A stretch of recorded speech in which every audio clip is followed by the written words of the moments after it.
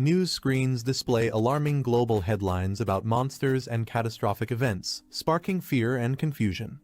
Outside the school entrance, students gather as someone complains that the trending news is just exaggerated hype, comparing it to past zombie rumors.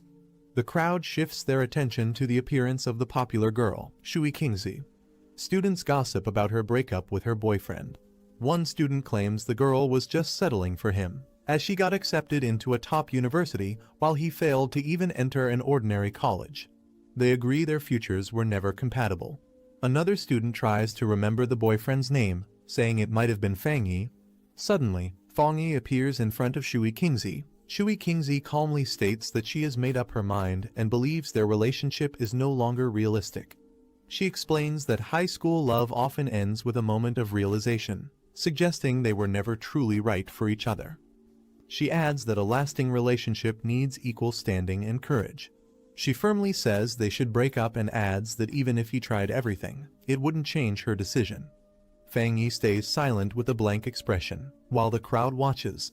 Internally, Shui Kingzi wonders if he's so stunned that he can't respond. The crowd mocks Fang Yi silently, assuming he'll beg her to stay since she's the school flower. One student even calls him a fool dreaming beyond his league. Fang Yi casually responds with "all right" and brushes it off. Shui Kingzi is caught off guard and stares in disbelief. Fang Yi says he'll leave if there's nothing more to say. As he walks away, she calls out for him to wait, while wondering if his cold reaction is genuine or just an act. He looks back at her and calmly asks if she has anything else to say. She angrily warns him that no matter what he thinks or does, she will never return to him. He coldly tells her not to overestimate her importance, referring to her as just the school flower. Shui Kingzi stands speechless as Fang Yi brushes her off, saying he's too busy to continue the conversation. As he walks away, a few students express disbelief that the breakup happened so quickly and easily. Fang Yi reflects to himself that Shui Kingzi and the others have no idea about the disasters coming.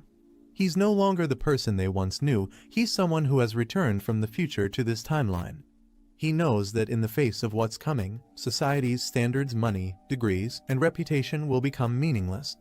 To him now, Shui Kingzi is just a figure from a past life that no longer holds any value. He reflects that petty gossip no longer matters to him. What lies ahead is far more important. In his mind, the world and its values will soon be overturned. He knows that the real threat isn't personal relationships, but the crisis that will soon endanger all of humanity. The story flashes back to the previous night. Strange visions and shattered images surround Fang Yi as he receives a mysterious cosmic message.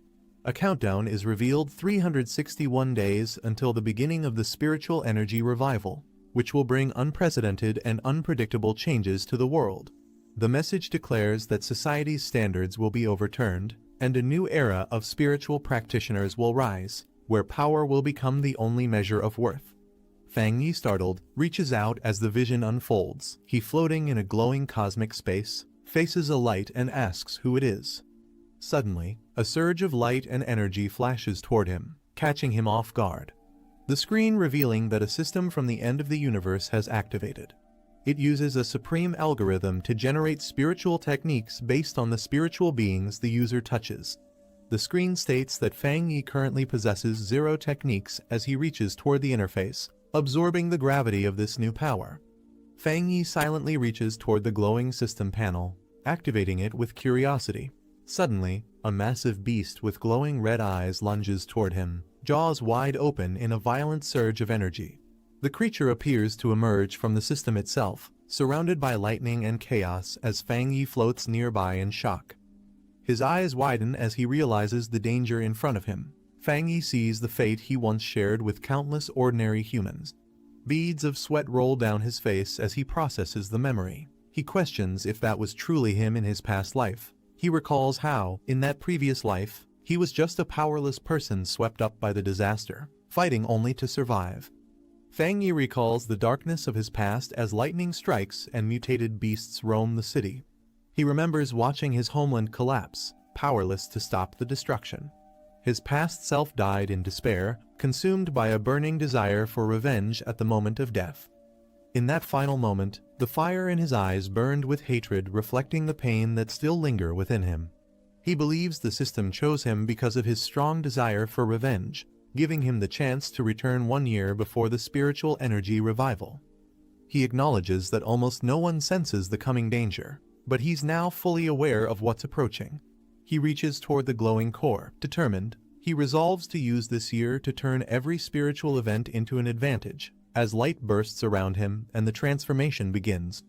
The system initiates a new assessment process, scanning Fang Yi as energy begins to surge within him. His eyes glow with golden light. The system declares that the user is now bound to it and a new path has opened. Everything in the world can now be used to forge spiritual techniques, making him a powerful practitioner meant to save humanity. Meanwhile, in the outside world, officials announce that humanity is facing an unprecedented crisis and must abandon past knowledge to adapt to the unknown challenges ahead. Fang Yi confirms that this moment marks the beginning. With others nearby, he notes how the authorities haven't reassured the public, only advising people to remain cautious and alert. A phone displays warning alerts with strange images. Fang Yi reflects that such open warnings are unusual. In the past, news like this would have been censored immediately. A quiet auditorium is shown as he explains that the Xia country uses calm, indirect methods to mentally prepare people for disaster without spreading panic. Fang Yi admits it's a tiring and slow approach, but far better than neighboring countries that respond with chaos, violence, or looting when disasters strike.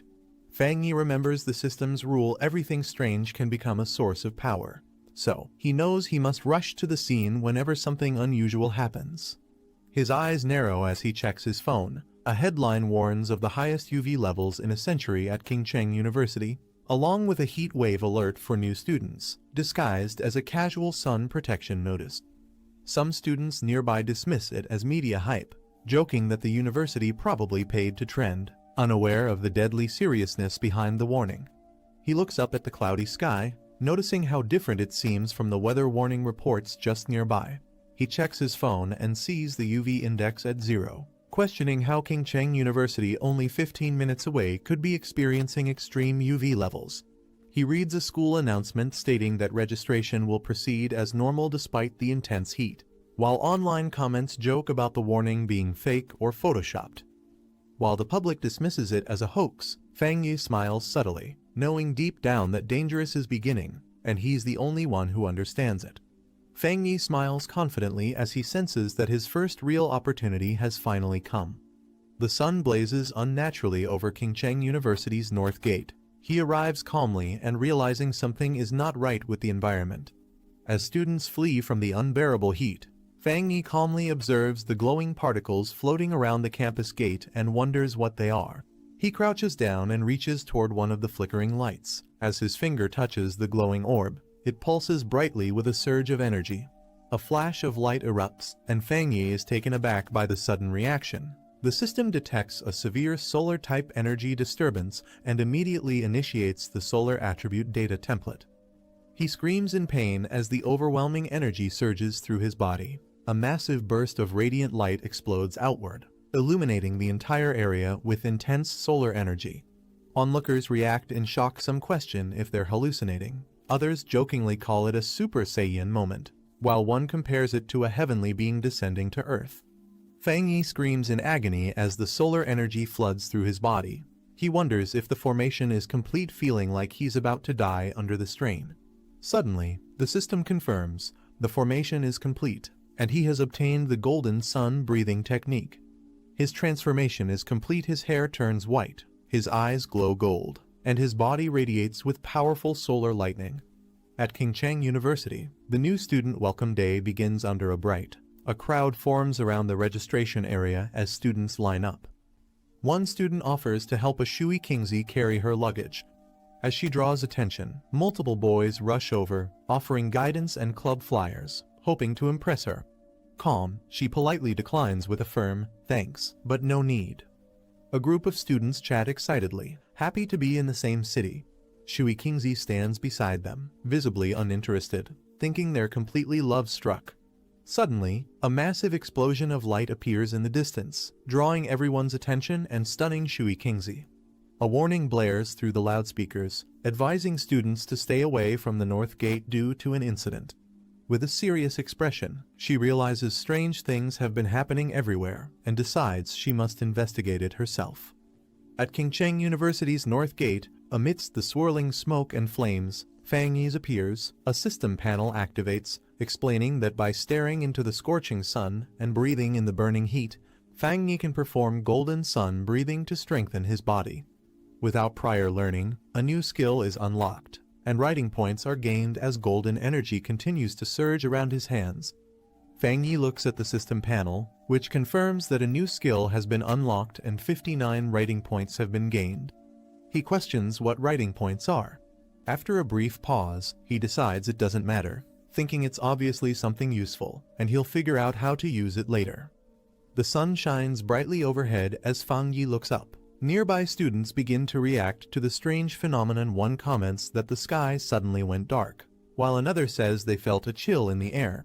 Someone else calls out that a crowd is forming at the North Gate, and Shui Qingzi is seen among them.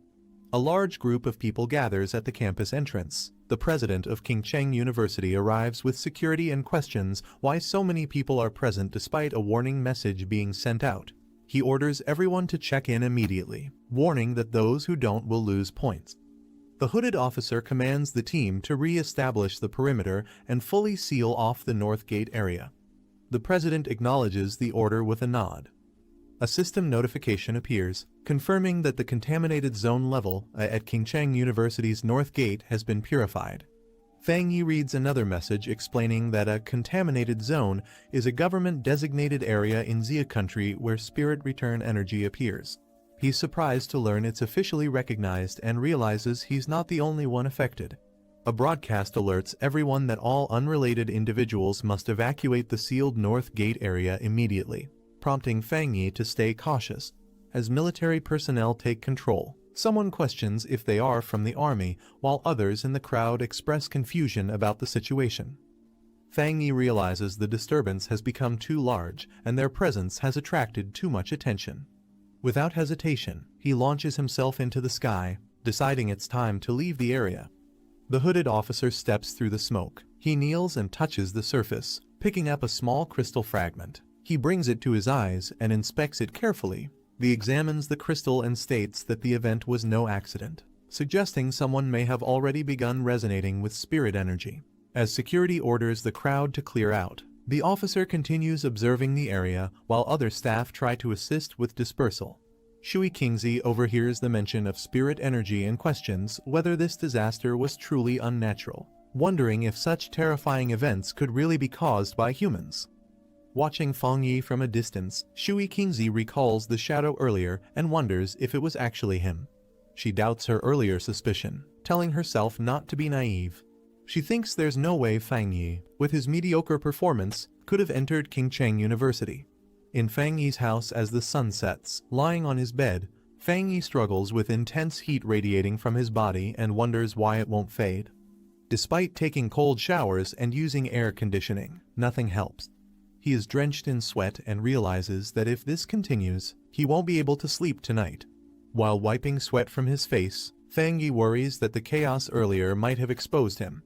He quickly checks his phone and finds a top trending update from the Spirit Energy Practitioners Association about a new ranking system. Recognizing the name, he recalls the group as an obscure online community that occasionally posted spiritual training content, once thought to be pure fantasy. A flash of the cloaked figure from earlier comes to mind, and Fang Yi begins to suspect that the people he encountered at Qingcheng University may have been part of that same association. Fang Yi taps open on the announcement to view more details from the Spirit Energy Practitioners Association, revealing various ranks of spiritual cultivation. He notes that while the content sounds fantastical, the watermark proves it's genuine and officially released by the Xia Country Agency.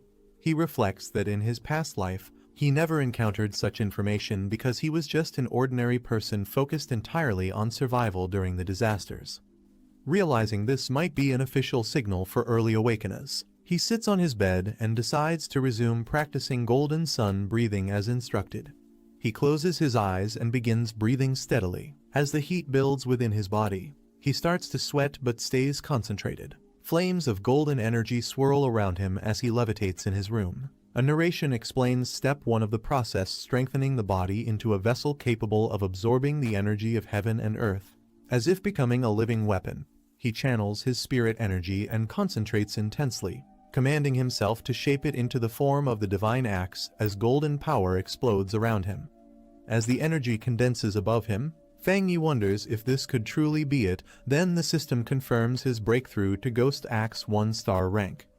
A new system appears, reminding him that he has 50 writing points available to convert knowledge into skills. He had forgotten about them, but now considers using them to boost his new cultivation rank even further. Fang Yi reflects on the system's explanation, questioning what it means to forcibly embed power into anything. Curious, he holds out his glowing hand and wonders if a random object like a mug would qualify as anything. A system window appears, asking if he wants to use a writing point to embed the sun attribute into the mug. As the mug glows, he realizes his guess was right. Smirking with satisfaction, Fang Yi confirms to himself that this new ability has limitless potential. He realizes that forcibly embedding attributes means granting objects supernatural powers. He wonders what would happen if he used this ability on a weapon like a sword or a gun, rather than a mug.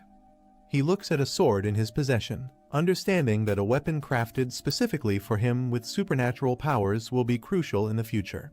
Fang Yi stares at the sword in its case, planning to experiment with the system and test its effects before committing to forging a true weapon.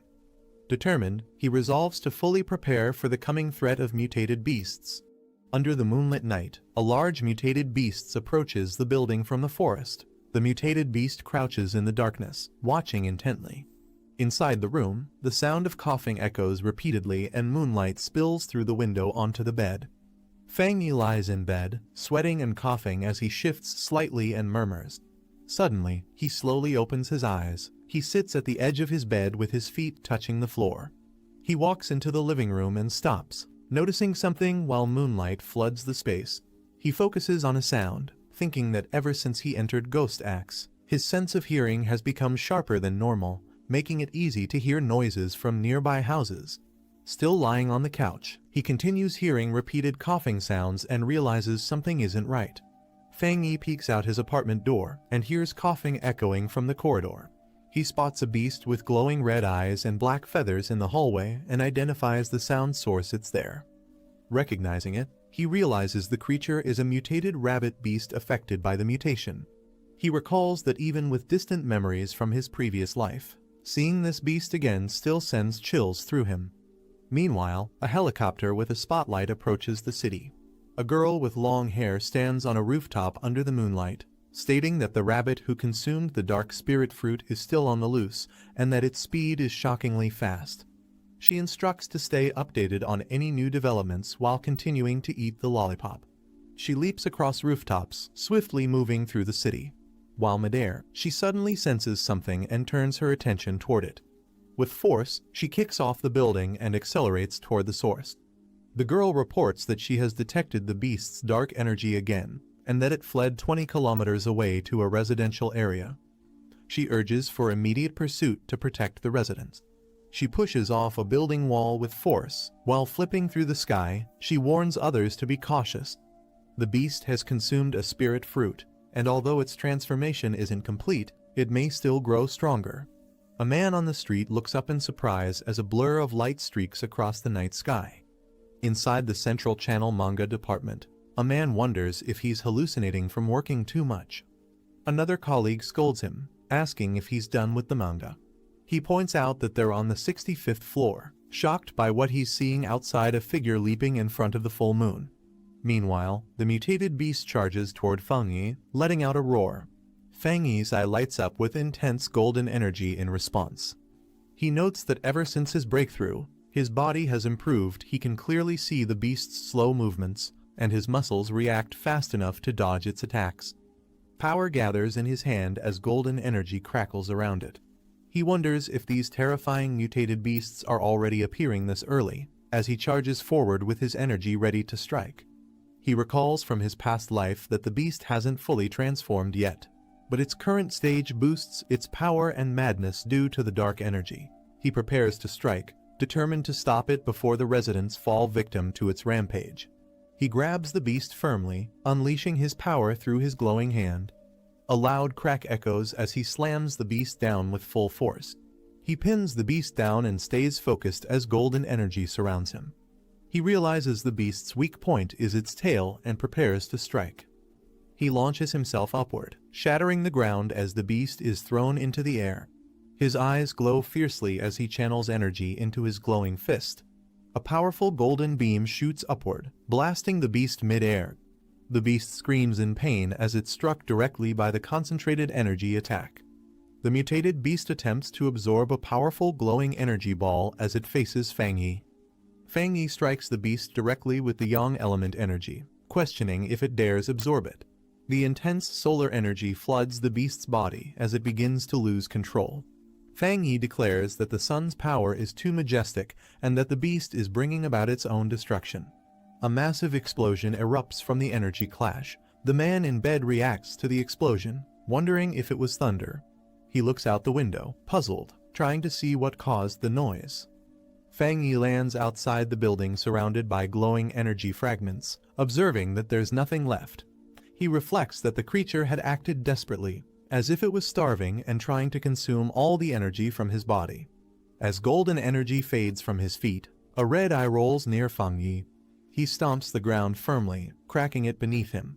Fang Yi thinks to himself that although the beast used the darkness element, its attacks were wild and reckless. The yang element inside him suppressed its energy, revealing just how desperately hungry it truly was. Fang Yi reflects that if he hadn't awakened, he would have been devoured like the others by the mutated beasts whose hunger had already begun to manifest. He knows that to survive future threats, he must gather more spirit energy techniques. Meanwhile, under the full moon, the girl descends from the sky. She lands forcefully in the forest. She steps forward and questions if the target is truly dead. Kneeling down, she confirms the corpse has been torn apart and decides to begin collecting the remaining dark element energy. As she reaches toward the ground, she suddenly reacts to something unexpected. The girl winces in shock from the heat, pulling her hand back and wondering how intense the temperature is. She realizes the heat is due to a high-level yang energy one with a pure concentration, similar to what's detected at Qingcheng University, and suspects it's no coincidence.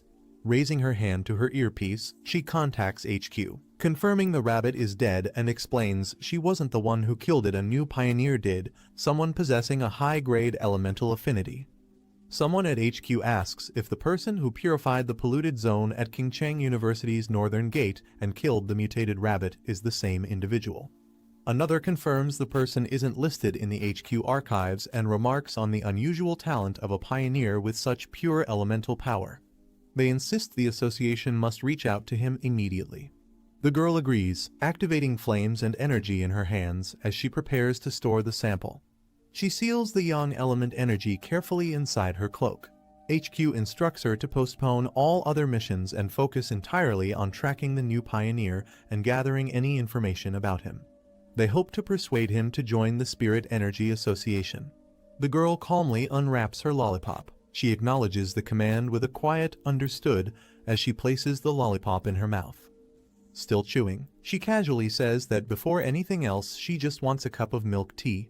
Fang Yi wonders who this mysterious person is, recognizing that such overwhelming power must belong to a true expert. He silently vows to meet him no matter what it takes. Fang Yi stretches his arms wide in front of a large window as sunlight pours in.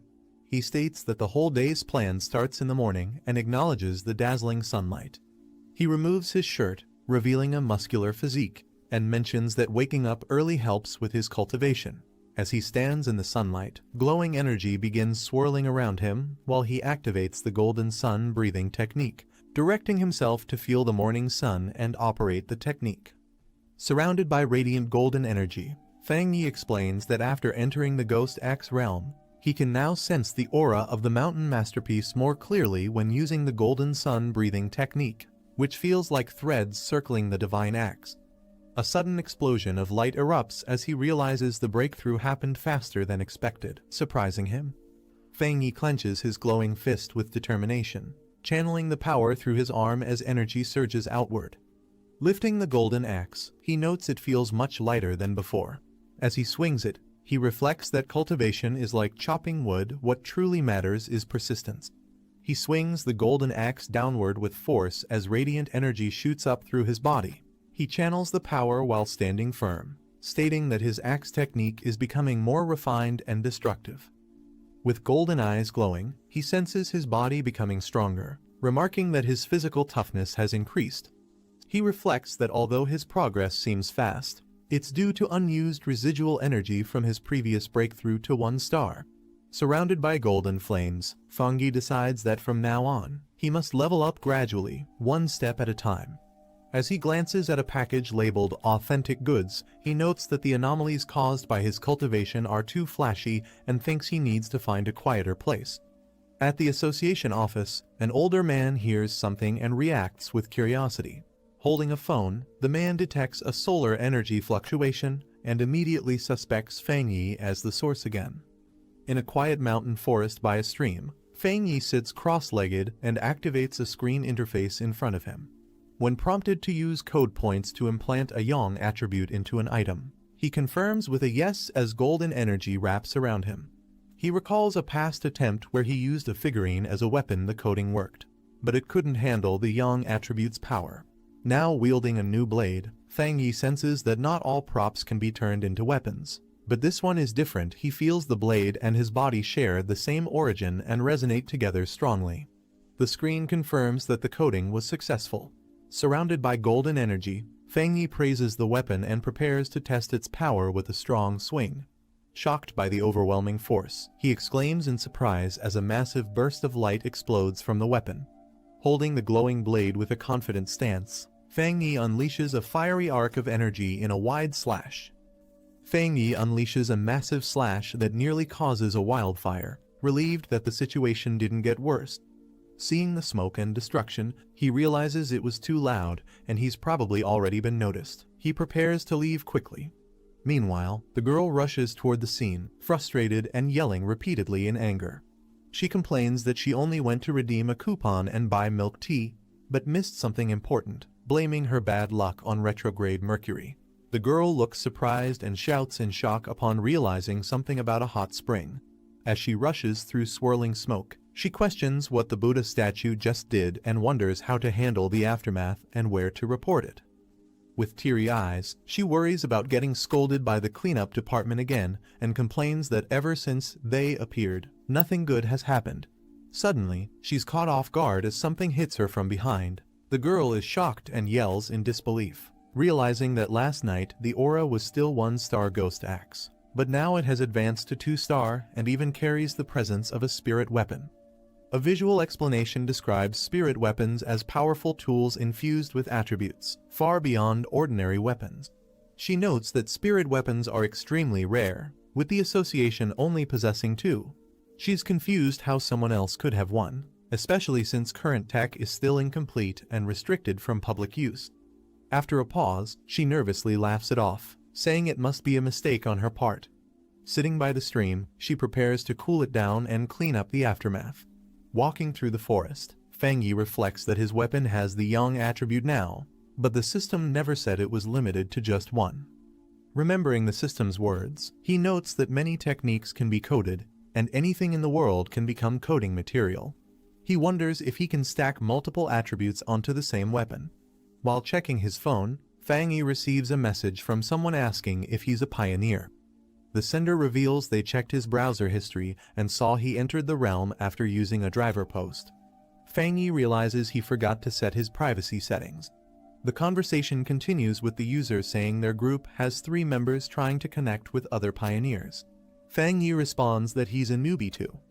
They ask about his cultivation progress, mention how tough the body tempering divine axe is, and share a rumor about a national team player reaching that realm. Fangi replies that it sounds impressive.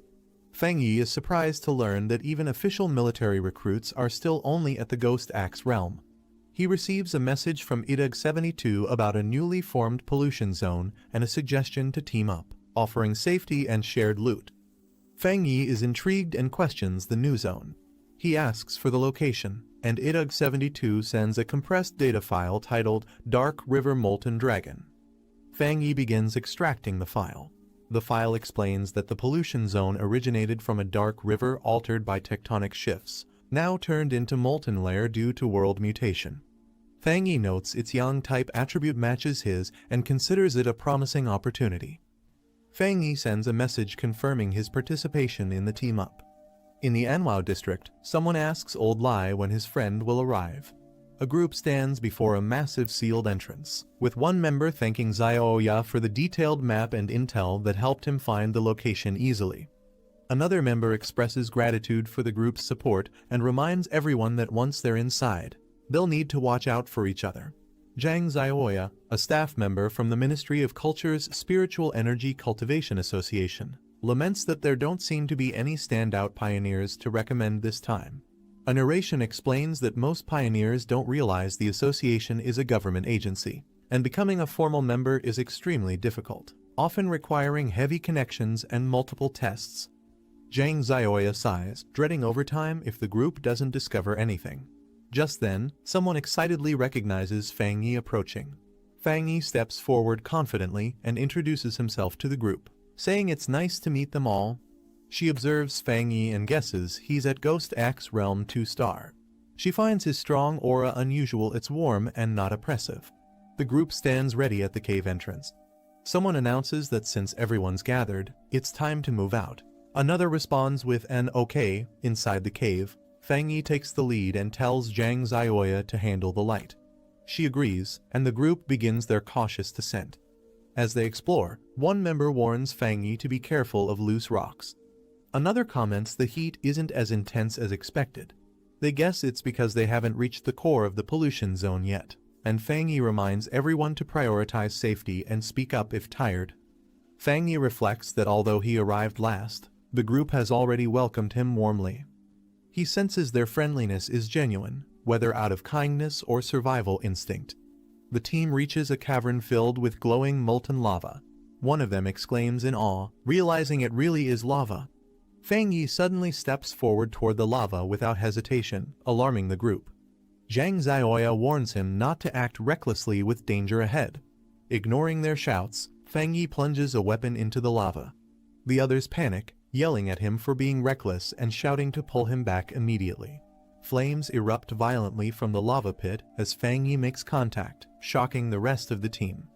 The system detects a world anomaly called Inner Flame and begins analyzing it while activating ultimate computing power to code the phenomenon.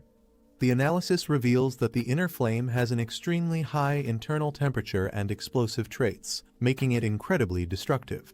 The system then describes the Crimson Flame Blade technique when the blade is drawn. Each strike is surrounded by blazing flames and lightning, unleashing its full might. Fang Yi prepares his hand to activate the technique, surrounded by swirling fire energy. He declares that it perfectly complements his Tang blade and chooses to spend a serial point to embed the Inner Flame attribute into the weapon. The team watches in awe from a distance as Fang Yi rises safely from the lava. They notice his weapon is absorbing the layer's energy and confirm he's unharmed. As flames swirl around his newly enhanced blade, Fang Yi stands confidently. One of the team members praises his discovery, deciding to absorb energy during training too. Fang Yi notes that the spiritual energy has stabilized, and it's time to cultivate. Another teammate raises his arms, excitedly saying he can now absorb energy smoothly. A second person shares the same experience, saying with a bit more training, they'll officially enter the cultivation path. Zhang Xiaoya smiles and assures them not to worry about safety. She's only there to gather intel and will keep watch while they focus on their training. Everyone expresses gratitude to her. Suddenly, Zhang Xiaoya turns toward the cave entrance and notices new figures approaching. She warns the group that more pioneers are coming. A group of aggressive newcomers arrives. The red-haired leader mocks the others, calling them small fries, and declares the area his. Zhang Xiaoya looks back at her cultivating teammates and realizes all three enemies are at 1-star Ghost Axe Realm, concluding they can't risk provoking them. She politely responds that they found the location first and her friends have already started absorbing energy. She offers to share the space if they're willing to cultivate peacefully. The man mocking her strength and yelling at her to get lost. He threatens violence if they don't leave immediately. Zhang Xiaoya silently reflects that in this era of spiritual energy revival, The rule is survival of the fittest and the weak are left behind. Despite that, she reminds herself that as a member of the Xia Countries Association, she can't let this continue and must intervene. Just then, Fang Yi steps forward with a confident "heh," surprising her. Standing tall, Fang Yi confronts the red-haired man, accusing him of only knowing how to bully a girl. The man reacts with shock, shouting, "What?" Fang Yi unsheathes his flaming blade and strikes, sending out a powerful shockwave that pushes back the enemies, stunning everyone around. The man shouts for his group to fall back as Fang Yi's flaming attack blasts them into the air, overwhelming their defense. One of Fang Yi's teammates is startled by the sudden energy shockwave and asks what just happened. Fang Yi reflects that the tragedies in this world began because cultivators started worshipping the idea of the strong preying on the weak. But he concludes that such people aren't swayed by words or moral teachings, only power can stop them. Fang Yi unleashes another fiery slash, telling the enemy to get lost as the attack erupts with explosive force. The leader is stunned by the second explosion, panicking and questioning what kind of monster he's facing. Overwhelmed, the enemy group turns and flees in terror as Fang Yi calmly holds his sword. Fang Yi's teammates rush over in excitement, praising his insane power and saying that his sword slash looked incredibly cool. Fang Yi smiles and says the enemies crossed the line, but they've absorbed enough spiritual energy, so it's time to leave. As the group agrees and prepares to exit the spirit zone, they reflect on how destructive Fang Yi's attack could have been if it had fully landed. Watching him walk away, Zhang Xiaoya observes that he's clearly a top-tier pioneer with elite talent and a powerful attribute. Clenching her fist, she firmly decides that this event must be reported to the organization. At the Spiritual Energy Cultivation Association office, a woman reacts to a report and asks if another high-tier attribute pioneer has appeared. Zhang Xiaoya on the other end is shocked to hear the word "another." Caught off guard, the girl nervously denies anything suspicious while secretly confirming she recorded the event and should be contacted for any updates. She ends the call, saving the data, as instructed. Later, excited, she tells her teacher that they've found 2 high-tier pioneers back-to-back, but he dismisses it, saying it's not luck. Anyone with a high-tier attribute now holds value and will soon rise to power. The older man rubs his forehead, frustrated by recent developments, thinking it's all becoming too complicated and he wants to quit. Meanwhile, in town, Fang Yi walks in a hoodie and sword. Girls nearby admire his appearance, thinking he looks like a powerful character, making Fang Yi embarrassed. As he silently continues walking, others around admire him. A caption notes he's pretending to be a cosplayer to avoid attention.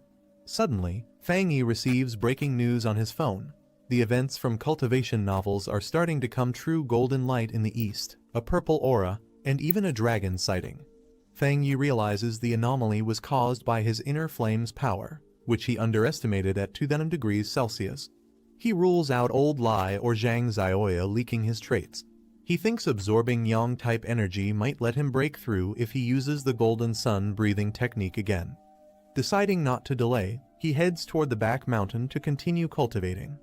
5 minutes later, at the back mountain, Bai King stretches and celebrates completing her task. She's startled by a sudden powerful energy surge glowing in the distance and quickly senses it's coming from the mountain. The overwhelming aura spirals upward, signaling someone is breaking through to the 3-star Ghost Axe realm. Shocked by the scale of the energy, Bai King realizes this breakthrough is beyond monstrous and questions who could be behind it. Bai King slams her foot down, deciding she must immediately investigate the source of the massive energy surge.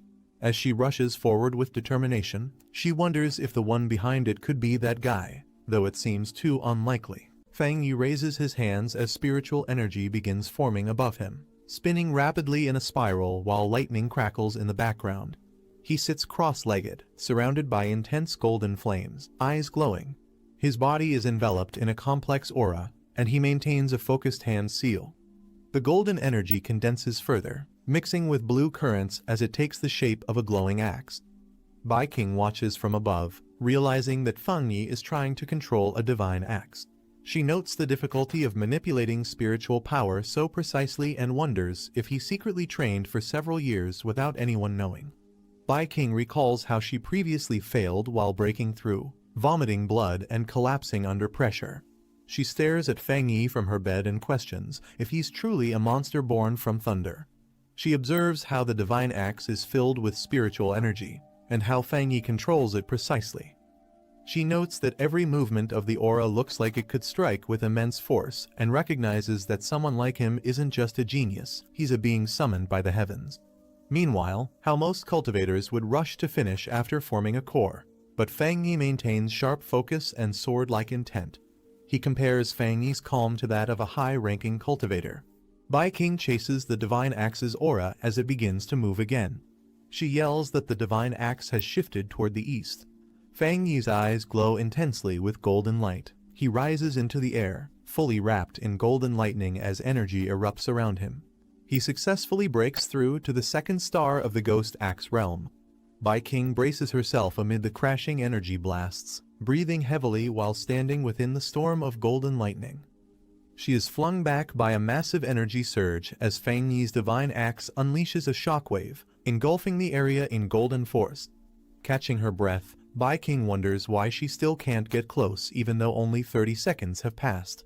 She realizes he may have already detected her presence and worries he might act against her next. Her eyes narrow with sudden realization. Looking up at a large, glowing tree bathed in sunlight, Bai King notes that the divine axe seems to have stopped and hasn't yet fully awakened. Fang Yi hides in the trees and watches Bai King, realizing she's the one who's been investigating him over the past few days. Bai King introduces herself as the captain of a field team from the Spirit Energy Association. She formally extends an invitation to Fang Yi on behalf of the organization.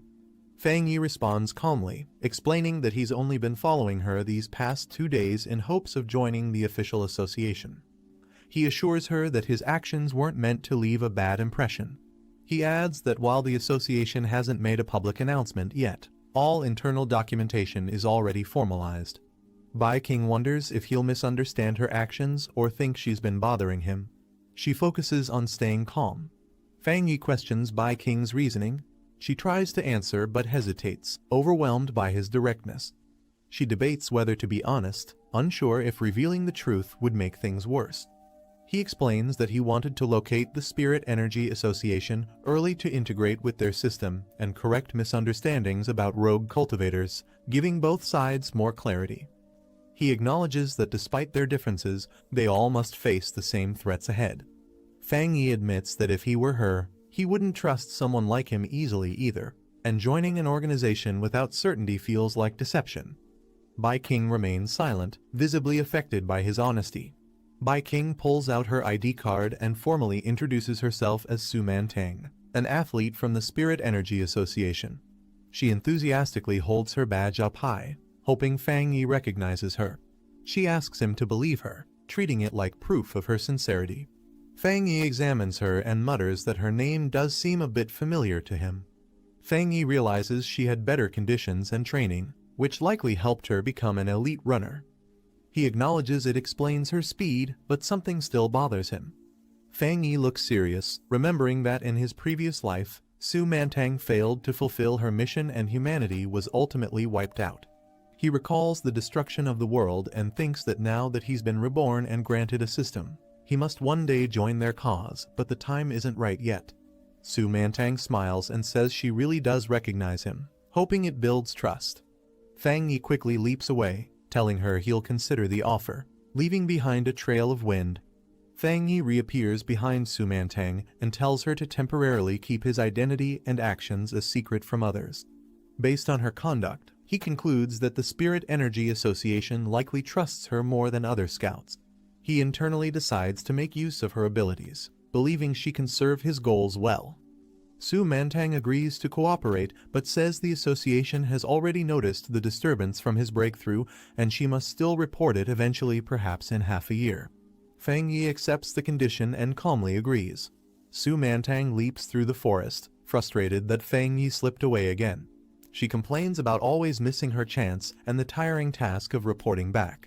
She grumbles about cleaning up after others' messes, then tells herself to stop dwelling on it. Since she's already on assignment outside, she might as well finish it properly. Receiving a message through her earpiece, Su Mantang is shocked to hear that an abnormal has reappeared. She quickly asks if it's active again.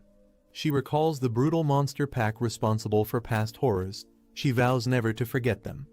Dark red creatures with twisted forms crawl through ruined cities, hunting, biting, and killing without reason. They target humans and spread chaos wherever they appear. The creatures are classified as abnormal beings by the Spirit Energy Association. Their actions vary in behavior, with some attacking randomly and others following complex strategies. If they're not eliminated early, they grow stronger by absorbing aura, becoming more destructive and difficult to handle. Lightning strikes violently in the middle of a heavy rainstorm, illuminating tall city buildings. Fang Yi steps into a puddle as rain pours heavily. Emergency warnings flash on electronic screens, announcing that the area has entered a dangerous state and civilians should evacuate immediately. Passers-by comment on how frequent these anomalies have become. Fang Yi looks up. He notes the intense lightning pressure in the atmosphere and realizes that the center of the storm is still moving. Fang Yi climbs a flight of stairs in the rain. He stops before a distant mountain struck by purple lightning and mutters that the signal is coming from there. Without hesitation, he leaps forward into the storm. He lands with speed, sprinting up the slope toward the mountain. He receives a system alert confirming the area ahead is contaminated. Target location, Jade Peak. Another display identifies Jade Peak as a 545-meter mountain and a notable landmark in the city. Fang Yi approaches through the misty, skeletal forest littered with bones. The system reports that the contamination level is currently unknown. Fang Yi continues forward without hesitation. Suddenly, Fang Yi's eyes sharpen as he senses something unusual nearby. A massive bolt of bright blue lightning strikes down in front of him. The meeting begins with a report showing a mountain struck by lightning. They explain that the spiritual energy levels are rising, and the danger level of Yuhuang Peak is increasing rapidly.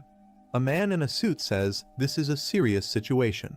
The original cleanup team was reassigned, so the emergency meeting was called. He then asks King Yin to continue the briefing. Bai King, in front of the council, explains that currently the peak is inaccessible due to explosive lightning-type spiritual energy. They had only rated it as an A-level pollution zone so far. Bai King adds that in 1 hour, it will reach a level that demands a new emergency classification. However, based on past data, no one in their district, including herself, has the ability to approach it safely. The officials review death rate estimates and conclude that even Ghost Axe Tier 3 elites have a 100% fatality rate if deployed into the contaminated zone. Another officer proposes immediate lockdown around Yuhuang Peak's base with 24-hour patrols to stop anyone from entering. A second officer agrees, stating the mountain must be sealed completely from the root of the danger. They finalize the decision. No one is allowed near the spirit turbulence until energy levels drop. The zone will remain locked for safety. Suddenly, lightning crashes into the mountain. Amid the rain and flashing light, Fang Yi appears in a hooded cloak, muttering to himself that he will reclaim his memory. Fang Yi stands amid the storm, but realizes it's not enough. To absorb the powerful spiritual energy, he must move deeper into the mountain's core. He reflects on the deadly nature of this energy and its origins. Even ordinary monsters are now strengthened, and the danger level is rising with distortions in space and time. Although he now controls Golden Sun breathing technique and Flame Blade, Fang Yi knows he still lacks the strength to fully wield these powers. Future enemies will be far more terrifying, and even cultivators might struggle against them. He prepares his weapons carefully, combining fire and blade traits to increase his attack power. However, he notes that overuse may also cause severe damage to his body. Only by pushing his limits can he survive what lies ahead. Fang Yi senses the immense lightning energy surrounding him and sees it as the perfect chance to further strengthen his body. He reflects that constant growth requires opportunities hidden within nature's extremes, and he must seize those moments no matter how dangerous. He understands that if he misses this chance, he can only wait for death under the heavens. As a bolt of lightning strikes down, his eyes glow intensely. Gripping his blade tightly, he braces himself for what's to come. As lightning strikes, Fang Yi braces for impact. He marvels at the overwhelming force crashing into him. As he channels his strength, sparks and energy swirl around him, while he clutches his weapon tighter. Caught in the center of the storm, he screams while absorbing the energy, enduring the painful surge through sheer willpower. Breathing heavily but still standing, Fang Yi grips his blade and steadies himself. Fang Yi stands firm, feeling the deadly lightning attribute in his sword. He senses that this force is like a punishment from the heavens. The pressure increases, forcing him to clench his fists and grit his teeth. He realizes that even nearing the lightning's core could crush him instantly. He looks up at the storm, wondering how he can make this wild power submit to him. Taking a deep breath, he calms himself. With a flash of determination, Fang Yi activates Golden Flame breathing at full force, shouting his command to unleash everything he has. Fang Yi charges upward with blazing force, clashing directly with the incoming lightning. Flames burst from his body as he strikes, combining fire and lightning in a single explosive leap toward the sky. Despite blood dripping from his mouth, Fang Yi doesn't falter. With full strength, he pushes forward into the heart of the storm, declaring that he will survive through death itself.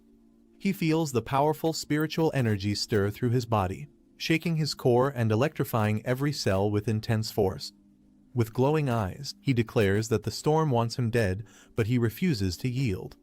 The lightning energy rages forward, expanding wildly as Fang Yi braces for the final clash. A notification appears. A massive surge of lightning energy is being detected and recorded. Meanwhile, people in the city watch the storm from a tower, shocked by the scale of the lightning strike. Fang Yi is engulfed in a massive explosion of lightning and fire. A system message confirms he has obtained Divine Thunder Tempering. Another system prompt appears. Heavenly Thunder drawn, body refined into divinity awarded 50 system points. Surrounded by radiant energy, Fang Yi floats above the mountain. As the inheritor of Divine Thunder, he now carries both lightning and fire attributes, and his presence begins to reshape the weather itself. Fang Yi declares that lightning is both his fangs and his shield. He feels its power flowing through him, enhancing both his offense and defense. He channels the lightning energy into his body and notes that even as it tests him, it does not cause pain. It offers both danger and opportunity. A system prompt appears, offering him the Pure Judgment Lightning ability, capable of delivering 300% damage to evil beings. It asks if he wants to spend system points to acquire it. Fang Yi wonders if he should embed this lightning energy into his blade. Though doing so could damage its structure, it may also break through its limits. Fang Yi considers the risk. If he injects too much lightning attribute, the weapon might not be able to withstand it. A system prompt asks if he wants to embed the lightning attribute into the object. He makes his decision, stating the energy should go into his right hand. Smiling slightly, Fang Yi confirms the command with a firm yes, ready to proceed. Lightning gathers in his hand as he prepares to absorb the power directly. In the next day, at the Yuhuang Peak, military personnel observe the aftermath of the spiritual storm. One officer reports that, unlike expected, someone had already entered the mountain before them. The officer, addressed as Major Han Lai, confirms that the person was a pioneer. Bai King is surprised to hear this and rushes forward to ask if the person survived. Kneeling on the ground, Bai King remains silent as the wind blows around her. She explains she can't sense his attributes or how long he's been gone. The violent lightning from yesterday has made it difficult to track him. Bai King learns the incident occurred around 6 or 7 a.m., with the person entering the mountain just before the team arrived. She's surprised and asks why they didn't detect him. The officer explains that the spiritual burst time matched their association's earlier predictions exactly 7 a.m., and the person might have entered before the data was finalized. Standing over the lightning-scorched peak, the officer says the pollution level was expected to reach this rank, but afterward, the spiritual density dropped drastically. He suspects the intruder may have lightning-based powers, which helped him absorb the energy. He concludes that the person not only survived but possibly used this event as a rare opportunity. The outcome was too precise to be a coincidence, and the person acted faster than their entire team. Bai King and the officer agree that someone capable of such power is dangerous. They question where this person truly stands, friend or threat. If he's a danger to society, they say, he must be found quickly, as his presence could lead to disaster greater than any anomaly. Meanwhile, Fang Yi wakes up casually in his home, rubbing his head while his sword rests beside him. Back at the command center, the officer declares that no matter the cost, the mysterious person must be located. He assigns a code name, Tyrant, Someone says they hope the association can recruit tyrants soon. They plan to seal the information and begin an investigation. One of them mentions that a high-level pioneer is trying to establish contact. Another orders Xiao Su to report to Major Han. Bai King looks surprised and says, "Eh?" The commander explains that the pioneer is the one who purified the anomaly at the A-rank pollution zone near Qingshan University. Bai King silently panics, thinking she can't let anything slip. She says she has tried to make contact recently, but the person's whereabouts are strange. She recalls finding a mutated rabbit beast's corpse and suspects the person has a Yang Flame attribute. She plans to get close to investigate how he purified the north gate of Qingcheng University. In her thoughts, Bai King panics, thinking she has already done her best by mixing truth with lies to make it believable and worries that saying nothing would backfire. The commander mutters Yang Flame attribute while thinking seriously. The commander thanks Xiao Su for her hard work and says they need young talents. Bai King salutes and replies that it's her duty and she will continue doing her best. The commander says they'll release false signals disguised as natural disasters and ends the discussion.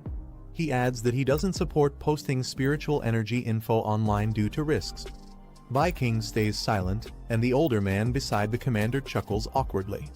Bai King thinks it's finally over. In Fang Yi's home on a rainy night.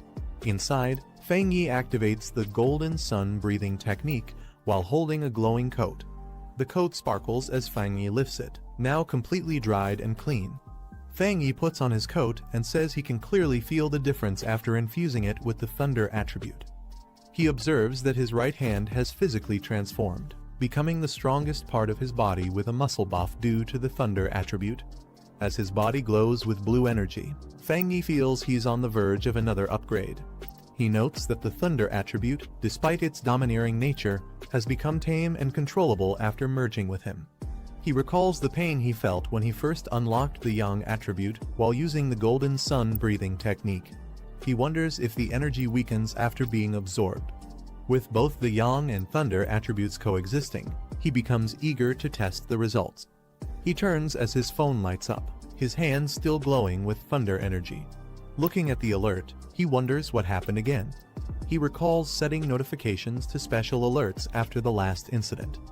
The screen displays major news, and a message states that during times of upheaval, Xia country will issue immediate danger warnings to protect civilians. Fang Yi reflects that while these warnings are for safety, the opportunities within them are extremely tempting for pioneers like him, even if it means risking death and annihilation. He feels compelled to act. Fang Yi notices news about an explosion at a chemical plant with no reported casualties. He reads further that it caused pollution in the city and suspects there might be something more behind such a large event. He scrolls through online comments. Some describe a cold, evil aura near the site, others dismiss it, while a few mention it felt eerie, oppressive, and apocalyptic. Fang Yi thinks the cold and evil aura feels oddly familiar. Suddenly, he recalls a terrifying evil presence from his previous life and realizes it might be related to this incident. A creature with glowing red eyes tells someone not to move. More creature beings appear with glowing red eyes. Fang Yi wonders if these creatures are the same ones he remembers. He recalls that those things tend to appear during dark and shadowy hours.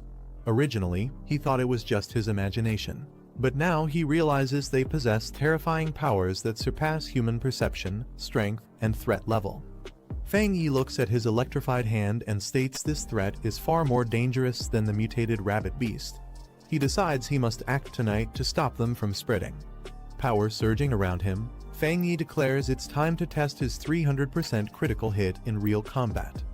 Meanwhile, agents are seen leaping through the city as they track the anomaly.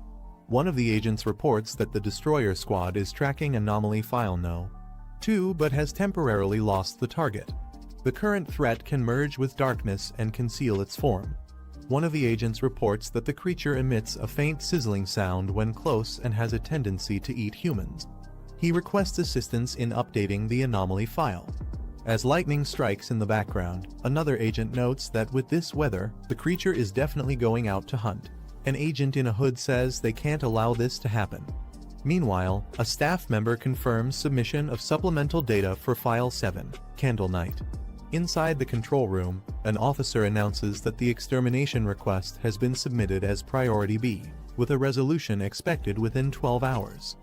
A command is given to the destroyer squad to continue pursuit but prioritize their safety above all else. One squad member acknowledges the order, responding with "understood" as they descend through the rain.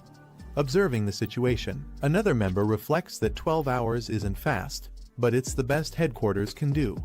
He notes that with anomalies reviving everywhere across Xia country, even headquarters struggles to keep up. A warning comes from the control room stating that the area being approached contains Spiritual Energy Cultivation Association agents. Bai King System confirms that team leader Dong Su Qingying is conducting pioneer observation there and can be temporarily notified for support. As the agents fly through the rain, one requests Su Qingying's quick assistance, saying he's heard of her achievements. She wonders when she became so famous. Su Qingying arrives on a rooftop and confidently asks if they're the ones calling her in for overtime. A member of the squad informs Su Qingying that the Candle Night anomaly eats people, saying this mission isn't just about overtime. She questions if that's really the tone they use when asking for help. Su Qingying sarcastically notes that the destroyer squad seems so elite that they don't need help, and says her Ying squad will leave. One of her members nervously wonders what will happen if someone gets eaten, to which another replies that it's their problem, as their missions are also dangerous. A man from the destroyer squad urgently calls out, asking them to wait. He admits his earlier tone was too harsh and politely asks for help in tracking the anomaly. He explains that without their tracking and locating skills, the dangerous Candle Night anomaly could wipe out the entire city. Even if the squad gets eaten, civilians would still be at risk. Cloak's squad stands on a rooftop overlooking the city in the rain. One of them detects something and announces they've found it. The portal unleashes a strange force, spiraling down into the city. A creature with red eyes emerges in the shadows. File number 7 Candle Night likes darkness, dampness, eating people. The squad receives the command. The man confirms, Destruction Squad, begin operation. As they prepare to engage, the monster Candle Night stirs, its glowing red eyes fixate on the squad's direction. Candle Night leaps from its position with explosive speed. One of the squad members shouts that the target has detected them and commands the squad to deploy formation. The monster Candle Night lunges forward, but members of the squad dash in from multiple directions. One shouts east, others respond in unison, surrounding the target from all sides with precise coordination. The squad yells in unison, as they close in on the monster with intensity. As the team positions themselves, Candle Night lets out a roar, and one squad member rises from the shadows to kill it. The strike hit hard at the monster, as he lets out a sharp squeal and pounces in response. Then, the monster swipes through debris, showing its physical power. Its eyes glow red as it snarls in rage. With a furious roar, Candle Night spins into a vortex of energy, launching into a terrifying spiral attack. Bai King warns the squad to dodge quickly, shouting that a soundwave attack is incoming. A spiraling shockwave tears through the battlefield, sending squad members flying as the vortex smashes the surroundings. Bai King checks on their leader, asking if he's okay. The captain, bleeding from his arm, admits that if he hadn't backed off in time, the impact would have shattered his bones. He warns that with its dark attributes and destructive force, Candle Night will cause catastrophe if it stays in the city. Candle Night's body glows green as it channels corrosive dark energy. A massive green shockwave erupts beneath the creature as it unleashes its power into the ground. The monster starts digging rapidly, melting through the earth with corrosive breath in an attempt to escape. Bai King shouts that it's trying to burrow underground. Another warns that its dark attribute corrodes anything it touches instantly, and they lack a high tier counter attribute to stop it. A squad member explains that while Candle Night can corrode the ground, it can't tunnel out instantly. He urges the team not to break formation, reminding them their role is intel and tactical support. Another soldier shouts for everyone to stay alert. Suddenly, glowing red eyes emerge from the darkness. Candle Night bursts out violently and strikes, knocking a squad member into the air with a fierce blow. The leader yells for everyone to chase the monster before it escapes. As they follow the green energy trail, a surge in spiritual energy is detected. Reaching a rooftop, one member notices the spike and commands the others to wait outside, while they follow the target in. Inside an abandoned factory, the lead scout prepares to scan for spiritual energy readings before proceeding. The leader asks if the device on the Bi-King wrist is the new auxiliary tool from the association. She confirms and explains that the average squad can handle anomaly levels up to 50. The creature they chased was just below that at 48. Suddenly, the watch spikes to 80 and continues rising, shocking them. She realizes there's more than one anomaly present. As the group enters the factory, a dark serpent looms above. They both turn in alarm as a loud crash behind them confirms they're not alone. Another threat has arrived. Bi-King realizes they were tricked. Candle Knight lured them in to trap them with another anomaly. She tells the group they must retreat immediately.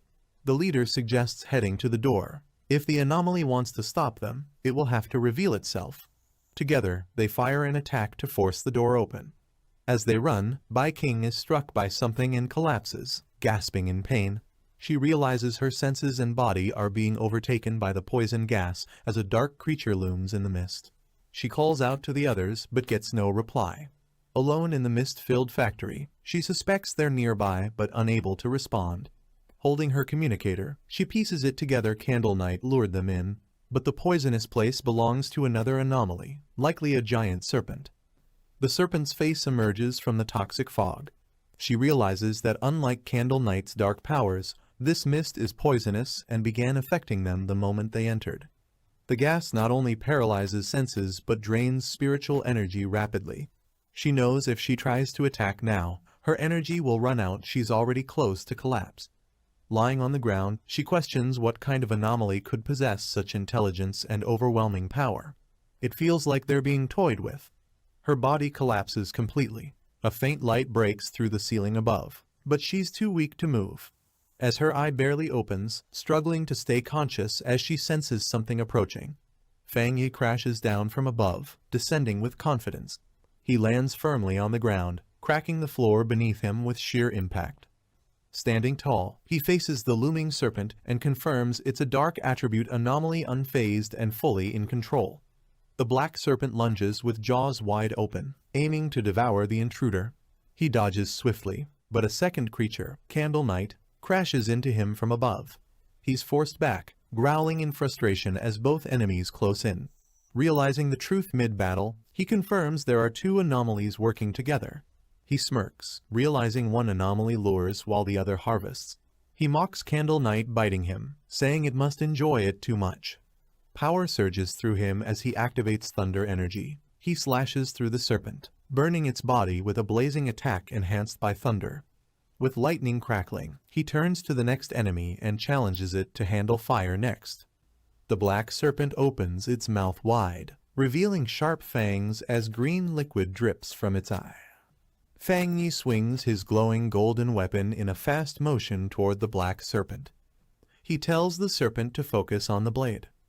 The black serpent coils its massive body, facing the glowing attack ahead. Fang Yi strikes down the black serpent's head with his glowing blade. He lands and faces the black serpent as it looms forward. Fang Yi notices something unusual, then sees the black serpent's mouth glowing green. Observing the serpent's attack, Fang Yi notes that it had a follow-up move as expected. The black serpent's head is struck by a surge of blue lightning, causing it to react in shock. The serpent roars as the lightning spreads violently through its body. Fang Yi notes that sensing the attack in advance was fortunate, as the serpent's dark aura is more dangerous than Candle Knight's. He explains that while wielding the Tang sword and using the power of infernal flame, he controlled and retracted the force, then used the sword to channel thunderbolt power into the serpent's body. He explains that while Candle Knight is fierce, its power is weak and can only harm a few humans, but the black serpent is different. He notices purple marks on his arm and identifies them as snake scales. Fang Yi realizes the black serpent is a cunning mutated species with improved intelligence, capable of deadly sneak attacks. He notes its poison has a built-in paralyzing effect that kills silently without leaving a trace. He looks at the mark closely, revealing a cut on his skin. Fang Yi feels a sharp pain, but notes it must be due to the circulating golden sun breathing technique in his body. He explains that the yang flame attribute can dissolve poison, while the golden sun breathing technique protects, heals, and purifies, giving him a clear pain response to warn of incoming poison attacks. Fang Yi thinks that for others without his defenses, the poison could be incurable, and observes that the serpent likely relies on ambush tactics to grow to its size, being around 3-star ghost axe rank. He adds that with Candle Knight as its partner, it becomes the perfect trap for elite pioneers, and it has likely devoured many people who never reached the association. The black serpent burns away, leaving only its skeleton as Fang Yi notes that no matter how dangerous it was, its end is ash and dust. He reflects that while the infernal flame was strong, the thunder attribute's triple critical hit was the highlight, making his combat ability decent among pioneers. Fang Yi stands silently in front of the blazing flames. He walks away, leaving the fire burning behind him. Fang Yi senses that someone is still present near the flames. He approaches as coughing is heard through the smoke. Bai King appears, staying silent. Fang Yi recognizes her as someone from the association, recalling her name starts with Su, while another person tells her there's no need to pretend. Fang Yi tells Bai King that her act of playing dead needs improvement. She realizes it really was him earlier and claims she woke up from the smell, not pretending. Fang Yi points out that she's strong, as she still had enough energy to shield herself when her teammates had passed out, and she wouldn't have noticed the smell of blood or burnt flesh otherwise. She awkwardly thanks him for the compliment. She admits she kept a bit of spiritual energy to protect herself, but wonders how he managed to defeat both Candle Knight and the giant serpent. Fang Yi tells Bai King she doesn't need to keep covering her eyes, only to promise to be honest and not reveal his identity. He notes it's getting late and, since she and her teammates are safe, he'll leave first. She thinks he's more friendly than before. She calls out for him to wait. Fang Yi declines, saying too many words spoil things, and leaves the scene to her. Fang Yi leaps away from the scene. He's relieved the white-haired girl didn't see him trying to absorb the dark attribute earlier, finding the discomfort and eerie coldness disgusting. He considers that the dark spiritual energy might have been disturbed, causing his body to reject it, and notes the system didn't respond, deciding to review it later at home. Bai King laments not getting a good look at his face, realizing he still hasn't let his guard down around the association. She tells Commander to wake up, saying it's over. Commander slowly regains consciousness. He exclaims that they were ambushed, while she remains silent. Both are surprised as they stand near the black serpent's massive burned skeleton. The group sees the serpent's remains and questions the overwhelming yang attribute, as Bai King explains that a pioneer came to help them. She thinks it should be the target of her mission, which was to track a high-level yang attribute pioneer.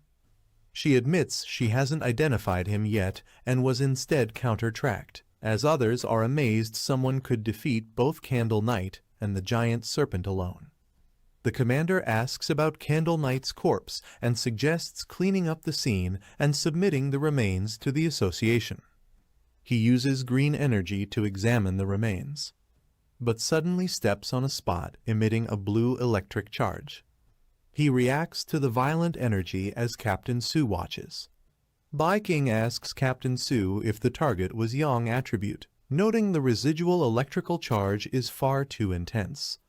Captain Su examines the body, confirming the thunder attribute is pure and high tier, and wonders if two high-level pioneers worked together to kill both the Black Serpent and Candle Knight.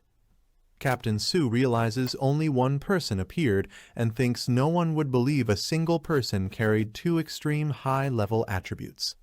She notes that just having one of them would make someone a top-tier genius.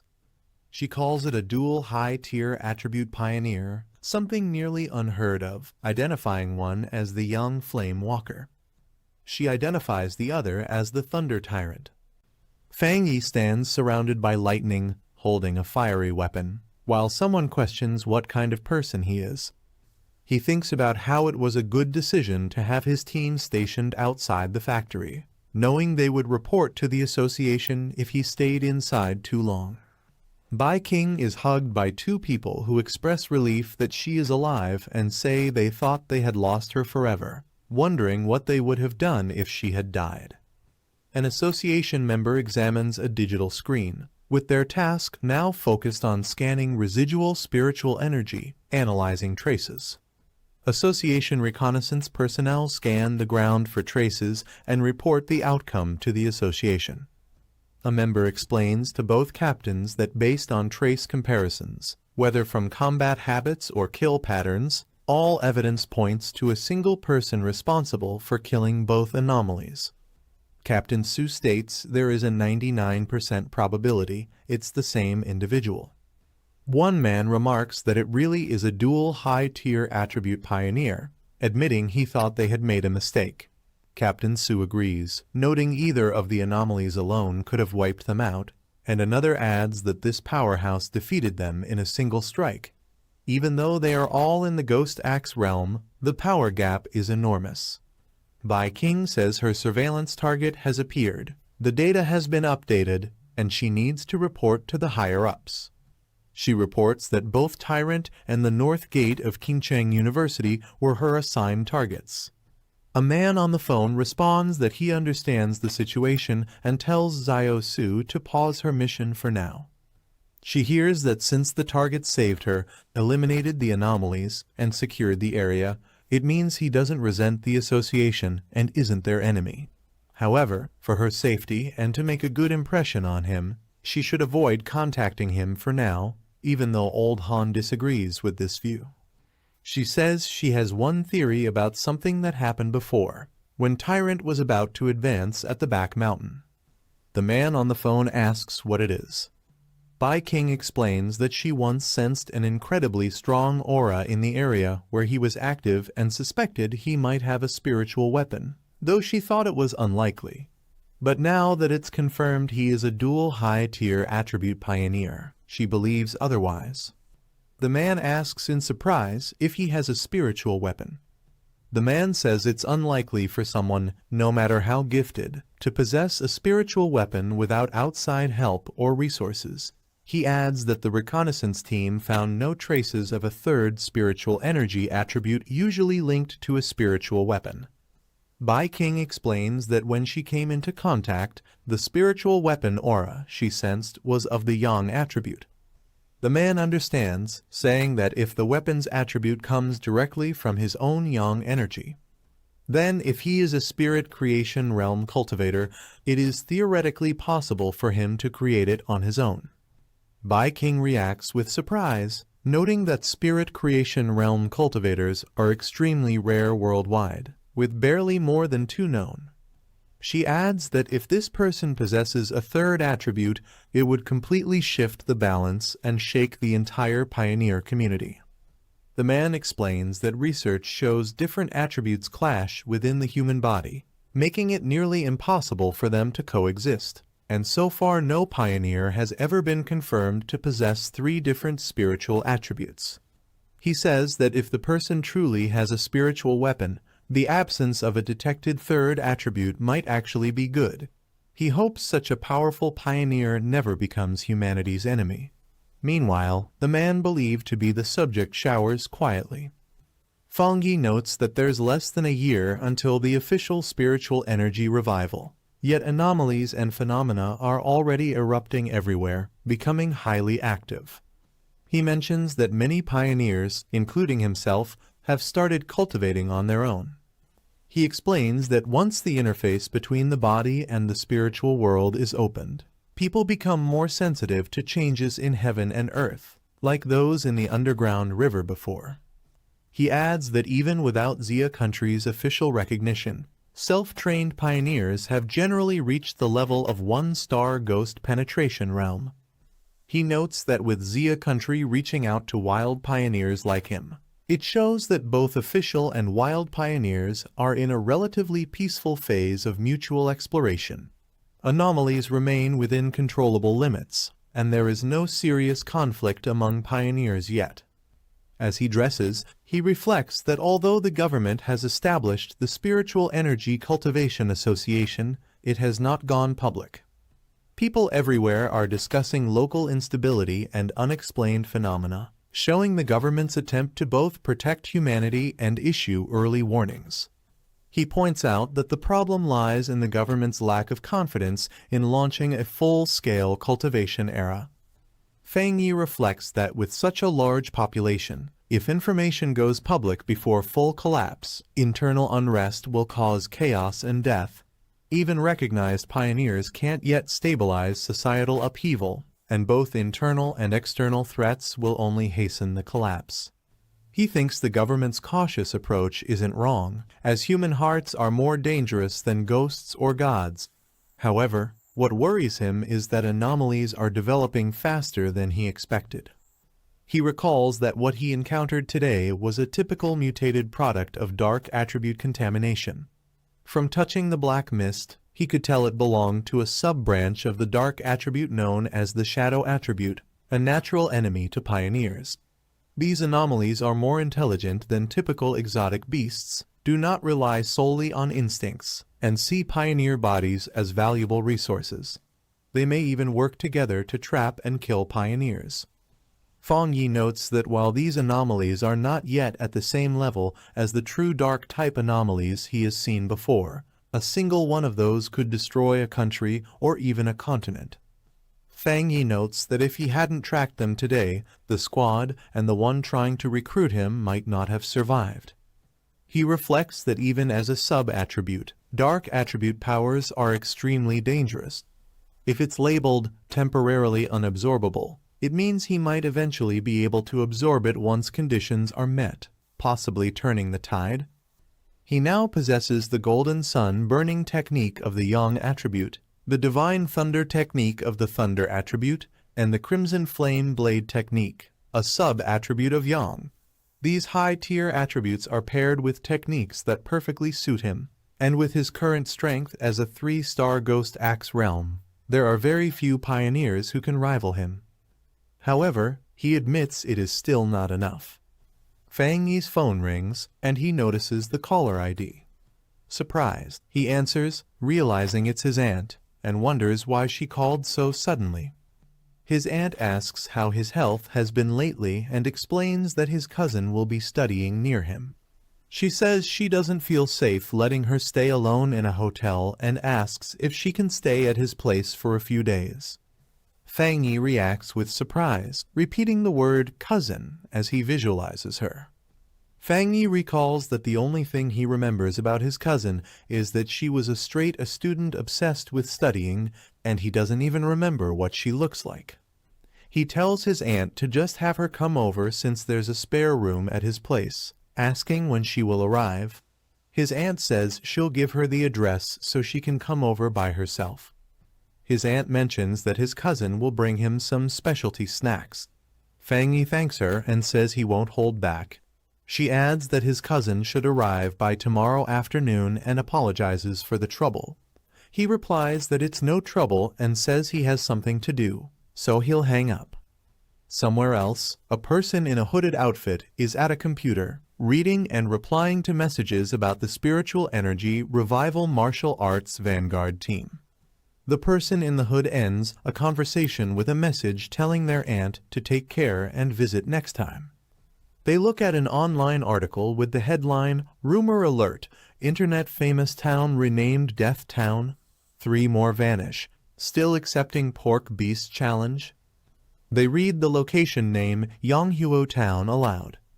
Someone at the door asks if they have finished packing, surprising the person at the computer. The girl says she's packed but doesn't want to bother her cousin, preferring to stay at a hotel. Her guardian insists it's safer to stay with her cousin and says she trusts him. The guardian reminds her not to cause trouble while staying there and to help out around the house when possible. The girl agrees. Wearing her hood and mask, the girl leaves through the door. She thinks to herself that she will handle one hurdle at a time and that no matter what her cousin is like, he won't be harder to deal with than an anomaly. The sun shines over the city as people walk through the streets. The girl walks with her suitcase towards her destination. She checks her phone, which shows she has arrived at her destination. Looking up, she confirms to herself that this should be the place. This is the end of the video. If you guys want to see the next part, then don't forget to subscribe and like the video.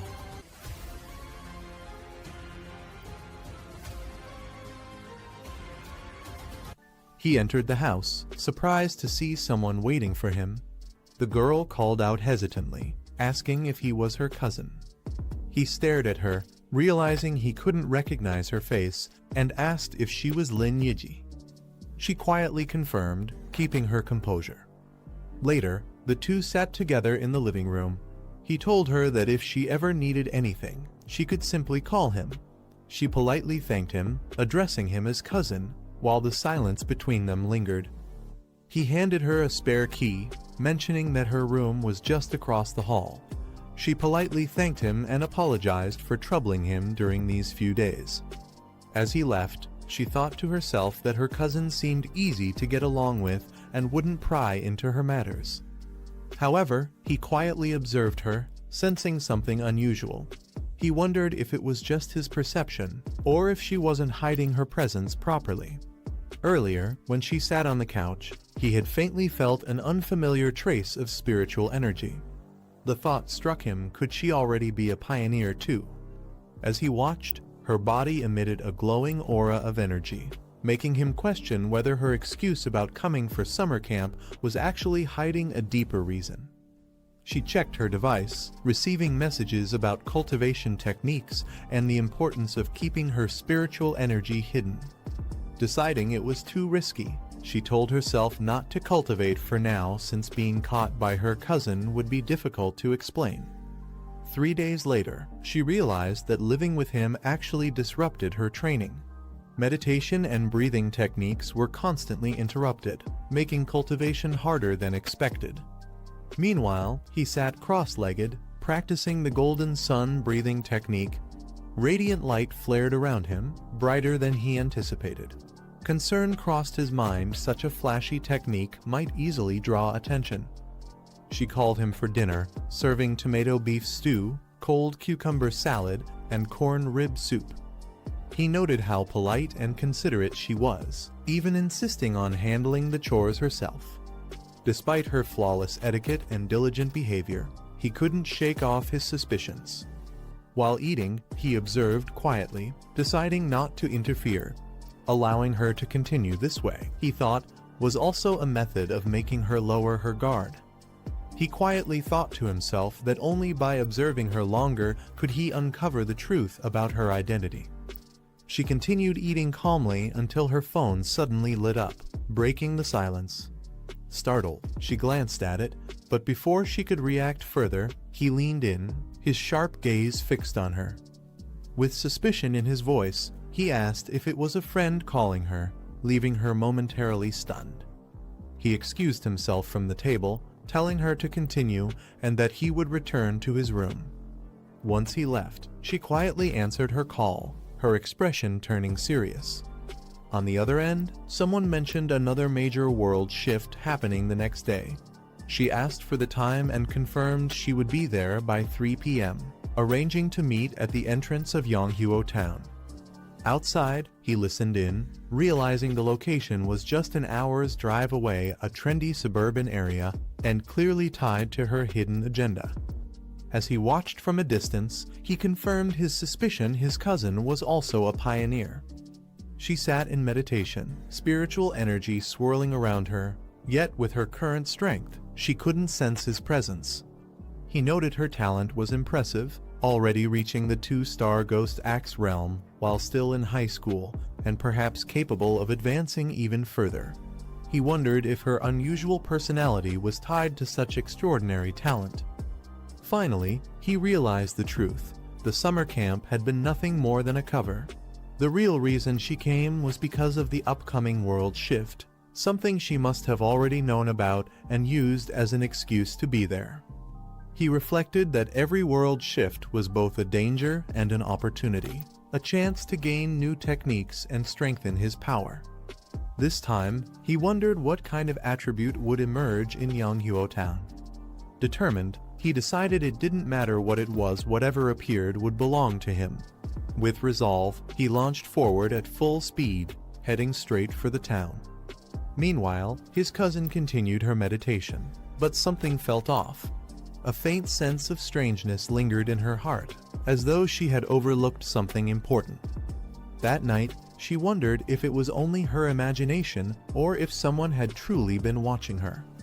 The next day, the scene shifted to Yonghuo Town, a bustling place beneath the mountains. As she walked through the entrance, she was greeted by a cheerful friend calling out her name. Her friend teased her about staying at her cousin's house, asking if he was attractive. She brushed it off, her calm expression showing little reaction, even as the teasing continued. When her friend pressed further about her cousin's looks, she simply replied that he was a nice guy, but looked plain and average, definitely not the flashy influencer type. Her friend sighed in disappointment, while another woman chuckled at the exchange. The red-haired woman reminded them that Yi herself once claimed to be just an ordinary person among the masses, though her presence suggested otherwise. Soon after, as the group gathered together, one of them spoke up, saying that since everyone had arrived, it was time to get to the main point. The group gathered in town, noting that one member hadn't shown up again. With only 6 of them present, they decided to move forward, commenting that her mysterious behavior was nothing new. Watching from a distance, he observed them carefully from a balcony. Dressed in a new outfit, he thought to himself that his cousin's team seemed rather low-key compared to what he had expected. He assessed the group carefully, noting that even the weakest among them had already reached the 2-star Ghost Axe realm, while the man who spoke earlier was at 3-star. From their words, it seemed there was also another powerful member who rarely appeared. Sitting calmly with his drink, he shifted his gaze toward the mountain above Yonghuo Town. His sharp eyes caught sight of a phenomenon, an enormous vine descending from the sky, signaling the beginning of the world shift. The massive vine stretched from the heavens down into the earth, towering over the mountains of Yonghuo Town. Its sudden appearance defied all previously known information about world shifts, making it difficult to comprehend. Observers were left stunned, acknowledging it was indeed a world shift, though uncertain whether it would lead to total collapse. The red-haired woman stared in disbelief, whispering that she wouldn't have believed it if she hadn't seen it with her own eyes. Everyone present felt the overwhelming presence of the vine, realizing they were witnessing something extraordinary and far beyond their expectations. As they approached the massive vine, one of the girls hesitated, urging the group not to go any further. Yi questioned her, asking why, and the girl admitted that after seeing it up close, her whole body felt cold, as if something was terribly wrong. Another mentioned the rumors circulating on the internal forums.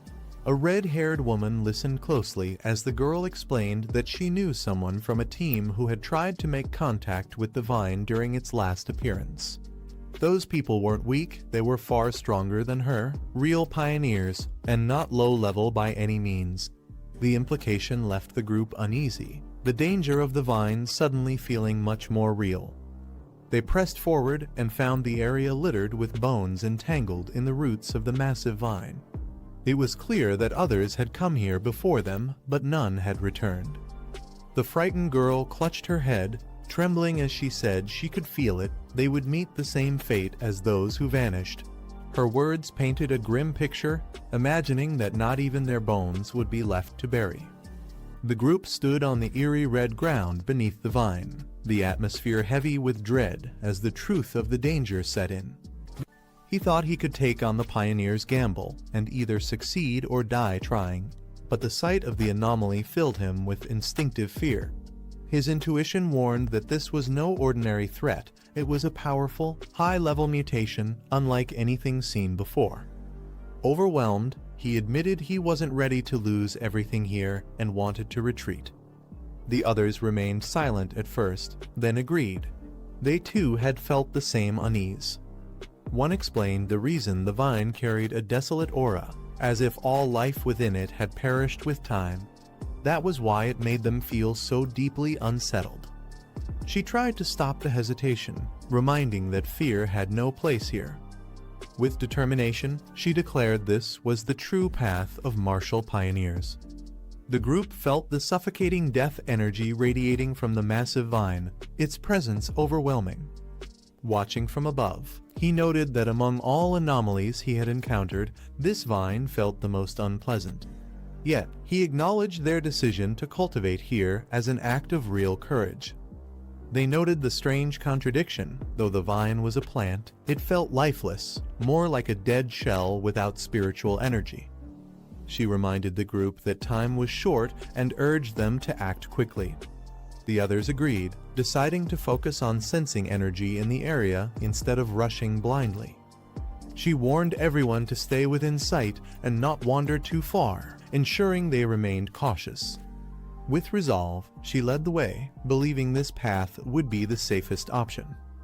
She began cultivating, encased in a glowing barrier that pulsed with energy. From a distance, he observed with approval. Her choice of position was cautious yet effective, striking the perfect balance. Her energy surged violently, the aura around her intensifying as power built up within. He realized with surprise she was on the verge of breaking through, already close to reaching the 3-star level. She successfully advanced, her aura exploding into the 3-star Ghost Axe realm. The others watched in awe, praising her talent. But the massive vine stirred, its roots twisting ominously. One of them quickly noticed the change, alarm flashing across his face. The group panicked as the vine began moving toward them. Shocked, they realized it had sensed their presence even from afar. The massive vine lashed out, attacking the group. Panic spread as one shouted for everyone to run before they were killed. They realized Ye's breakthrough had caused too much disturbance, drawing the vine's full attention. If anyone got caught, the desolate aura would consume them instantly. Despite the danger, Yi remained focused within her barrier, still in the midst of her cultivation. The group argued fiercely. Some refused to abandon her, while others insisted it was suicide to stay.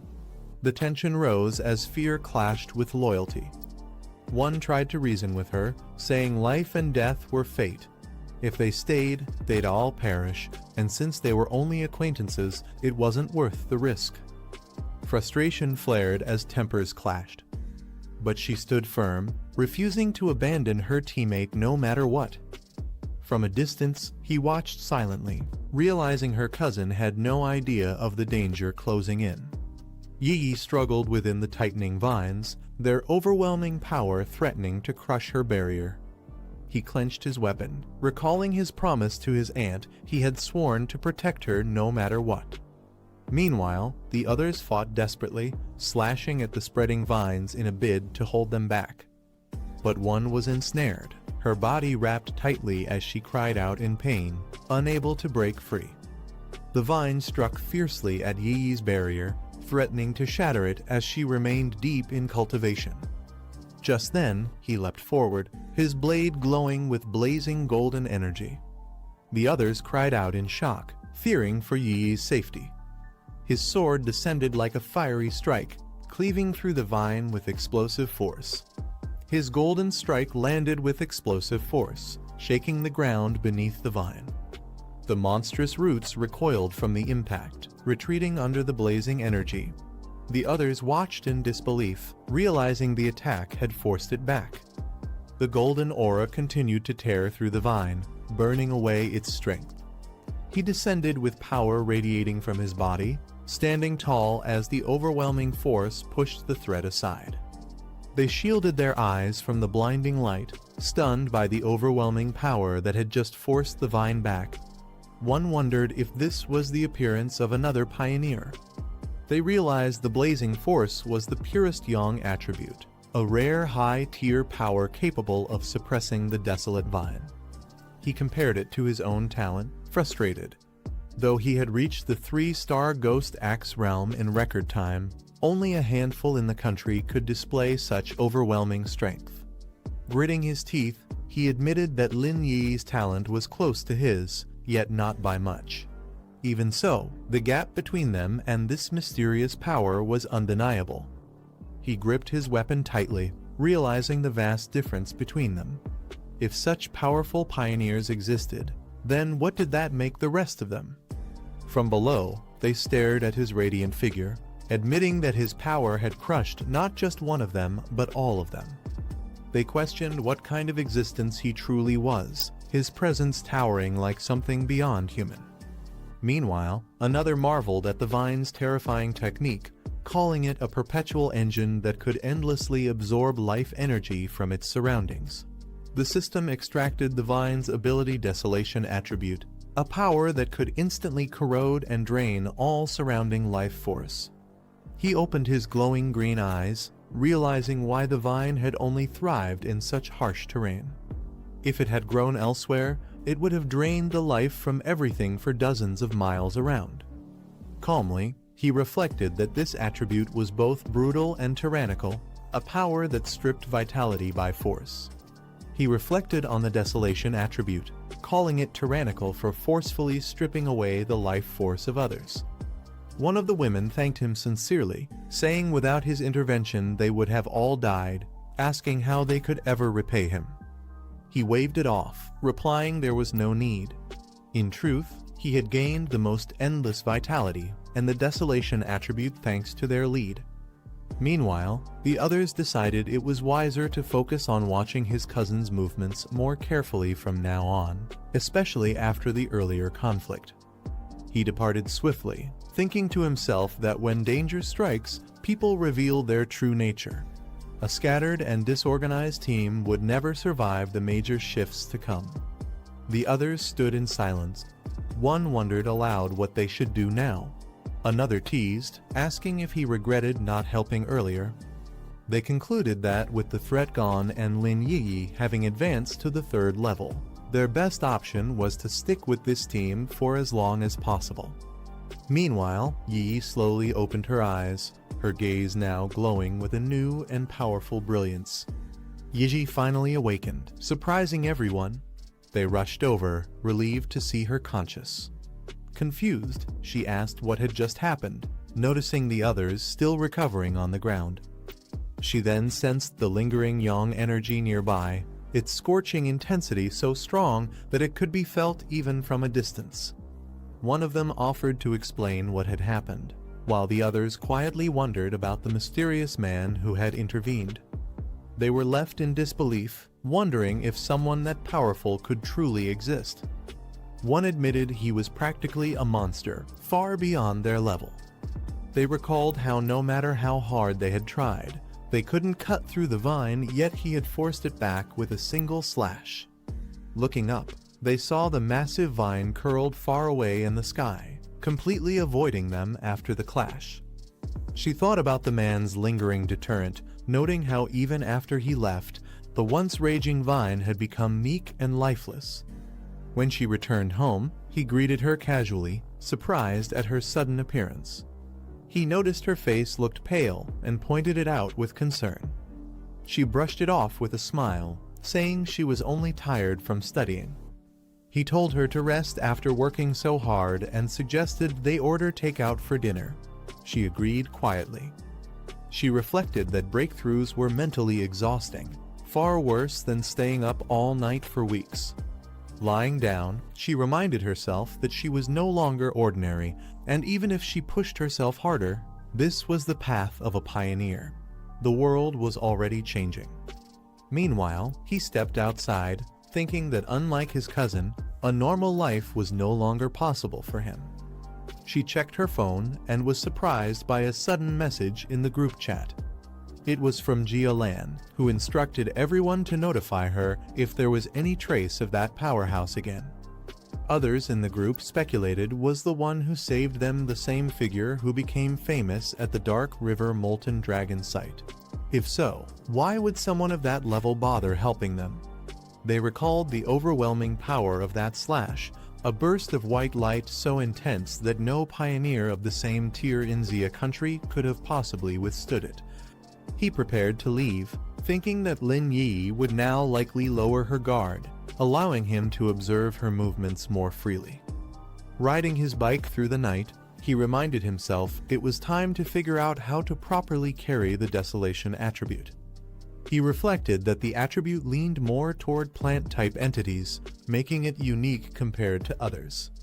But he also realized its sinister, corrosive nature could be dangerous. Placing it directly into his body might lead to severe negative effects.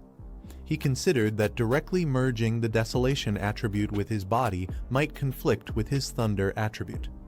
Instead, he decided the best approach was to use an external medium, just like the strange ghost vine that had evolved after sensing spiritual energy revival. With determination in his eyes, he muttered that he now knew exactly where he needed to go.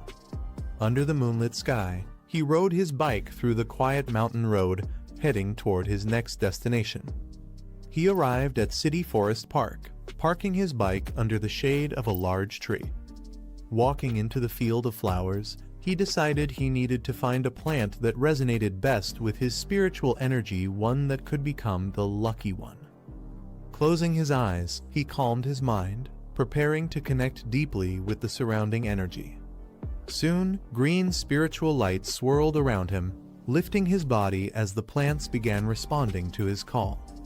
The plants around him began glowing faintly, seemingly responding to his spiritual energy. He noted the reaction was intense, yet still not sufficient for what he needed. Surrounded by swirling green light, he muttered that something stronger was required to succeed. Suddenly, he paused, sensing something unusual, his eyes lifting under the moonlight with sharp focus. In the glowing field, a single flower began to shine brighter than the rest, catching his attention. He wondered if this was the one. He slowly reached out his hand toward the flower, testing its resonance. As his finger touched the petals, the flower emitted a radiant green light, responding strongly to his energy. With a soft exhale, the flower fully bloomed under his touch, its glow intensifying as it accepted the bond. He examined the glowing wildflower, noting its unusual reaction to spiritual energy. It felt almost alive, clinging to his touch like a loyal pet. The flower's glow pulsed softly in his hand, fully resonating with his spiritual energy. He acknowledged its strong response and declared it the perfect vessel for embedding the desolation attribute, asking if it was ready. With a surge of green energy, he initiated the process, spiritual power swirling violently around the flower. As the system prompt appeared, asking if he wanted to embed the desolation attribute into the flower, his eyes glowed with determination. Without hesitation, he firmly answered yes, sealing his decision. The flower shone brilliantly in his hands, absorbing the green energy that surged wildly around him. The embedding process began, merging his power with the spiritual potential of the chosen flower. This is the end of the video.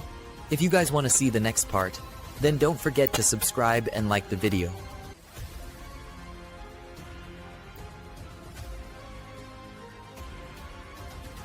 A powerful green light strikes down from the sky, shaking the ground. The man looks up, startled by the sudden flash. A glowing lotus begins to bloom in the forest. The flower fully opens, radiating a strange, luminous energy. Green energy surges from the flower, wrapping around the man as he observes its power. He senses the overwhelming force, comparing it to the hand of a demon. In just seconds, the energy spreads across the forest, draining everything in its path. The glowing lotus begins to shrink, its light slowly fading. He decides to stop, worried the spiritual energy association might notice, and uproots the glowing flower. Walking away, he recalls seeing many surveillance cameras and realizes the area is being closely monitored. The flower continues to absorb energy even without its roots, leaving him surprised. He notes that its power hasn't weakened and finds it remarkable that such an ordinary-looking wildflower could hold this much strength. A warning alarm blares as abnormal energy levels are detected, making him realize he may have triggered surveillance. Without hesitation, he takes off with the glowing flower in hand. At the monitoring center, staff panic as the energy levels spike beyond control. Authorities quickly mobilize, ordering the park to be quarantined and secured. A soldier's device shows the anomaly level hitting 30, far beyond normal limits. The unit enters the forest, noting that the military steps in whenever readings exceed 10. They scan the surroundings, puzzled by the unusually high spike. Despite normal conditions, they observe that all the plants seem to have been drained of life in an instant. Soldiers speculate about the source of the spiritual energy and head deeper into the forest. A commander yells for them to stop, warning them not to go closer. He explains that the power they sensed belongs to the desolation attribute, shocking the troops. He then asks if they know about the mysterious vine hanging from the sky. Soldiers realize the vine has already been classified as an O-rank mutation. Their leader explains that its deadly power comes from the desolation attribute, which drains all surrounding life. One soldier trembles at the thought of what could have happened if he had entered. The commander warns that plants with the desolation attribute create death zones, devouring the vitality of anyone who steps in. They recall data of another desolation plant that turned a forest into a deadly forbidden zone. The commander explains that desolation is the strongest plant attribute, and now a new one has appeared. An officer steps forward, stating he's already aware of the situation.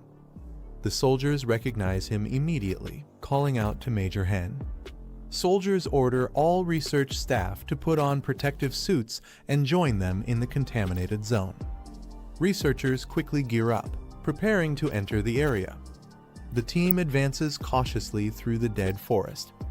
Despite no source being found, they notice the desolation aura has already dropped to 25, spreading unnaturally fast. The team decides to continue their investigation, moving deeper into the zone. They unleash blue spiritual energy, preparing for potential danger. The energy surges forward, lighting up the dark forest. It condenses into a powerful sphere, pulsing with intensity. At home, he places the glowing flower into a pot, joking about raising one for the first time. He notes that the desolation attribute makes it valuable in combat, while its plain appearance keeps it inconspicuous. He reflects that true battles depend not just on strength, but on hidden trump cards. Suddenly, his phone rings. Old Wang from next door is calling. He's surprised to see Old Wang calling, realizing it's his childhood friend who joined the army 3 years ago. A memory shows them walking together as desk mates through school before Wang left to become a soldier. Answering the call, he's greeted warmly by his old friend, who's excited to see him back. Wang suggests they meet up for a drink at their usual spot. Old Wang excitedly tells him over the phone that he has a huge secret to share. Later, Wang places his phone on the table, meeting with higher authorities. He reports that he has completed the task as instructed, but raises one concern. Wang asks if the person they're targeting turns out to be innocent. Could his safety be guaranteed? The commanding officer coldly orders him to focus only on completing the mission. She adds that if the target isn't the person they're searching for, he may at least give a final warning as a friend before cutting ties completely. The two of them raise their glasses and cheer together. The man thinks that looking at Fengyi now, his life in the military must have been tough. He also notices that Fengyi seems much more mature compared to before. The man says these past 3 years have left a deep impression on him, and life in the military was harsh. He then asks how Fengyi has been. Fengyi replies that he managed to pass the college entrance exam, which wasn't bad. Fengyi takes a sip, smiling faintly. He recalls that in his previous life, he never had the chance to meet this person again. In chaotic times like these, it's better not to mention certain things. He might have died in an unknown time and place during a mission. This time, could the future of his old comrade be changed? The man asks if Fengyi has recently encountered anything strange, for example, things like in movies, zombies, or monsters. Fengyi thinks to himself that this man, well, in the military, it's rare to know about the revival of spiritual energy. But still, is he trying to probe something with this question? Feng Yi looks at him and directly asks what exactly he wants to say. The man wipes his face and explains that he isn't here to accuse Feng Yi, but to warn him. He says in the near future, maybe a few months, or at most a year, their country will likely face turmoil again. Feng Yi stays silent, watching him carefully. He explains that ordinary citizens must cooperate with the authorities to keep this matter secret, not allowing any information about spiritual energy revival to spread. It's revealed that the man has already been listed as a key target and is under secret surveillance, mainly because of his close friendship with Wang. The man tells Feng Yi not to be nervous. He reassures him that as long as he doesn't spread anything, it will be fine. Wang is still in the military base in the south, protected by the country's strictest security, so he can feel at ease. The man's phone suddenly rings, catching his attention. He answers quickly, and a voice orders Wang Liang to regroup within 10 minutes with the emergency squad at the target location. He responds with a firm acknowledgement. He apologizes to Feng Yi, explaining that the mission is urgent. He tells him to head back on his own since he cannot send him off. Feng Yi looks at him and asks if the matter is related to the revival of spiritual energy. Then he firmly says to let him go along as well. The man looks surprised and tense at Feng Yi's sudden words. Feng Yi grabs him by the collar and tells him to bring him along, asking if this mission is also connected to their superior's orders. The man tries to respond, but Feng Yi assures him that even if his superiors didn't give instructions, he knows they wouldn't blame him for taking Feng Yi along. Feng Yi adds that he also wants to know what exactly the government plans to do regarding the revival of spiritual energy and what role the so-called experts actually play in the large military base under heavy clouds. Feng Yi and the man walk side by side toward the entrance, with a note that this is one of the country's most secretive facilities. Feng Yi and the man arrive at a restricted area filled with soldiers. Someone announces Wang Liang's return. Feng Yi thinks to himself that this level of spiritual energy concentration might have already exceeded normal limits. They pass through the inspection checkpoint, and a soldier confirms their clearance, allowing them to proceed. The heavy doors open with force, revealing a blinding light and intense energy surging from within. Inside, a large group of soldiers surrounds a monstrous creature, restraining it with beams of spiritual energy. Feng Yi and Wang Liang stop at the entrance. The restrained monster suddenly releases a powerful red beam of energy, forcing the soldiers to hold their ground while struggling against its strength. Feng Yi observes the attack and notes that this is a fusion attribute. An officer explains that the monster combines fire and lightning attributes, making it extremely difficult to restrain. She adds that several soldiers have already been injured in the process. She then notices Wang Liang and calls his name.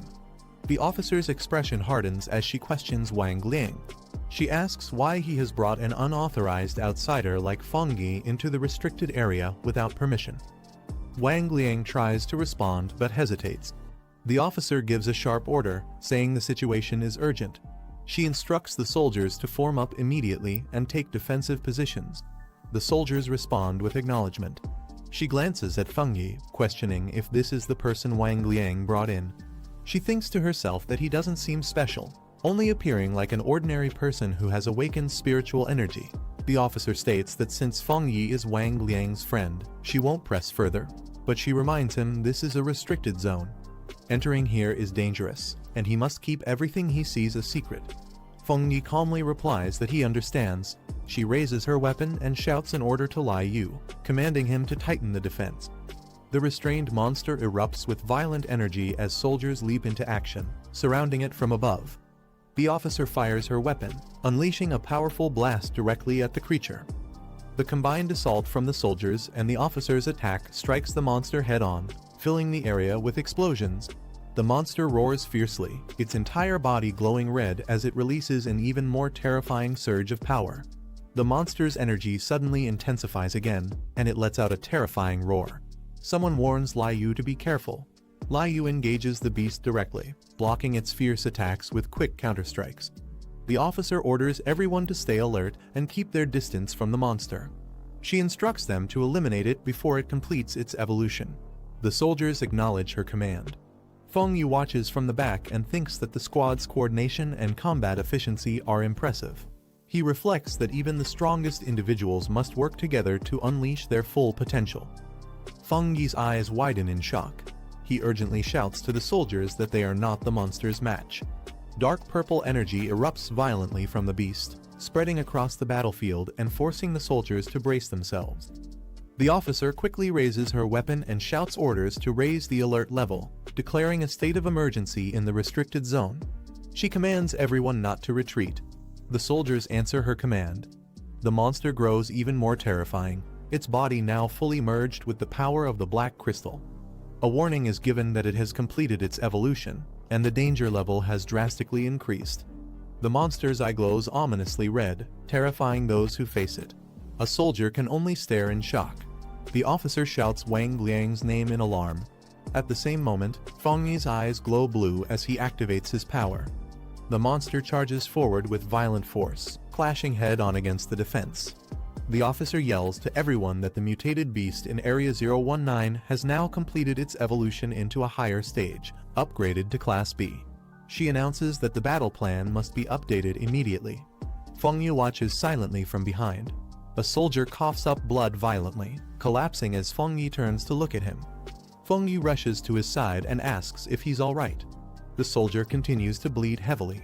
Struggling to speak, the soldier explains that the monster released a wave of energy that crushed his insides, causing him to collapse. With blood still dripping from his mouth, the soldier forces a smile and tells Feng Yi not to worry. He says the soldiers of the 19th unit are all strong. Feng Yi silently steps forward. The officer shouts to everyone, ordering them to use any means necessary. She declares that no matter the cost, they must not allow the Class B mutated beast to escape the restricted zone, even if it means sacrificing their lives. Feng Yi's body glows with blue energy as he surges forward. The officer turns in shock, demanding to know what he intends to do. This is the end of the video. If you guys want to see the next part, then don't forget to subscribe and like the video.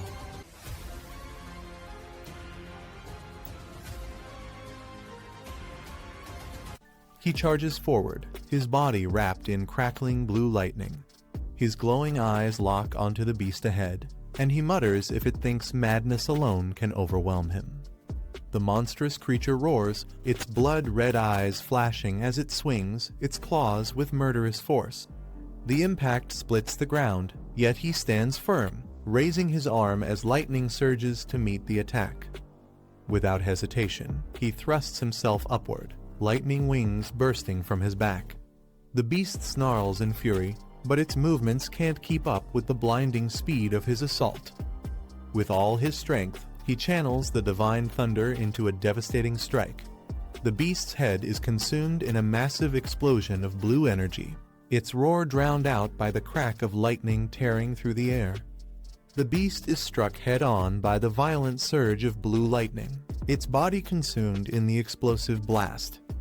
The shockwave tears across the battlefield, sending soldiers stumbling back as debris scatters in every direction.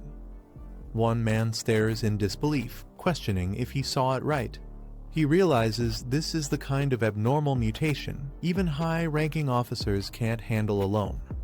Another soldier turns to his superior in shock, asking if his brother could truly be the one behind this power. The red-haired officer, sweat on her face, admits none of them are mistaken.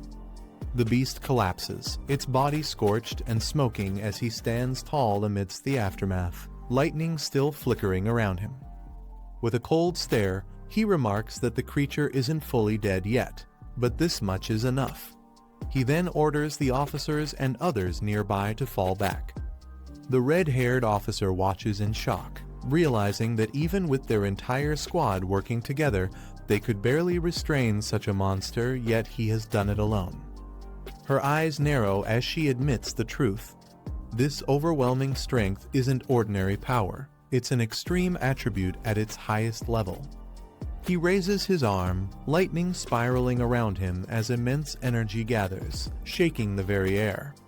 The crackling current surges through his hand, and the red-haired officer watches tensely, realizing his power is still climbing. The storm above thickens, forming a massive vortex of thunder and clouds. She wonders aloud just how terrifying his evolution will become. With a steady step forward, he advances, his presence alone pressing down like a storm ready to break. A blinding surge of lightning erupts from the ground as he walks forward calmly, his presence embodying the word Overlord. His expression remains cold and steady, electricity flickering across his body like it naturally belongs to him. Two men watch in awe, nervously joking that his thunderous aura is so overwhelming it feels 1,000 times more terrifying than before. Another soldier rushes over, shouting in relief that he's safe. Laughing, he admits the boy nearly scared him to death.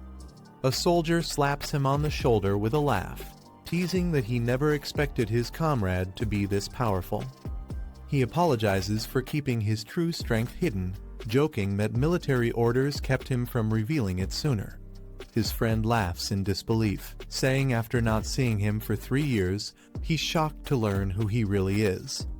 Turning away, he exchanges a brief glance with the red-haired officer, the battlefield calm after the storm. The officer steps forward with a serious expression, extending her hand as she sincerely thanks him for his help.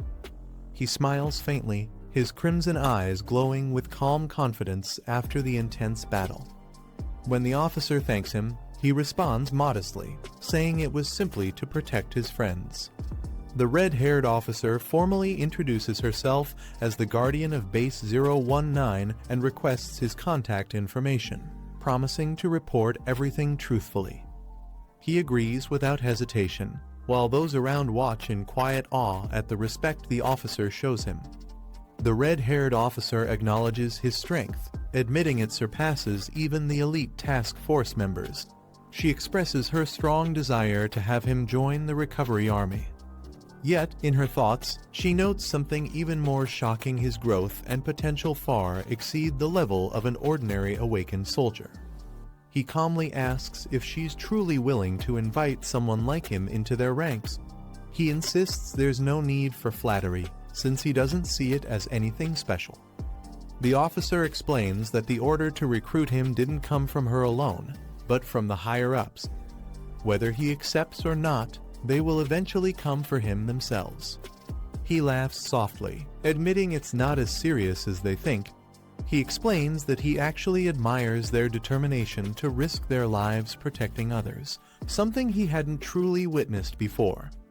The red-haired officer listens in silence, slightly moved by his words. He continues with a calm smile, saying they can rely on him in the future whenever trouble arises, just as past generations once protected humanity. However, he sets one condition: his freedom must never be restricted. The officer is left speechless, her expression tightening as she processes his demand. He announces that time is running short and prepares to take his leave. The officer agrees, saying she and her men will handle the remaining cleanup and escort him back safely. As he walks away, he reflects on the true value of the army, its role in navigating dangerous spirit zones, ensuring safe passage while maintaining the advantage in battle. At the same time, he realizes the army also acts as a shield, drawing a clear line of defense between ordinary humans and the extraordinary threats that roam the world. One soldier whispers that after what they've seen today, describing him as merely not simple no longer fits. In truth, today's display was only the tip of the iceberg of his true power. As he floats above the crowd, his overwhelming aura leaves everyone stunned. They whisper that to reach such a level so quickly, he must possess knowledge and strength beyond ordinary means. A soldier suggests they cannot simply let him slip away, hinting that if the officer won't recruit him, they should hand the task over to him. The red-haired officer immediately silences him with force, ordering him and the others to follow her command without question. Later that night, under the quiet sky, the scene shifts to a building glowing with light, marking the beginning of what comes next. While meditating, he reflects that although his identity has been exposed, the true extent of his power remains hidden. He knows their cautious attitude toward him is far from unnecessary. He concludes that this so-called extraordinary ability is kept highly confidential, with strict restrictions placed on its spread. To the outside world, it barely exists at all. In truth, the authorities are not only monitoring him, but also ensuring he doesn't slip beyond their control. To them, he is both a weapon and a liability that must be contained. He recognizes the balance at play. The army acts as guardians, imposing discipline and defense, while the Spirit Association handles purification and stabilizes cities. Together, they maintain the fragile peace of ordinary life. The city remains under strict watch, with authorities dividing districts between normal citizens and the extraordinary. This delicate system has bought valuable time for ordinary people, sparing them from chaos and bloodshed. Meanwhile, he meditates, golden energy swirling around him as he gathers immense power within his core. Even in a restricted spirit zone, where power should be suppressed, his strength continues to grow rapidly, defying all expectations. His body radiates with blinding golden light as he realizes he's on the verge of breaking through to the next realm. A girl walks through the quiet city streets at night, wondering if her cousin has returned yet. She thinks about asking him to test her training progress, though she isn't sure if he's available. Suddenly, a brilliant golden light erupts in the distance, cutting through the dark skyline and drawing everyone's attention. She stares in shock, her eyes wide as she whispers in disbelief, struggling to understand what she's seeing. Her eyes widen in shock as she realizes what she's witnessing. It looks like the terrifying phenomenon of a demonic breakthrough. Above the city, a radiant golden core bursts open, its violent energy twisting into the sky. She senses that this aura is far beyond anything she imagined. The explosion of light intensifies, forming a colossal golden pillar wrapped in arcs of lightning, as if the heavens themselves are being torn apart. A golden light tears through the sky, forming an enormous hand that descends over the city. The girl looks up, stunned, as the overwhelming force shakes the streets. People around her freeze in disbelief, unable to process what they are witnessing. The giant hand clenches, radiating waves of destructive energy. Its brilliance spreads across the clouds like thunder. The girl realizes this is no ordinary attack, but a spirit weapon, something that shouldn't even exist here. The sheer power feels unstoppable. She stands rooted in place, her gaze locked upward. Shock fills her eyes as she wonders how such a weapon could appear so suddenly. The sight leaves her both fearful and curious, as though an ancient force has awakened right before her. Far away, in a dim control room filled with glowing red screens, alarms ring out sharply. Military officers urgently shout reports, warning that the energy levels have spiked to 99%, a critical danger threshold. The entire system flashes warnings, confirming that this incident is not just unusual, but a major threat to the city. Emergency orders are issued as officers shout for units to head straight to the city center. A girl with white hair looks alarmed as she hears that the anomaly won't stop spreading and could cause even greater destruction if left unchecked. Inside the command center, soldiers gather around a glowing city map projection. The energy surge is highlighted in bright orange, shaking everyone with its intensity. Officials question whether this wave could trigger a large-scale disaster beyond their control. A senior officer yells into his communicator, declaring that aside from protecting the central region, all ground forces must be fully mobilized. The urgency in his voice makes it clear that this threat is far greater than anything they have faced before. Suddenly, gunshots echo from a nearby corridor. One officer quickly reports that enemy infiltrators have broken through, and he calls for immediate reinforcements. His eyes widen as the situation escalates faster than expected. A man smirks, his sharp gaze showing he already knows more than he reveals. His calm demeanor contrasts with the chaos unfolding outside. He places a hand on his chin, reflecting quietly. Aside from the strange energy disturbance, he suspects there is a much deeper issue behind all this. His phone vibrates with a new message. He checks it immediately, recognizing the sender as someone important. The screen displays a long exchange of texts about the ongoing incident. They discuss the dangerous outbreak and confirm it is not a coincidence. After reading the messages carefully, He sits back on the couch in silence, his expression unreadable as he processes the weight of the information. The man reviews information on his tablet, his eyes glowing with a faint red light. The data confirms that the recent surge is tied to dangerous spirit weapons, capable of overwhelming both defense systems and energy barriers at once. The door creaks open, and the girl steps inside quietly. She states simply that she has returned, her expression serious as if she senses the weight of the situation. She looks around the room and asks if he has also noticed the disturbance shaking the city. He acknowledges her presence and tells her to sit down while he prepares tea, keeping his calm demeanor despite the chaos outside. Her eyes narrow with concern. She admits that what's happening isn't normal and insists that the mysterious wave cannot be ignored. It's the sign of something far more dangerous lurking behind the scenes. The man scrolls through his phone, analyzing the reports. He notes that while the authorities are suppressing news of the anomaly, the situation is escalating too quickly to be contained. If left unchecked, it could turn into a full-scale disaster. The girl listens silently, her face calm but her eyes reflecting unease. In the background, the faint sound of alarms continues as the outside world grows more chaotic.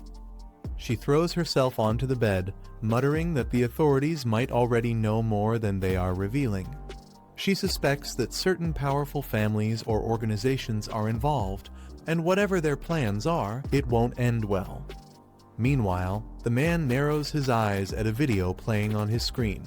Flames engulf buildings, and the destruction spreads at an alarming rate. He realizes this isn't just another accident, this firestorm is part of something much bigger. On his phone screen, live footage shows the city consumed by raging flames. Reports confirm that the explosion originated from a powerful energy source, and the fire continues to spread uncontrollably. The man lowers his phone, his expression calm yet sharp. He recalls past events involving powerful figures, wondering what role they might play this time. His thoughts hint at a dangerous connection between the current disaster and past schemes. Elsewhere, a large university gate comes into view. Crowds gather outside, whispering anxiously about recent events. Some wonder aloud if this sudden closure has ties to the massive energy surge reported in the city. Two figures walk toward the gate with steady steps. One of them comments that the closure is officially for safety, but the timing suggests there's much more hidden beneath the surface. At the university gates, soldiers raise their weapons as the man and the red-haired woman approach. The crowd watches in shock, whispering about who these people could be and why security is treating them with such caution. The gates open, and the pair walk in side by side. Their confident steps and calm expressions make it clear they are not ordinary visitors, but people of significant influence. Inside, the destruction becomes visible. Buildings are reduced to rubble, smoke rises into the sky, and flames still burn in the distance. The man remarks that this devastation is far beyond normal accidents. It's the result of something deliberate. Meanwhile, helicopters hover over a forest consumed by raging fire. The inferno spreads rapidly across the mountains, and officials question whether this disaster was truly a coincidence or part of a greater plan. The red-haired woman tells the man she's heading to the office and asks if he plans to check the site of the explosion. He nods, agreeing to investigate personally. She warns him to be careful before they part ways. The man walks alone toward the restricted area, his steps calm and steady. The site is heavily damaged, surrounded by caution tape and silence. He crouches down near the ruins, noting that the blast's traces point directly to spirit energy. It becomes clear to him that yesterday's massive fire wasn't a natural accident, but a deliberate act. His expression hardens as his red eyes narrow. He realizes that the clues lead to something much larger, and someone he knows may already be connected to this destruction. The man suddenly notices two girls in uniform approaching. Recognizing them, he questions why they are here at such a dangerous site. One of the girls calls out his name in surprise, pointing out that she didn't expect to see him so close to the explosion zone. The other girl, cheerful and lively, teases him. She says she already knew he wasn't just an ordinary student and hints that he's been hiding his true abilities all along. The red-haired woman at her side remains composed, observing the exchange.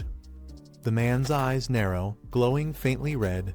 He mutters the girl's name, realizing she might be connected to something bigger. His voice carries suspicion as he wonders if she has been involved in the recent incident. A group of students notices the man and the red-haired woman. They question whether he belongs to their school, mocking the situation and wondering how an outsider could casually be here after such chaos.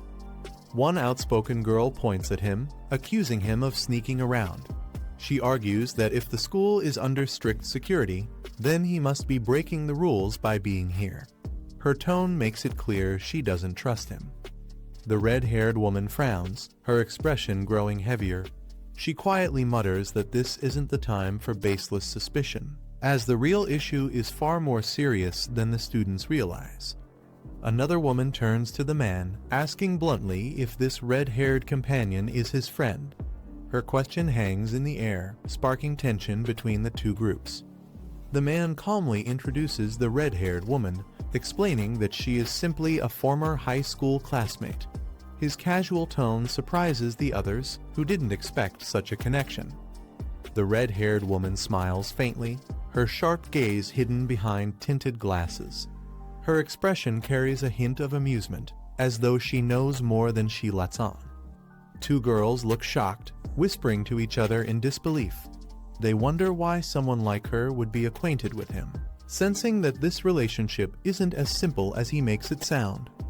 The red-haired woman speaks seriously, reminding him that the principal has called for everyone to regroup at the designated area. She stresses the importance of acting cautiously until they understand the full extent of the crisis. The man replies briefly, agreeing with her words, though his eyes remain cold and unreadable. Security guards order the crowd to step back, declaring the area sealed. No one is allowed to approach, and the atmosphere quickly grows tense. The red-haired student steps forward, her tone sharp as she questions why such extreme measures are being taken inside the school. The other students murmur nervously behind her. An elderly man with a cane appears, his presence immediately silencing the crowd. He explains that the school has strict rules and that even the smallest disturbance cannot be ignored. His words carry authority, making it clear that he is a powerful figure in charge. The students whisper among themselves, realizing this elder must be someone important. One girl jokes lightly, suggesting that if even he has come forward, then the situation involving the red-haired woman and the man must be far more serious than they thought. The red-haired student remains silent, her expression unreadable. The man and the red-haired woman are led forward by guards until they stand face to face with the elder. The tension in the air is heavy as everyone watches closely. The elder greets him warmly, shaking his hand. He introduces him as the new representative tied to Fang's name, making it clear that his arrival holds special significance. The elder then gestures toward the waiting cars, saying arrangements have already been made. He instructs him to board immediately, signaling that the meeting ahead is of great importance. Nearby, the red-haired student steps forward with a commanding voice, ordering all unrelated bystanders to back away. Her sharp tone leaves no room for argument, and the students quickly retreat in silence. Guards spread their arms to block the crowd, ordering everyone to step back. The students protest loudly, questioning why someone like him deserves such treatment from the school's leaders. Among the crowd, the red-haired student looks uneasy. She wonders aloud what kind of influence the man holds to be recognized so highly, far beyond what any ordinary person could achieve. Lowering her head, she recalls the words of the principal, who once hinted that Fang's background was far from simple. The thought unsettles her, leaving her unsure how much she truly knows about him. Nearby students whisper in disbelief. They argue that this level of respect is impossible unless Fang is connected to someone of great power or influence. The realization begins to spread among the crowd, shifting their perception of him. In the middle of the crowd, a girl with long red hair steps forward. The attention shifts instantly to her as whispers spread among the students. They realize that throughout the entire incident, the boy never once acknowledged her status as the school's beauty and center of attention. The revelation leaves the crowd in shock, deepening the mystery around his true nature. At Kingcheng University, everything seemed normal until a series of strange incidents began to unfold. One night, a field suddenly burst into flames. The fire burned uncontrollably, and not even the fire trucks could put it out. Fortunately, no students were present at the time, and the authorities quickly sealed off the area to prevent further danger. Not long after, another field caught fire, followed by more incidents. What started as something explainable soon became mysterious. Witnesses reported seeing crimson flames falling from the sky and fire floating in mid-air with no visible source, making the situation even more unsettling. Although most of the fires across the fields were eventually extinguished, one blaze continued to burn stubbornly. The group stood before it, realizing this was no ordinary fire. He notices the air thick with smoke, the burnt smell heavy and suffocating. The group observes the fire burning around the basketball hoop, confirmed as the only spot where the flames refuse to be extinguished. A device is revealed, showing a reading of 11, drawing everyone's attention. It's explained as a spiritual power detection device. If the reading goes beyond 10, the area becomes too dangerous for ordinary people, as human life cannot withstand anomalies above that level. The detector suddenly spikes, showing an alarming reading of 60, shocking everyone. It's explained that the threshold is far too high if left unchecked. The anomaly could spread beyond the university and threaten the entire city. Urgent action is required. In the chaos, someone rushes past the restricted zone despite the danger, drawing urgent shouts from the group. The figure leaps into the flames, immediately engulfed in a violent explosion of fire. The detector surges again, shooting up to 110, confirming the anomaly as an S-grade threat. The group panics, realizing someone has already rushed inside. They question what to do now as the danger rises beyond control. Within the blazing fire, a massive fiery beast begins to take shape, its presence overwhelming. Amid the flames, a lone figure walks forward calmly, facing the inferno head-on. He recalls how the young attribute once shielded him from the dangers of fire, and believes this heavenly flame will be no different. Before him, a massive fiery dragon emerges, its form blazing with overwhelming power. He knows he must get as close as possible to the origin of the flame. The dragon roars, its maw wide open as it lunges to consume him. Unfazed, he steps forward, golden energy radiating from his body as he prepares to counter the flame's might. He calls upon his power, releasing the golden sun armor as flames swirl around him. The fiery dragon lunges at him with overwhelming force, jaws wide open.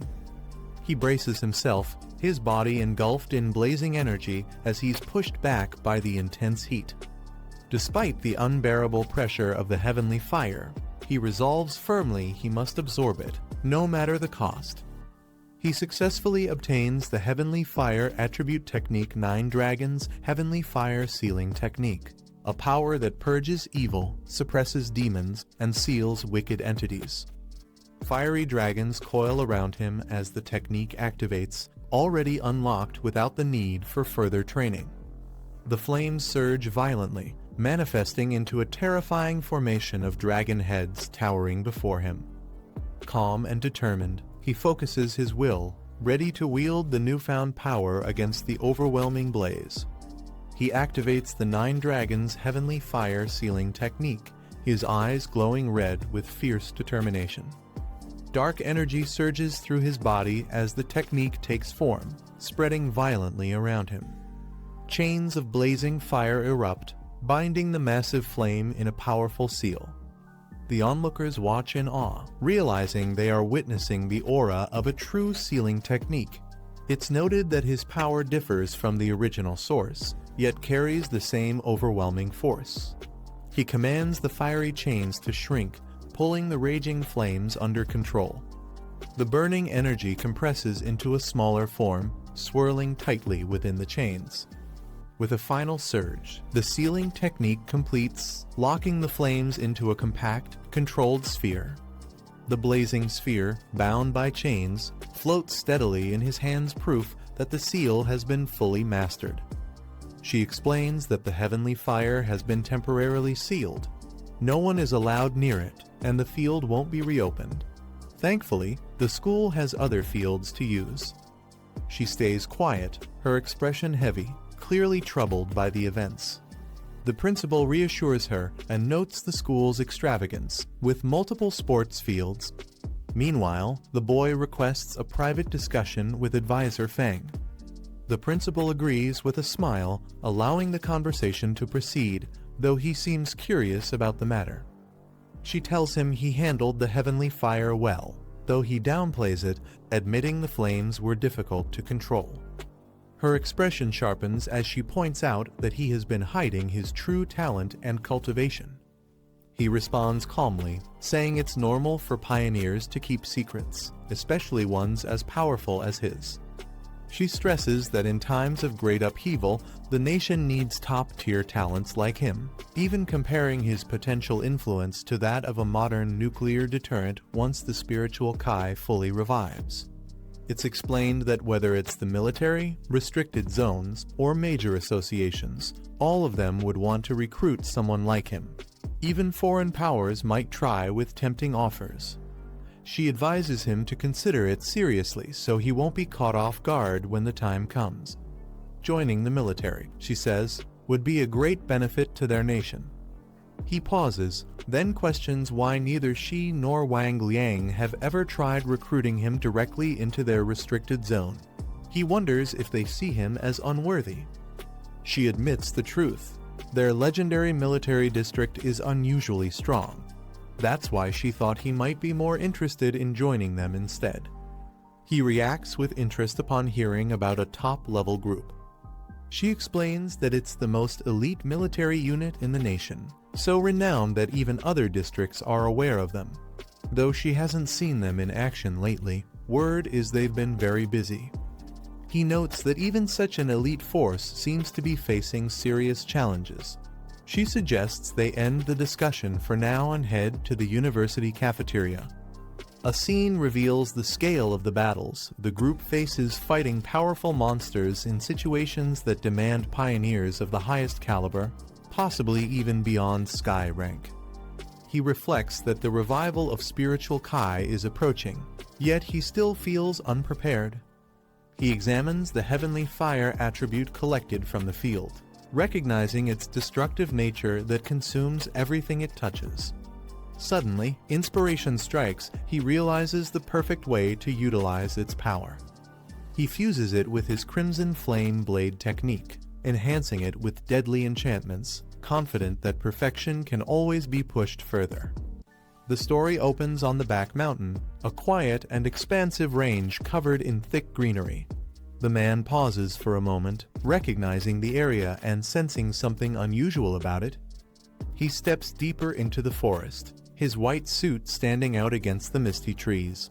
Holding his sword casually at his side, his expression sharpens as he grows more alert, trying to understand why this place has been marked off.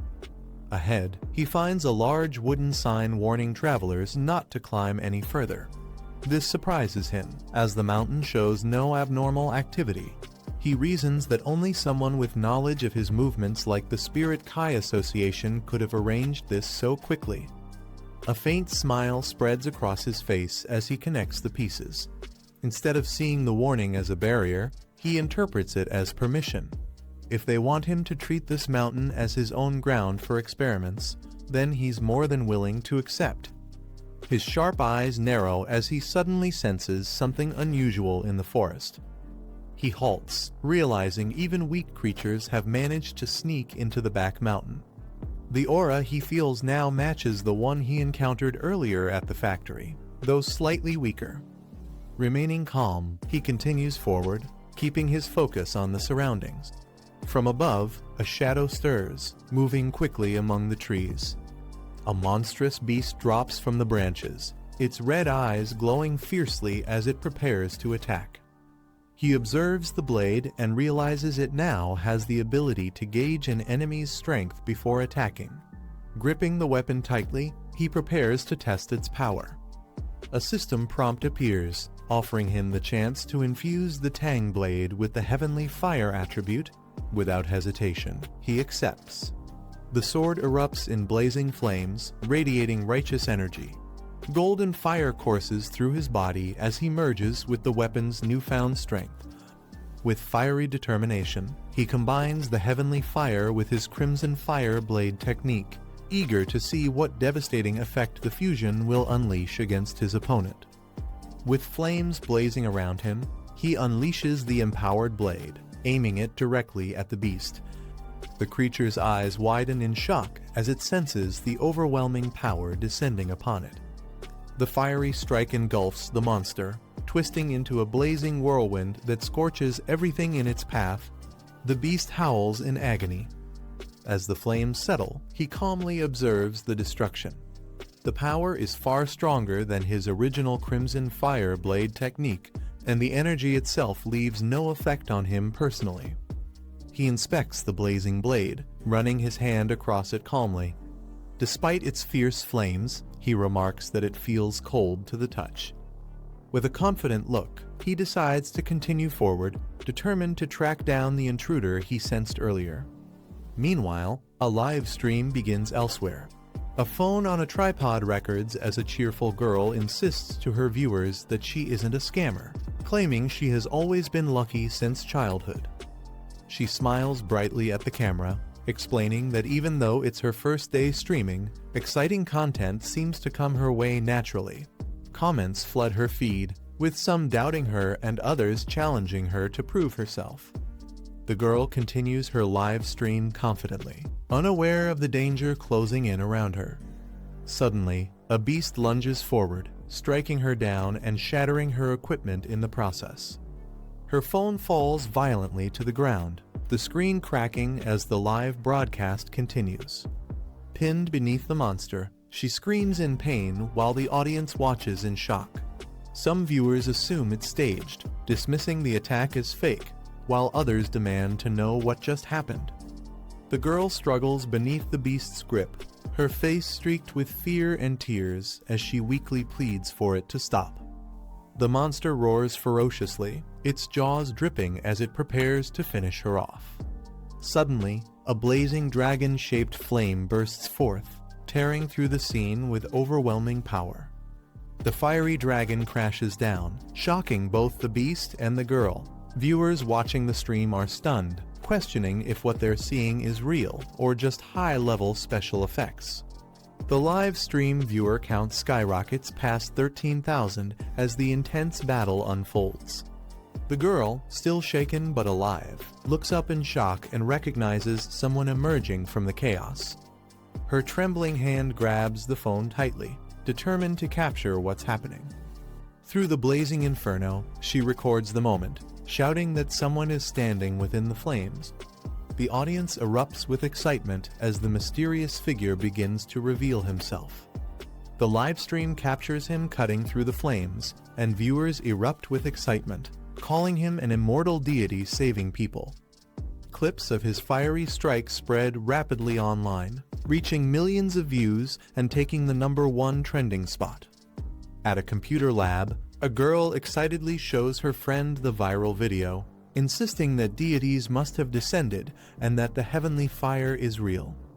Her friend dismisses it with skepticism, claiming it's just staged special effects, but her serious expression suggests she may not fully believe her own words. Excited students point at the video spreading online, insisting that the fiery display was real and proof of something extraordinary. One of the girls, however, refuses to believe, claiming it's all just special effects. Yet deep down, she struggles to dismiss the uncanny resemblance to someone she once knew. Elsewhere, two women discuss the footage, noting how much the mysterious figure looks like the pioneer who once saved them. They wonder if he could be the same person. In another location, two men watch the clip. They recognize the identical blade swing and realize they may have stumbled upon someone far stronger than they imagined. In the city, leaders acknowledge the crisis drawing near, worried about the shortage of pioneers to defend them. At a meeting, officials discuss the situation, mentioning recent military talks with Feng Yi. One officer expresses confidence that he will step in to help. Another officer points out his terrifying growth, reaching the spirit creation realm so quickly and possessing multiple high-level attributes. They argue that with such power, he must be recruited. However, it's revealed that the higher-ups remain hesitant to approach him directly, since all top pioneers before him were trained within the military itself. Officials decide to assess what Feng Yi still lacks, planning to provide him with new weapons and training resources. At the same time, they stress the need to control the live stream and circulating videos. They note that the entire Spirit Kai circle of Xia Nation is already focused on him.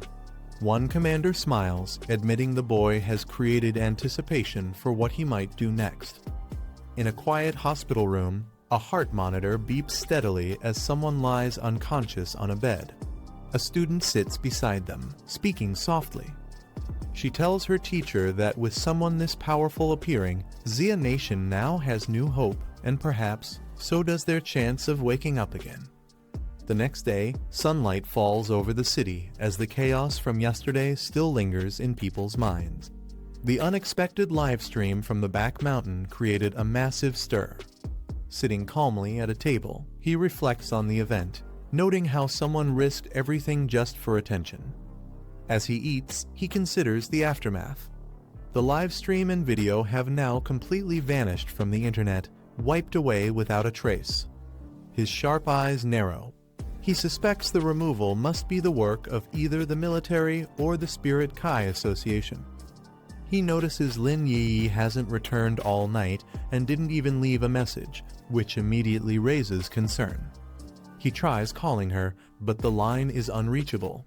His expression hardens, realizing something is wrong, she wouldn't act so irresponsibly. Determined, he decides he must find her, sensing the situation is more serious than it seems. Elsewhere, in a misty forest, two girls wander anxiously. One asks how long they've been trapped, uncertain of their fate. The two girls remain trapped in the forest, exhausted. One admits they've been stuck for nearly 10 hours and apologizes for dragging her friend into the danger, mistaking the threat at first for an ordinary shadow wraith.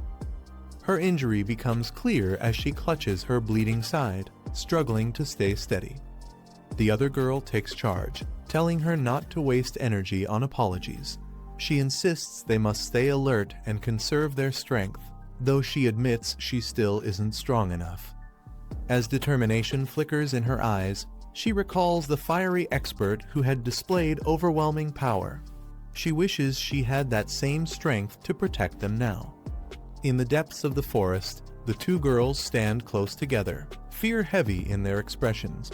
From behind, a massive shadow wraith emerges, its glowing red eyes piercing through the darkness. The creature's towering figure looms over them, its dark aura filling the air with dread. The injured girl clutches her side, while the other braces herself, both realizing the terrifying danger standing right behind them. Out of the shadows, a monstrous figure suddenly lunges toward the two women. Its claws slash forward with terrifying speed, leaving them frozen in shock for a moment.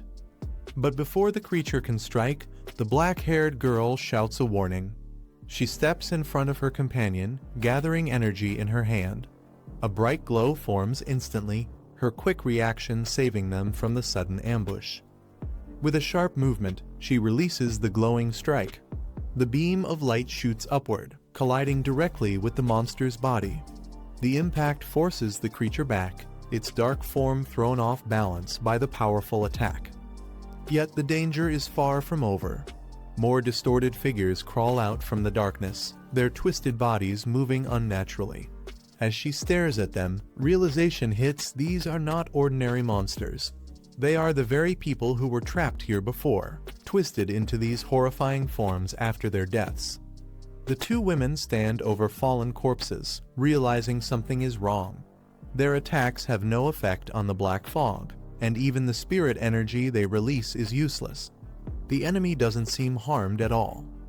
They look around cautiously. It feels as though the fog is waiting for them to exhaust every ounce of their strength. The oppressive force surrounds them like a cage, treating them as prey trapped with no escape. The red-haired woman's eyes narrow, her expression tense. A single bead of sweat runs down her face, showing the weight of the situation pressing in on them. Suddenly, a crimson eye appears in the swirling darkness above. Its gaze locks on them, radiating overwhelming malice. Both women freeze in shock, realizing the true threat has just revealed itself. The crimson eye pulses violently, its glow growing more intense. Dark energy swirls around it, making the air heavy with dread. Suddenly, multiple smaller red eyes begin to split off, multiplying within the vortex. Each one stares down at them, as if the abyss itself is alive and watching from every angle. Fury replaces fear. The black-haired girl lashes out, unleashing her power while shouting at the monstrous entity.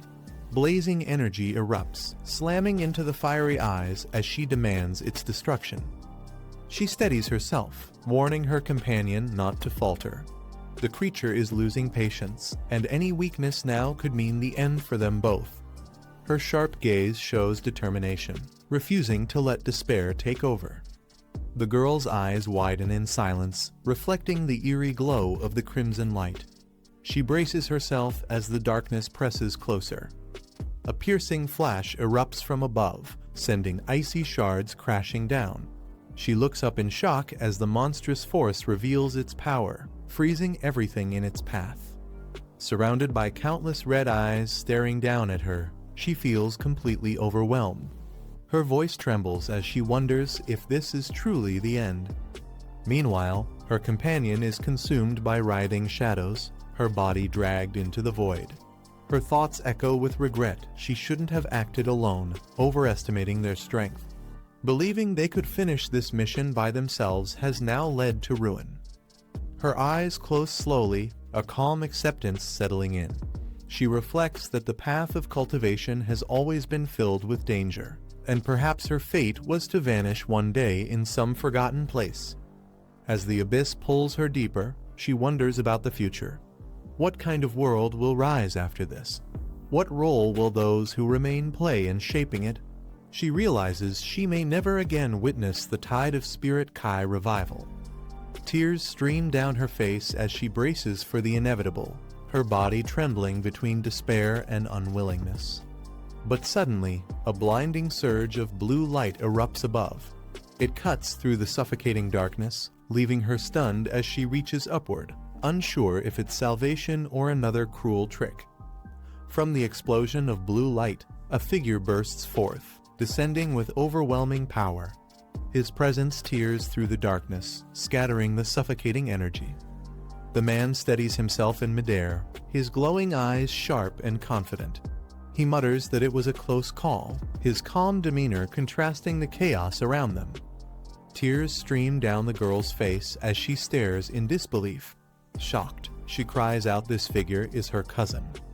His strike crashes downward like divine judgment, splitting the abyss with crackling energy. The darkness shatters under his force, leaving only the brilliance of his attack behind. The girl looks on in relief, realizing it truly is her cousin who saved her. His overwhelming power radiates through the crackling blue energy. Shocked, the red-haired woman whispers that he's not an ordinary person. But danger lurks close. From the shadows, the anomaly's true body emerges, a grotesque, many-eyed creature creeping up behind him. The girl quickly shouts a warning, telling him the main body is right at his rear. Flames surge into his hand as he prepares to counter. He doesn't flinch. Instead, a confident grin spreads across his face. Declaring his intent, he vows to test heavenly fire against the creature's dark attribute, unleashing a blaze that roars with destructive force. The man dives forward, unleashing a devastating blaze that engulfs the anomaly in a torrent of fire. The flames roar with overwhelming intensity. The monstrous entity shrieks as it is swallowed whole by the raging inferno, its body writhing in agony.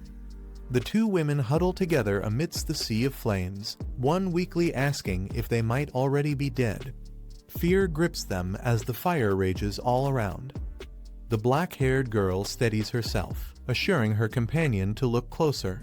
Despite the inferno, they are still alive. Shocked, the red-haired woman realizes this fire is not consuming them, but only their enemy. The two women stare in disbelief, realizing they are still alive. Relief washes over them as the man casually assures them the enemy has been dealt with, even joking that he hasn't had breakfast yet. The red-haired woman's eyes widen as recognition strikes her. Excitedly, she recalls that he was the one who saved them back in Yanaming Town during the Death Ghost incident. The man scratches his head, admitting it wasn't that hard to recognize him after all. The black-haired girl reacts in shock, questioning if the powerful fire-wielding expert they saw earlier was really her cousin. The red-haired woman smirks, teasing her for once calling him mediocre. The man scratches his head with a sheepish smile, not bothering to deny their suspicions any longer. The red-haired woman clutches the black-haired girl's shoulders, excitedly recounting his past feats defeating ghost corpses, drawing attention from Sister Su Yan, and even standing out in the wasteland. They piece the truth together. He isn't just a high-level fire user, his thunder attribute was strong enough to obliterate the black fog. Their eyes widen as they wonder if he is the same prodigy who broke through to the spirit creation realm back in their residential zone. Finally, he admits it. Calmly, he confirms their suspicions, but then turns serious, questioning why only the two of them came to face a dark attribute anomaly. Such threats are no ordinary crisis, and yet they fought alone without their team. The red-haired woman explains that one teammate is gravely ill and unable to join missions anymore, while another has been assigned elsewhere. Their uncle also had a harder mission, so the group rarely fights together as a whole. The black-haired girl admits her miscalculation, saying she underestimated the anomaly, believing her current strength would be enough. The man listens quietly, recalling how his cousin used to complain about her teammates, but now defends them in front of outsiders. He recognizes her loyalty, noting she has always been clever, and he had sensed this side of her before. Turning serious, he tells them since they already know who he truly is, and because he trusts them both, he has a proposal to make. With a steady gaze, the man extends his hand and proposes that they form a team. But he warns them not to reveal this secret to anyone else. The red-haired woman lights up with excitement, eagerly agreeing and promising to keep quiet. She can't help but think how lucky she is to benefit from this arrangement. The black-haired girl looks at him softly, realizing he must have known from the beginning that she was a pioneer. Silently, he had been protecting her all along. For her, having such a reliable relative by her side on this dangerous path feels like an unexpected blessing. Yet, as relief mixes with gratitude, she bites her lip, a complicated emotion hidden behind her expression. Smiling brightly, the black-haired girl thanks her cousin and jokes that she'll fry him 2 extra eggs for dinner as gratitude. The group walks together, and she suddenly announces that Sister Jailan has just posted a new mission. On her phone, the details of the mission appear. It warns about an extreme darkness zone, an especially dangerous area tied to dark attribute anomalies, requiring utmost caution before entry. The cousin's eyes narrow as he asks if they understand what the extreme darkness zone really is. She explains it's a restricted border area of Xia Nation, where the dark attribute is so concentrated and strong that most pioneers avoid it entirely. A message appears, someone signing up for the mission and asking Sister Jailan for details about the gathering. The cousin suggests they should try it, asking if Jailan would reveal more about the mission. But the girls explain that she's always been mysterious and rarely says more than a few words. He frowns, thinking it through. For Jailan to arrange something this dangerous, she must hold an unusual status. Perhaps she's a rogue fighter with high-level skills, or someone tied to the military or the Spirit Kai Association. Again, the same message repeats Fong Heju, asking what exactly they are gathering, for though the answer remains hidden in mystery. A new message from Sister Jailan appears. The mission's target is revealed, to collect something called Withered Bloom. She warns that this task is far more dangerous than before, as the extreme darkness zone's energy is far stronger than anything they've faced. She urges everyone to team up before proceeding. The two girls stare at the message in surprise. They whisper that Jailan has never been this detailed before, leaving them unsettled. Elsewhere, Jailan walks through a corridor surrounded by armed escorts. Her expression remains calm as she remarks that the rest will depend on someone else. Meanwhile, the cousin studies the message carefully, raising an eyebrow. He smirks, saying the words, "strong and reliable pioneers" sound almost too direct. It's as if Jailan is calling them out personally, challenging them to accept the mission. The cousin smirks, his eyes sharp with confidence. He tells his companion that Jailan's message feels like a direct challenge, as if she's personally calling him out. Far away, dark mist coils above a desolate land, the air heavy with corruption. The ominous atmosphere radiates dread, marking it as no ordinary place. He stares into the distance, a dangerous gleam in his eyes. Instead of fear, excitement stirs within him. The so-called extreme darkness zone is exactly the kind of place he wants to explore, and he's eager to take the trip. The group walks through the corridor, their footsteps echoing. One of the assistants nervously mentions concerns about the team. The woman leading them holds a bouquet calmly and answers that if the man is truly a pioneer worthy of trust, he will definitely come. The assistant hesitates, voicing her worry that if he doesn't appear, the entire batch of pioneers will be affected. But the woman cuts her off firmly, saying that if he fails to show, it only proves his strength is still lacking. She then turns toward the window, her expression sharp, a faint smile forming. She asks if they really believe that collecting the elusive flower is easy. For weak pioneers, this dangerous task is nothing but a path leading straight to death. The assistants exchange uneasy glances, unsure how to respond. The woman continues, explaining that forcing someone into a life or death mission just to maintain appearances goes against the true purpose. Her words leave the others silent, realizing the weight behind her reasoning. A dark ground is littered with blood and debris, where pale flowers bloom. The narration explains that gathering these flowers is the only path to rebuilding national strength. Only by collecting them can more pioneers be nurtured. The scene shifts to ordinary people on a subway, representing the future pillars of the nation. The flowers are essential for ensuring the survival and growth of these new generations. The view changes to a hospital ward bathed in light. Whether it is the backbone of tomorrow or soldiers who return from battle scarred, the flowers provide the vital strength to endure life and death struggles. Beside a hospital bed, the woman grips a patient's hand tightly. Her voice is resolute no matter the cost. They must obtain more of the elusive flowers to secure survival. An elderly man lies on a hospital bed, covered in scars and connected to a respirator. He is introduced as the only pioneer of Xia who reached the diamond rank, surviving only because of the healing properties of the rare flower. A powerful explosion flashes across the scene, symbolizing the might of such warriors. The narration explains that diamond-level powerhouses are invaluable, both as a national defense and as the greatest bargaining chips in negotiations with other nations. One of the assistants speaks with concern, telling the woman that while the mission is important, her health is just as critical. The woman looks down, her expression cold and unreadable, repeating her assistant's words in doubt, "My health is important."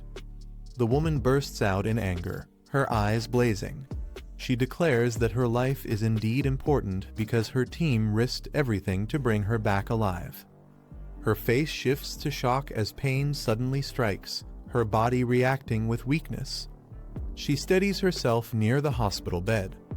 The assistants rush to her side in concern, apologizing for their words and asking if her illness is acting up again. Holding her head, she brushes it off with a faint smile, saying it's fine and not yet time for medicine. Memories of her old comrades flash in her mind, and she murmurs that it's all in the past now. On a battlefield littered with bodies, a soldier weakly calls for the execution squad to retreat immediately. Another wounded soldier urges the young woman to survive, saying their mission to collect the rare flower is now in her hands. For the sake of their teacher, their homeland, and everyone depending on them, they entrust the future to her. The young woman cries out in refusal, shouting that she will not leave and calling out to her captain. With tears and determination, she gathers the strength left behind by her fallen comrades. Lightning energy wraps around her as she vows to return alive, carrying their will with her. The woman explains coldly that the energy given to her is meaningless if the flower is tainted with blood or not harvested intact. Only a complete specimen holds true value. Time passes. Nearly 2 hours later, a new group makes its way across a barren landscape. One of them sighs, asking how many more kilometers they must walk. A red-haired woman points ahead, remarking that even pioneers are helpless until the spiritual energy fully integrates with the body. Without that, survival is impossible. From the shadows, a man with piercing red eyes watches silently, his gaze sharp and filled with intent. The group approaches a glowing blue barrier in the distance. One of them confirms that this is the edge of the restricted zone.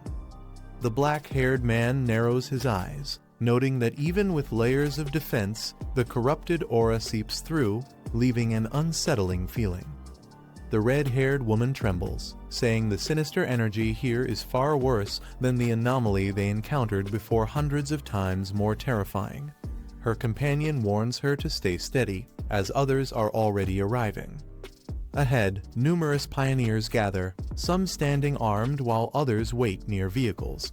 Observing the scene, someone remarks with surprise that quite a number of pioneers have shown up. Two women discuss the threat of black attribute anomalies. They note that these creatures kill indiscriminately and show no mercy toward humans. A terrifying shadowy monster looms over a city rooftop, its red eyes glowing as lightning flashes in the sky. The narration explains that such black attribute anomalies have already appeared multiple times within the city. The black-haired man calmly agrees. The woman beside him recalls facing two of these terrifying anomalies head-on before. She describes one as a mutated rabbit, though calling it a rabbit is misleading. With its twisted form and razor fangs, it resembles more of a nightmarish rodent than anything else. A monstrous creature lunges forward, its twisted body tearing into its prey with savage force. The black-haired man explains that another anomaly emerged from abandoned factories, a massive snake. Unlike the rabbit, its intelligence surpassed expectations, able to cooperate in hunting down pioneers and wiping out entire squads. He adds that the situation has grown dire. The city's outer defenses, built to contain such threats, are now showing cracks as more anomalies appear. From above, shadowy beasts soar over a burning city. Flames engulf buildings while monstrous wings blot out the sky, marking the chaos that humanity can no longer easily control. The black-haired man leads his companions forward, stating firmly that they must head to the front lines. At the barrier's entrance, several figures gather, preparing for the mission. The atmosphere is tense as more pioneers arrive. Among them, a silver-haired girl with twin braids appears. Her calm gaze lingers as she notices the newcomers. Her eyes widen slightly in surprise. She recognizes the man approaching and mutters in disbelief, questioning why he is here and even more, why he has brought along two young girls. The silver-haired girl suddenly covers her mouth in shock as her companion calls out to her in confusion, asking what's wrong. Nervously sweating, she mutters to herself, praying that he won't notice her presence. But when the black-haired man glances her way, she forces a smile and awkwardly addresses him as Captain Sue. The group exchanges puzzled looks. One of them whispers in surprise, wondering if this eccentric girl could really be the assistant of the envoy. Flustered, the silver-haired girl waves her hands defensively, insisting that it's all just a huge misunderstanding. The black-haired man smiles faintly, introducing the silver-haired girl as his assistant. She quickly bows in agreement, though her nervous posture betrays her discomfort. From the side, a mocking voice laughs, calling them arrogant children who speak too boldly without realizing their place. At the barrier's entrance, a heavily armored commander steps forward with his men. He ridicules the pioneers, saying most are inexperienced and wouldn't last without the protection of stronger forces. The red-haired woman clenches her fists in anger, but is held back by her companion. She warns that their arrogance could lead to trouble, especially without knowing the true status of the people they're facing. The red-haired woman steps forward confidently, staring down the armored commander. Her tone is sharp, warning him not to underestimate them. The commander smirks, dismissing her words. He mocks her, saying that in the darkness of the restricted zone, it won't be long before people like her regret such arrogance. His expression shifts, eyes narrowing as he mutters under his breath, clearly annoyed by the confrontation. Suddenly, the roar of an engine cuts through the tension. A vehicle approaches the gathering, drawing everyone's attention as the situation grows heavier. The rumbling of an engine stops, and the vehicle door swings open. From inside, a tall woman in a white coat steps out, instantly drawing everyone's attention. Gasps ripple through the crowd as someone recognizes her identity. Shock spreads, this is none other than Sister Lan. She strides forward with confidence, her long coat flowing behind her. Witnesses confirm in awe that it truly is her, leaving the atmosphere heavy with respect. Whispers spread among the pioneers, marveling at her presence and wondering what her true identity might be. With such authority, she is clearly the one responsible for opening the path ahead. With a determined look, the woman stands before the massive glowing barrier, her eyes reflecting the surge of energy. She steps forward confidently, the blue light of the gate swirling like a storm, illuminating her figure. Raising her hand, she reveals a glowing key-shaped artifact, channeling her power into it. The artifact activates with a blinding flash. Energy cascades down like waterfalls of lightning, and the barrier begins to split open under her command. As the artifact's power reaches its peak, the barrier trembles violently, releasing a surge of blinding red and blue energy. The gate erupts with a thunderous roar, tearing open with overwhelming force. The sky itself seems to split under the pressure. The woman stands firm at the center of it all, her figure illuminated by the chaotic storm of light and energy. With the final burst, the great gate opens completely, marking the beginning of their dangerous mission beyond. The dark portal finally stabilizes, and the group is given permission to enter. The woman in charge stands before the ominous gate, reminding them of one crucial rule: the withered bloom they seek must be whole and free of any human blood. Her cold tone makes it clear there will be no excuses if they fail. The recruits gather nervously, some glancing at the swirling entrance with unease. One man mutters bitterly that they're being sent in to risk their lives without proper pay or protection. To him, it feels less like a mission and more like a death order, and the lack of compensation only fuels his frustration. Another man quickly silences him, warning that complaints are useless. If they die inside, the officials won't acknowledge it as their fault. Instead, they'll simply be reported as missing, leaving no trace of accountability. The grim reality hangs heavy in the air as the group slowly moves toward the gate. Nearby, two men exchange hushed words. One points out that if death truly awaited them, their families would mysteriously receive huge sums of money. To him, that payout is nothing more than an admission that the officials are sacrificing them on purpose.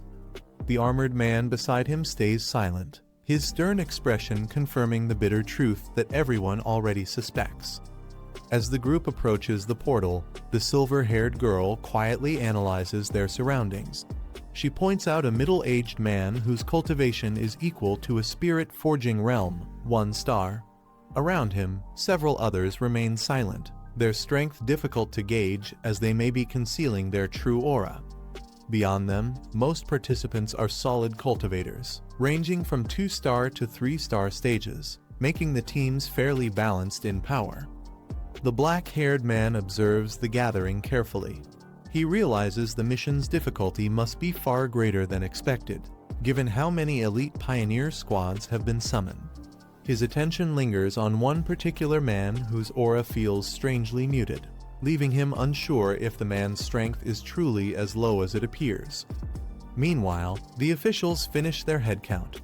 They confirm that the expedition into the extreme dark zone includes 2 2-star teams, 3 3-star teams, and 5 1-star teams. The anomalies inside are reported to vary from B class up to the dangerous S class. With preparations complete, the order is given to begin, and the monitoring teams are instructed to track everything closely. The scene shifts inside the portal, revealing a desolate wasteland. The land is barren, shrouded in heavy fog, with dead trees jutting from the cracked ground. The ominous silence sets the tone for the dangerous mission awaiting those who dared to enter. The team carefully steps deeper into the wasteland, surrounded by streams of ominous dark energy. The atmosphere is suffocating, and every sound seems amplified in the eerie silence. One member warns the others to stay close together, explaining that the dense darkness attribute in the area distorts vision. If they scatter, they'll quickly lose their sense of direction. Behind them, a girl suddenly collapses, gagging and clutching her stomach as the overwhelming stench makes her retch uncontrollably. The silver-haired girl kneels beside her, speaking in a calm voice.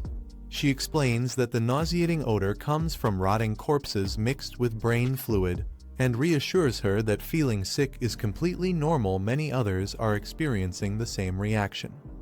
She gestures toward the distance, where even cultivators at higher levels are visibly struggling, some doubling over and vomiting from the unbearable stench. The grim sight makes it clear that no one is immune to the horrors of the extreme dark zone. The silver-haired girl explains that the darkness attribute naturally restrains pioneers, acting like a form of pollution. Inside the extreme dark zone, the anomalies are especially active, making the environment even more dangerous. The black-haired man recalls the classifications of anomalies. B-class anomalies are roughly equal to X realm pioneers, and while dangerous, their damage is considered controllable. But higher threats exist. A-class anomalies require multiple pioneers of the same level to subdue, often appearing as monstrous beasts. S-class anomalies are on another level entirely, rivaling stars themselves and bringing destruction on a near cataclysmic scale. He notes that within the extreme dark zone, the darkness attribute provides these creatures with an additional boost, meaning an anomaly judged B-class elsewhere could easily be a class here. Hearing this, one of the girls admits it's her first time learning about such details.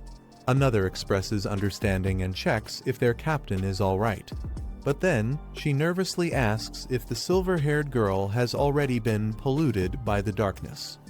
The silver-haired girl reassures the others not to worry, saying her squad is used to handling cases with such foul stench. She reveals that Captain Su has already broken through to Axe Realm 3-star and has recently mutated his water attribute into an ice attribute, pushing himself even harder. One of the teammates notes that such rapid progression comes with risks, warning them to stay cautious around him. Still, they agree to prioritize the mission, urging the group to move quickly and stay close together to avoid distractions. The black-haired man halts the group, telling them they've reached the right spot. He orders everyone to conserve their strength and remain alert, warning them not to let the darkness exploit any weakness. Despite the oppressive environment, he reflects that his own body hasn't felt too affected since entering.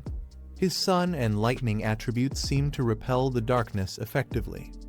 He considers another possibility that his recent advancement to Spirit Forging Realm may have strengthened his aura, allowing him to resist the corruption far better than before.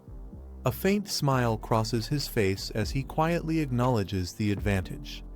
Elsewhere in the extreme dark zone, fierce battles erupt as teams clash with monstrous anomalies.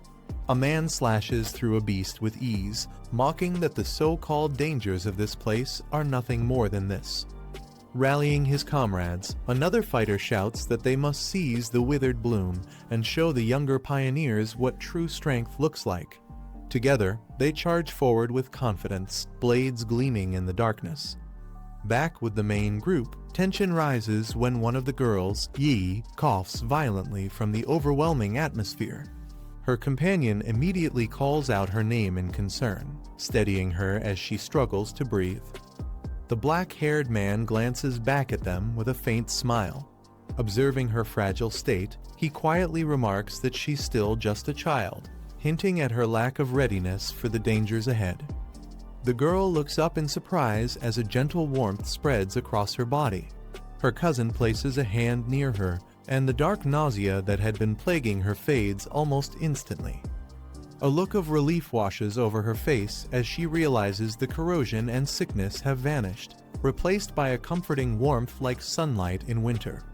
The others marvel at the effect, calling it the true power of the spirit-forging realm. She studies the energy carefully, noting how rare and advanced the attribute feels. Since breaking into Axe Realm 3-star, her senses for attributes have deepened, allowing her to recognize its uniqueness.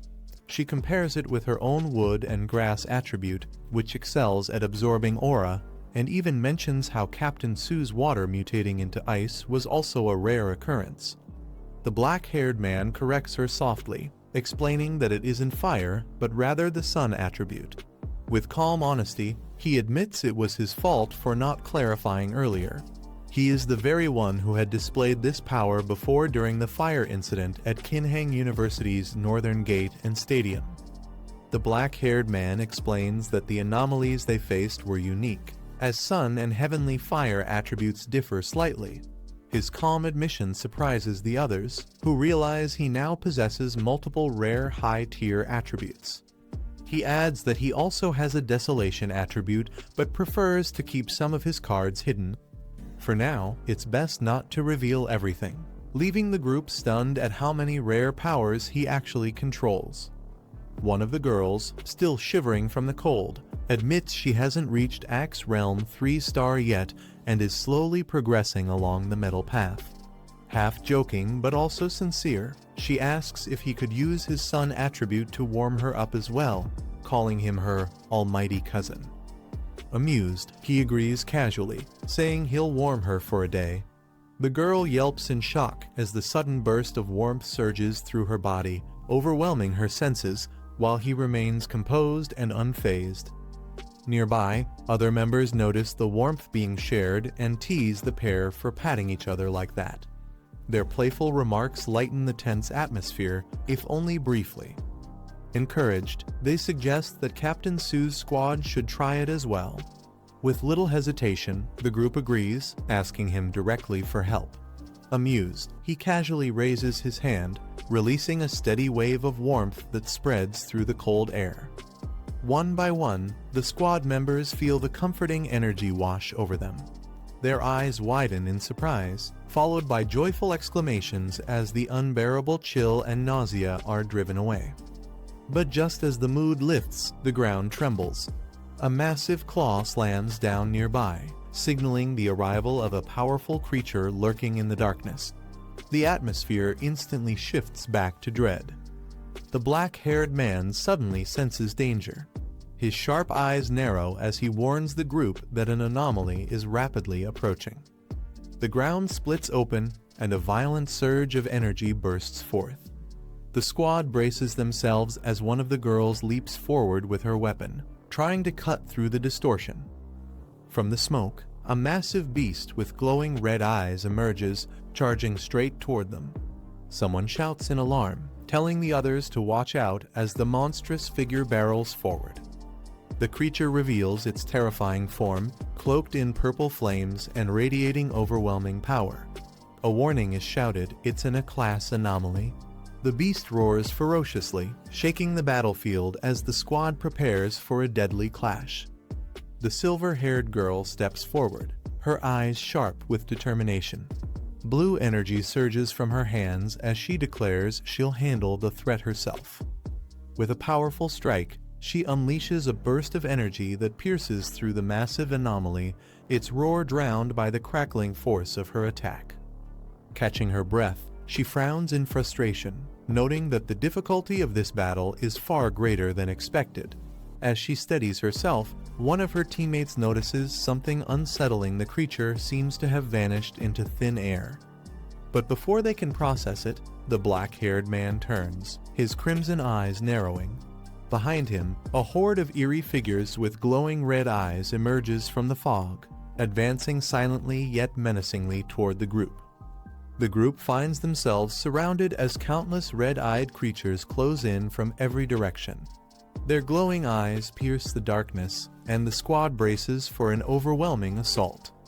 The black-haired man steps forward calmly, his voice firm as he tells the others to move aside. Golden light begins to flicker around him, pushing back the encroaching shadows. His eyes ignite with blazing energy, streaks of fiery power radiating outward as his aura surges to a new peak. The sheer intensity of his presence makes the ground tremble. In the next instant, a massive eruption of flames bursts forth, engulfing the horde of monsters in a devastating inferno. The enemies are consumed in a torrent of fire, leaving no doubt about the overwhelming might of his sun attribute. The battlefield is engulfed in blazing flames as the black-haired man unleashes his full power. The horde of anomalies screams in agony, their bodies burning away under the overwhelming force of his sun attribute. As the flames die down, he calmly announces that this wave of anomalies has already dissipated. He warns his companions not to be deceived by the countless glowing eyes they saw earlier. There were only two true enemies. The silver-haired girl looks at him in surprise, remarking that she hadn't expected anomalies here to evolve to the point of mimicking human speech. He replies with quiet certainty that perhaps, after consuming so many people, they had learned it. The narration notes the sheer scale of his strength within a single strike. 2 A-class phantom beasts had been completely annihilated. The purple flames in his hand flicker ominously against the backdrop of the burning wasteland, a clear reminder of the unmatched power he now commands. A masked woman watches the battlefield, acknowledging the strength of the anomalies. Even for her, she admits it would take several rounds of combat to bring them down. Meanwhile, the group regathers. The silver-haired girl warns that anomalies might disguise themselves and infiltrate their ranks, urging everyone to stay alert. The others nod cautiously, realizing the danger of lowering their guard in this place. Nearby, one of the girls struggles to recover from the overwhelming aura. She clutches her chest, thinking to herself that the suffocating pressure from these anomalies is far more terrifying than zombies. Even breathing near them feels like it could burn her alive. As she tries to steady herself, the black-haired man orders her to get up. Before she can respond, a sudden sound echoes through the cavern, drawing his sharp gaze toward the source of the disturbance. As the group pauses, the black-haired man's expression sharpens. One of the girls suddenly remarks that it sounds like ocean waves can be heard ahead, a sound that feels out of place in the desolate wasteland. The uneasy calm breaks in an instant. A strange noise erupts, catching everyone off guard. The squad tenses as they realize something is rapidly approaching from the shadows. Footsteps echo across the ground, heavy and deliberate, sending chills through the group as the sound grows louder with each step. Elsewhere, another squad is locked in battle. Panic overtakes them as one of the fighters yells for the others to stop fighting and run. Whatever they're facing, he shouts, is far too sinister to handle head-on. The black-haired man's sharp senses catch something unusual. One of the girls suddenly stiffens and points out that the sound of waves can be heard ahead. But in this barren wasteland, such a thing is impossible. Before they can react, a chilling scream echoes from another squad. Panic spreads as fighters shout in terror, realizing what they are facing. darkness erupts violently, and countless shadowy figures surge forward, their presence overwhelming like a tidal wave. The ground shakes as the soldiers struggle to hold their ground. The terrified survivors cry out in despair, identifying the threat. It's the Dark Tide, a calamity so fearsome that even legendary armies once suffered devastating losses against it. A terrifying red tide surges across the battlefield, swallowing everything in its path. Soldiers are dragged helplessly into the darkness, their cries for help echoing as fear spreads. One man trembles, realizing that if the regular army was crushed by this force, then his chances of surviving are slim as well. Amid the chaos, a warrior steps forward with determination. Holding a glowing green sword, he summons his strength and surrounds himself with a radiant barrier of light. With arrogance, he shouts that everything here belongs to him, unwilling to yield to the dark tide. The clash between the two forces shakes the air. His green aura holds strong for a moment, but the overwhelming red tide towers above, pressing against him like an unstoppable wave. The battlefield trembles, showing the vast difference in power.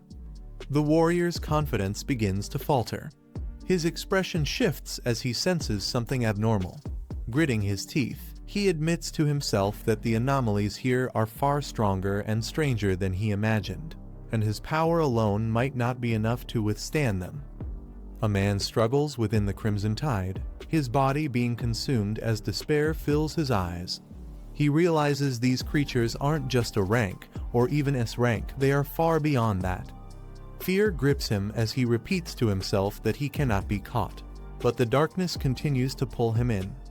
Nearby, more soldiers are dragged into the abyss, their screams echoing as they desperately reach for help. The overwhelming force shows no mercy, devouring anyone who gets close.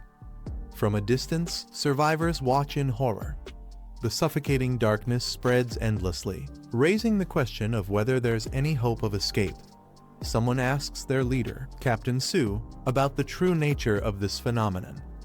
Captain Su explains that the Dark Tide is the pinnacle of dark attribute power, a corrosive force that devours everything, leaving nothing behind. His companions panic, realizing their plan should have kept them safe, yet the forces ahead were wiped out without a trace.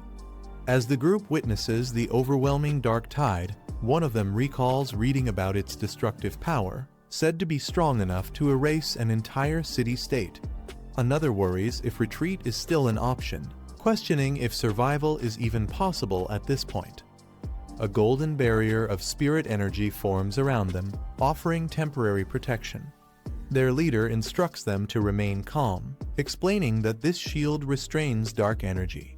If necessary, they must combine their strength to reinforce it and buy enough time to withstand the surge. Despite the barrier, doubt spreads among them. A blonde woman warns that the Dark Tide is condensed dark attribute itself, a force far beyond what they can resist. She recalls how even a powerful elder at the spirit-shaping realm was swallowed whole without resistance. Amid the fear, the black-haired young man steps forward. Flames and lightning swirl around him as he readies his power. He declares boldly that even if the Dark Tide is condensed, he will destroy it with his own strength. The group watches in shock as the black-haired young man unleashes his power, flames and lightning bursting forward like a blazing spear. Someone exclaims in disbelief, wondering if he truly intends to destroy the Dark Tide itself. The fiery strike pierces through the suffocating darkness, cutting a path into the overwhelming tide. The impact shakes the battlefield, its force echoing across the red abyss.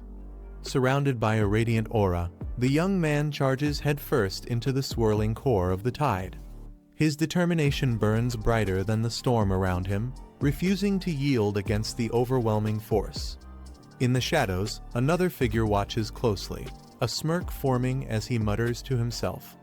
Everything seems to be unfolding exactly as he predicted. The young man finds himself surrounded by grotesque, red-eyed monsters born from the Dark Tide. He observes that these aren't simple rank creatures, but abominations fused and evolved under dark energy's control, forming powerful composites. their presence grows even more overwhelming, spanning from B rank to S rank and beyond. The overall strength of these anomalies is far greater than expected, each one radiating dangerous intent as they close in. Without hesitation, he unleashes a surge of blue energy. The force bursts outward like a shockwave, tearing through the incoming monstrosities. His sword cuts through the swarm, striking directly at the towering creatures. The light from his attack pierces their dark forms, momentarily holding back the tide of horrors pressing down on him. A monstrous anomaly with glowing red eyes lunges toward the black-haired young man, its presence radiating killing intent. Without hesitation, he counters with a blazing strike of fire, slicing through the creature in an instant. Normally, such a powerful attack would only injure an A-rank anomaly, but within the Dark Tide, even these terrifying beasts can be destroyed outright. He steadies himself, eyes sharp, observing the battlefield as if waiting for something more. His gaze locks onto a figure cloaked in flames of corruption. Recognition flashes across his face. It's someone from earlier, now twisted by the Dark Tide. He coldly asks if that person is still alive inside, testing whether any humanity remains. The corrupted man writhes in agony, his body nearly overtaken by the dark energy. Yet traces of spirit energy still flicker within him, showing that he hasn't been fully consumed. The young fighter notes that while this man's foundation in the spirit-shaping realm isn't as firm, he is still a genuine cultivator, meaning there's a sliver of hope left. With determination, the young man raises his hand, summoning overwhelming power. Lightning surges around him as he prepares to unleash a decisive technique. He roars his attack Divine Thunder, 100 refinements, as a colossal bolt of energy tears downward, shaking the entire battlefield with its force. The attack lands with devastating impact, blasting through the corruption. The once twisted man crashes to the ground, heavily injured but no longer fully consumed by darkness. Standing over the fallen man, the black-haired fighter notes that he can still be saved, though only barely. Flames flicker along his blade, casting light on the wounded cultivator. Darkness stirs again, surging from the corrupted surroundings as he remains vigilant, his fiery sword held ready. A massive figure of corruption rises before him, regenerating without end. He clicks his tongue in irritation, realizing this must be the unique trait of anomalies beyond his rank. Instead of despairing, a confident smile spreads across his face. He decides to test another method, channeling spirit-based power to counter the infinite regeneration. The black-haired fighter releases a surge of energy, golden light clashing against the looming wave of dark anomalies. The battlefield shakes as the two forces collide. Blue lightning crackles in his hand as he examines the situation. Even at the spirit-shaping realm, he realizes he cannot extract dark energy directly. He mutters that, as expected, the dark attribute is far more unusual than any other. A faint smile forms on his face, showing neither panic nor hesitation. Instead, he appears intrigued by the challenge. Surrounded by the howling tide of monstrous abominations, he steadies himself. If he can't erase the darkness completely or absorb it outright, he resolves to find another way forward. Surrounded by monstrous anomalies, the young fighter regrets not having his companion, the little white flower. With its desolation power, he could have fought the darkness on equal footing. Instead, he wonders what else he can rely on. His fiery aura burns brighter as realization dawns. He remembers that the answer has been right in front of him all along. Elsewhere, his allies watch anxiously from within their protective barrier. One of them asks Captain Su if he has ever seen anything like this before. Su admits his knowledge is limited and that he has never witnessed such a phenomenon. Their attention shifts as they notice something shocking. The overwhelming dark tide, which had been raging uncontrollably, suddenly freezes still in place. Inside the protective barrier, the girls watch anxiously. One of them feels uneasy, admitting that not even when facing ghost vines had she felt such dread. She worries about her cousin, who has been inside the tide for too long, fearing something might happen to him. Another girl reassures her, noting that his barrier is still intact, only flickering slightly. She suggests reinforcing it with their spirit power, adding that if someone like him were to fall, the rest of them would be dragged down regardless. With confidence, the blonde girl explains that he is a spirit-shaping realm cultivator wielding multiple insane attributes. His strength could rival a 3-star spirit-shaping expert, making him far beyond what they in the Ghost Axe realm could ever step in to save. Her remark lightens the tension as laughter breaks out. One girl jokes about Captain Sue's humor, while another adds that her teammates often say the same, asking if she's feeling better now. A blazing torrent of fire erupts across the battlefield, illuminating the darkness as the ground trembles under its power. The black-haired fighter unleashes one of his ultimate techniques, 9-Dragon Heavenly Flame Seal. The flames twist and roar like living dragons, filling the sky with overwhelming might. Engulfed in golden fire and blue lightning, he rises above the chaos, commanding the dragons with a single word, "Rise." His aura surges, defying the dark tide's crushing force. From within the protective barrier, his allies stare in awe. One shouts in excitement that it's her cousin, while another recognizes the devastating move, whispering in disbelief about the technique he just used. The battlefield erupts as blazing dragons soar through the sky, their flames coiling with unstoppable force. The sheer might of the 9-Dragon Heavenly Flame Seal leaves everyone stunned, with one ally whispering in awe that it's far too powerful. From a distance, a woman observes closely, recognizing the true nature of the technique. She mutters in disbelief, realizing it's a heavenly flame capable of sealing power itself. Her eyes widen as the flames compress into a glowing sphere. Shocked, she questions if he truly managed to seal the dark tide, something thought to be impossible. Meanwhile, the black-haired fighter lands with determination, his body crackling with lightning. He channels even more energy, preparing for what comes next as the battle is far from over. The young fighter raises his arms as flames and lightning merge together, forming a massive sphere of fiery energy. Its sheer size radiates destructive power, shaking the ground beneath him. With a thunderous roar, he declares the technique 9-Dragon Edict, channeling every ounce of strength into the blazing sphere. The energy surges skyward, coiling into a fiery dragon before crashing down with overwhelming force. The explosion rips through the battlefield, leaving shockwaves in its wake. Steadying himself, he directs the massive torrent of fire forward, unleashing the full might of his technique. The storm of flames and lightning engulfs everything in its path, pressing toward the dark tide with unstoppable momentum. The massive sphere of fire and lightning spins violently, its energy spiraling outward as if ready to consume everything in its path. The 9-Dragon Edict grows denser, radiating unstoppable force. With a thunderous impact, the blazing sphere compresses into a brilliant core of destruction. The ground shakes under its immense pressure, signaling the devastating strike that is about to unfold.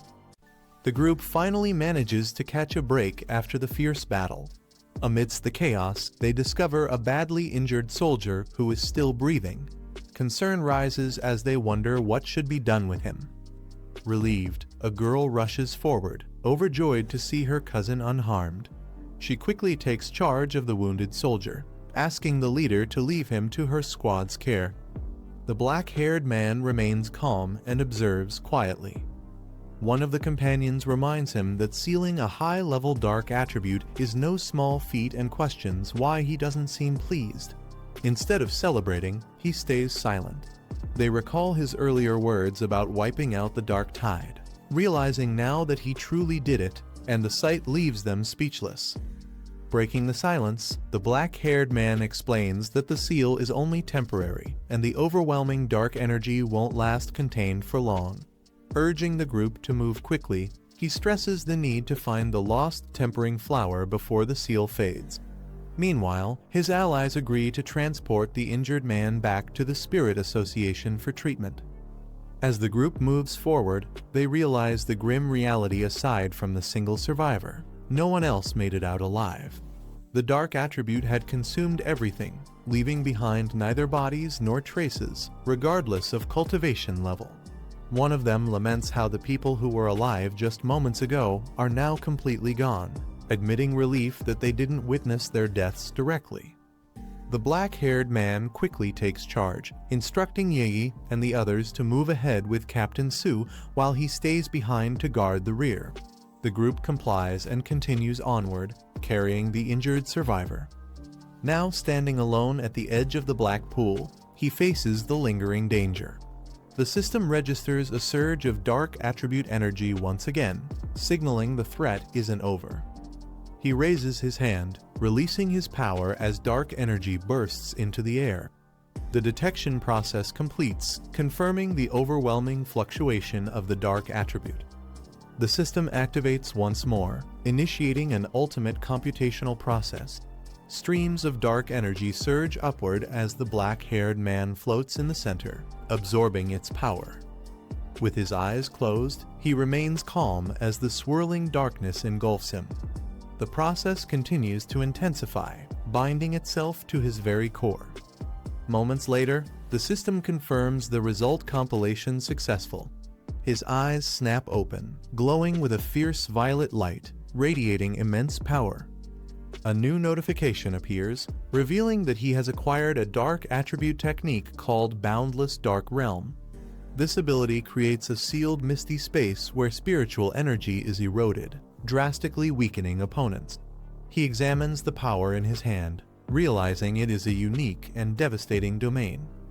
The black-haired man reflects on his new ability, realizing that if he uses the Boundless Dark Realm in battle, its corrosive effect can drain opponents' spiritual power and cut off their energy. Combined with his other techniques, the effect would become even more devastating, allowing him to crush even anomalies stronger than the Dark Tide. Meanwhile, his ally senses something unusual and warns him that the black mist seems to be reforming around them. Her eyes widen in shock as she notices the sudden shift in spiritual energy. The man's power surges violently once again, triggering another breakthrough. His companion is stunned, unable to understand how such a fluctuation could happen without any major trigger. The silver-haired girl is stunned, realizing that he actually absorbed the Dark Tide's power and energy officially rated level with no upper limit. To her, it seems completely absurd. She recalls how, during the early warning period of mystical resurgence, the dark attribute was considered the most terrifying threat of all. It could wipe out entire regions, which is why absorbing it was strictly forbidden by the authorities. Officials had once tried to purify and refine the dark attribute, but the results were disastrous. The consequences were so severe that dark attribute anomalies had to be classified separately from all others. These anomalies ranged from D to S level, yet even a lower class 1 could easily torment someone just entering the ghost catching stage. The Dark Tide itself was in a league of its own, considered a highest class anomaly, far beyond what ordinary exorcists could handle. Back when dark attributes hadn't yet been banned, some pioneers attempted to absorb them. But even at the ghost catching stage, one man was driven insane after trying to take in a mere D-class dark anomaly. He lost everything: his mind, his family, and remains in an asylum to this day. Now, the black-haired man exhales slowly, his hands still carrying traces of the power he just absorbed. He suddenly calls out to the shadows, telling the hidden figure to reveal themselves since they've been watching for quite some time. A mysterious woman steps forward, recognizing him.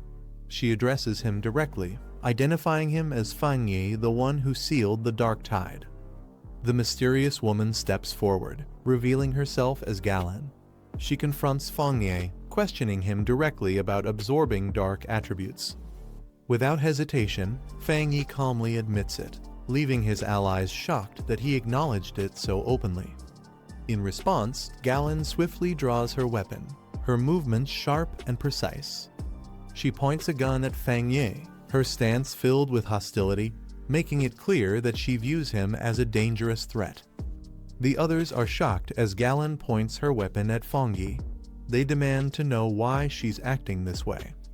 Galen is reminded that Fang Ye is the top target her military wants to recruit. The Spirit Association had also tried to bring him in first, but she cut them off, raising suspicion about her true motives. Fang Yi calmly remarks that their mission was supposed to be about finding the lost tempering flower, not turning on each other. He points out how strange it is that Galen seems more upset about their survival than the mission's success.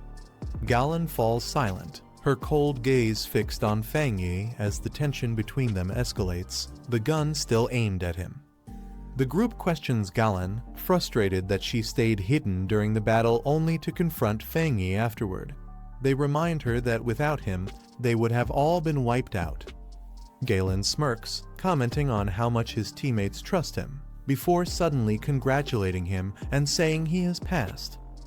Confused, the others demand to know what she means by passed. Fang Yi narrows his eyes, realizing her intentions. He calmly asks if she came here just to test him. Galen admits she wanted to see Fang Yi's true character for herself, not just rely on reports of his power and talent. She then answers why she didn't step in earlier. Pioneers are bound by the rules of the spiritual resurgence world, meaning she couldn't interfere directly. She explains that pioneers all share the same fate. Life or death can shift in an instant. Still, they are fortunate because someone trustworthy and strong stood up to protect them. Finally, she points out something they hadn't realized: none of the enemies had attacked them since the battle ended. It was because Fang Yi's act of sealing the dark tide left them too intimidated to make a move. Fang Yi reflects that the dark tide itself is like a predator bullying the weak but cowering before the strong. Galen steps forward, offering to guide them to the lost tempering flower, claiming she knows the terrain better than they do. Watching her, Fang Yi's ally quietly remarks that Galen seems somewhat unstable. Fang Yi recalls that her squad once encountered the dark tide before, and she was the only survivor. Because of her strict adherence to rules and the trauma of her past losses, Galen has developed a destructive mindset. Yet, something still drives her forward, and witnessing Fang Yi seal the dark tide seems to have pushed her to the very edge. Fang Yi tells his companions to let it go and give Galen some slack. The group realizes she's injured. They note that although her cultivation is at the soul creation stage with 2 stars, her spiritual barrier has weakened and dropped by at least 2 levels. The blue glow surrounding her body reveals just how badly hurt she truly is. Despite her condition, she continues moving forward, her steps unsteady but determined. Galen quietly thanks them but insists her injury doesn't matter. The narration shifts to describe the ominous surroundings, an extreme dark zone known as the Abyss Graveyard. The group continues onward together, carrying the wounded while pressing deeper into the dangerous area. Fang Yi suddenly reacts, his sharp eyes catching something unusual ahead, his expression turning tense. Fang Yi halts at the grim sight of bones scattered across the ground, realizing the danger of the place they've entered. Galen confirms they've arrived at the mass graveyard, the heart of the dark zone. Amidst the eerie landscape, they spot their objective, the radiant lost tempering flower glowing in the distance. The group remains silent, tension hanging in the air as they prepare for what comes next. The group approaches the lost tempering flower, but shadowy figures rise from the ground, surrounding it ominously. Galen stares at the flower, muttering that she has finally found it again, her expression filled with obsession. Fang Yi immediately senses something is wrong. A burst of fiery energy erupts as one of his companions shouts at Galen to snap out of it, trying to pull her back to her senses. A blazing fireball descends rapidly, aimed directly at Galen. She raises her hand in shock, realizing the sudden threat closing in on her. A massive explosion erupts, shocking the woman. She realizes the man's power carries the extremely rare Yang attribute. Without hesitation, she leaps forward and strikes with full force, the impact shattering the ground. The man stands unfazed, calmly raising his hand while she glares at him in silence. Frustrated, she questions herself, wondering if all her preparations were still not enough. The others rush to Galrin, worried about her condition. They warn her that the dark attribute has already taken hold of her. The man calmly states that when it comes to the lost bloom, he alone is enough. He turns and walks forward, carrying his sword with steady steps. Stopping ahead, he comes face to face with the glowing lost bloom. The man stands calmly with his sword drawn as the ground begins to crack. A monstrous creature with glowing red eyes bursts forward, charging straight at him. The beast roars with its mouth wide open, filled with crimson energy. Unfazed, the man raises his hand, summoning blue energy as he declares his technique Divine Lightning. The man strikes the beast with divine lightning, electricity surging through its massive body. The monster roars in pain but still refuses to fall. He realizes just how many anomalies these dungeons continue to produce. Knowing time is short, he decides to end it quickly. With a cold gaze, he prepares another technique. Unleashing a surge of purple energy, he activates his move Limitless Dark Domain, engulfing the monster in darkness. The limitless dark domain engulfs the monster, trapping it in a sphere of swirling purple energy. The beast writhes violently inside, its body overwhelmed by the crushing darkness. It lets out a distorted cry, struggling as the power tears through it. The narration reveals that the S-rank half-corrupted fox demon has been reduced to B rank. The man notes that it dropped 2 whole ranks, proving its so-called cultivation wasn't that strong after all. The man grips his blazing sword, flames igniting with fierce power. He swings down with a fiery slash, declaring that it's over as the explosion lights up the battlefield. Watching from a distance, the others notice a black energy forming. They wonder if it's the dark attribute but feel that it carries a different aura. They realize the truth, it's Fang Yi's domain. He had mastered the dark attribute and created a domain entirely on his own, without a teacher. One of the women explains that creating a domain with spiritual power is an incredible feat, something only their master could once accomplish. She recalls how their master once unfolded his domain to suppress a calamity threatening the capital, but the result was devastating. As Fang Yi's domain shifts, the others watch in awe, shocked at how quickly it is moving. With a calm smile, Fang Yi waves his hand and remarks that this should be the last of the trouble within the mass grave.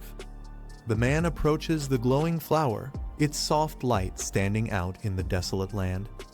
He carefully reaches down and lifts the flower with both hands.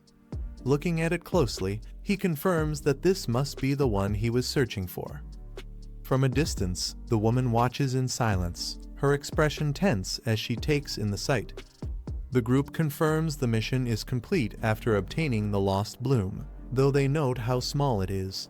They warn that the dark tide could erupt at any moment, so they must withdraw immediately.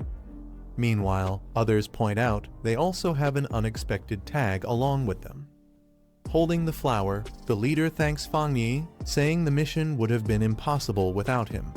She also expresses gratitude to everyone as they prepare to leave. As the group walks away, Galrin quietly tells Fang Yi that she is truly grateful.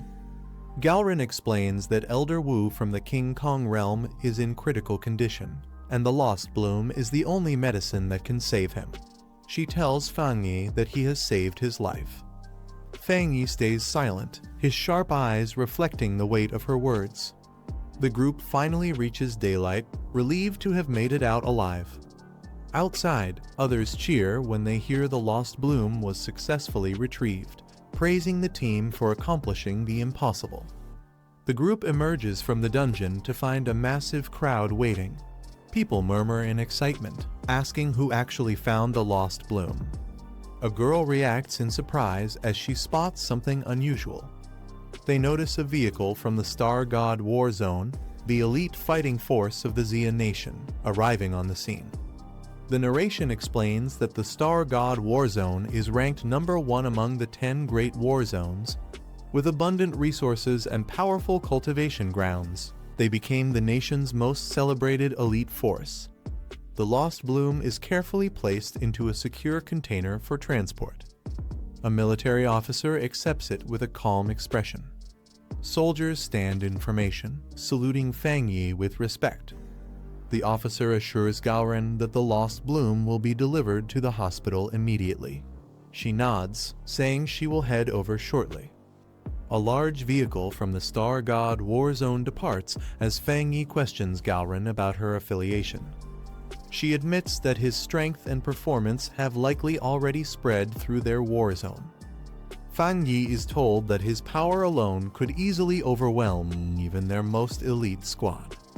Gaoren offers him cultivation resources and doubled bounty rewards if he joins, but Fang Yi politely declines, saying he has his own way of cultivating.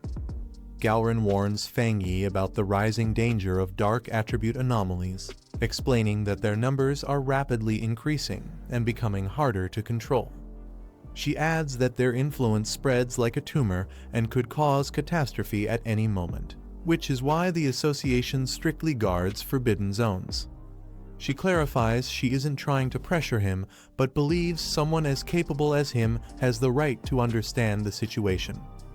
Fang Yi responds with a calm smile, assuring her that if he encounters another anomaly, he won't stand by idly, even if strangers are involved. Gaoren looks at Fang Yi with a gentle smile, expressing her gratitude. She tells him it has been a pleasure meeting him and offers him a token. With the token in hand, she explains that it grants him access to freely enter any forbidden zone for cultivation. She adds one more invitation, asking Fang Yi if he would like to go and meet Elder Wu. The woman smiles and says the person she mentioned is her honored teacher.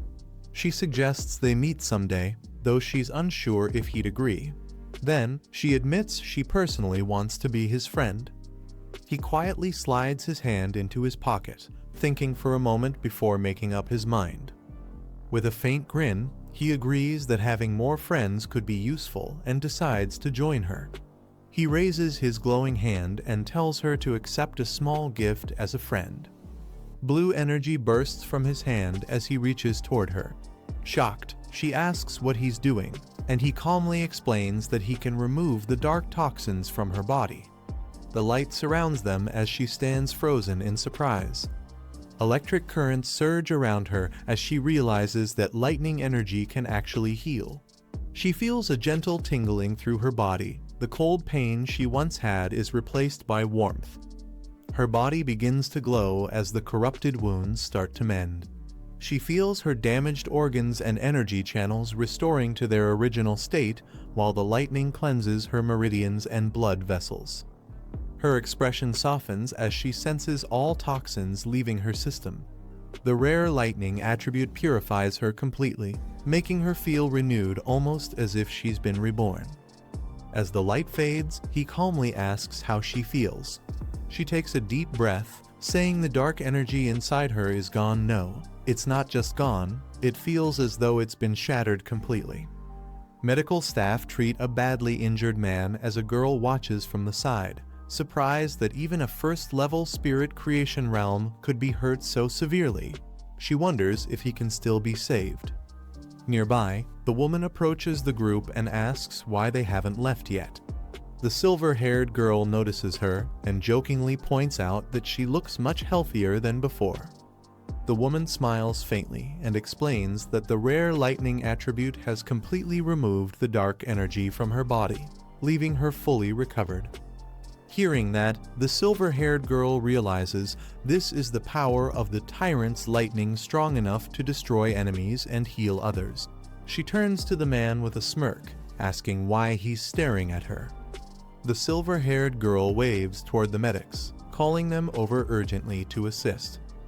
She then turns to the black-haired man with a bright smile and asks if they can work together. Curious, he asks what she means, and she explains that by combining his spiritual power with medical tools, they could help more people affected by dark energy. Excited, she suddenly bows forward, begging him to demonstrate his lightning power once more.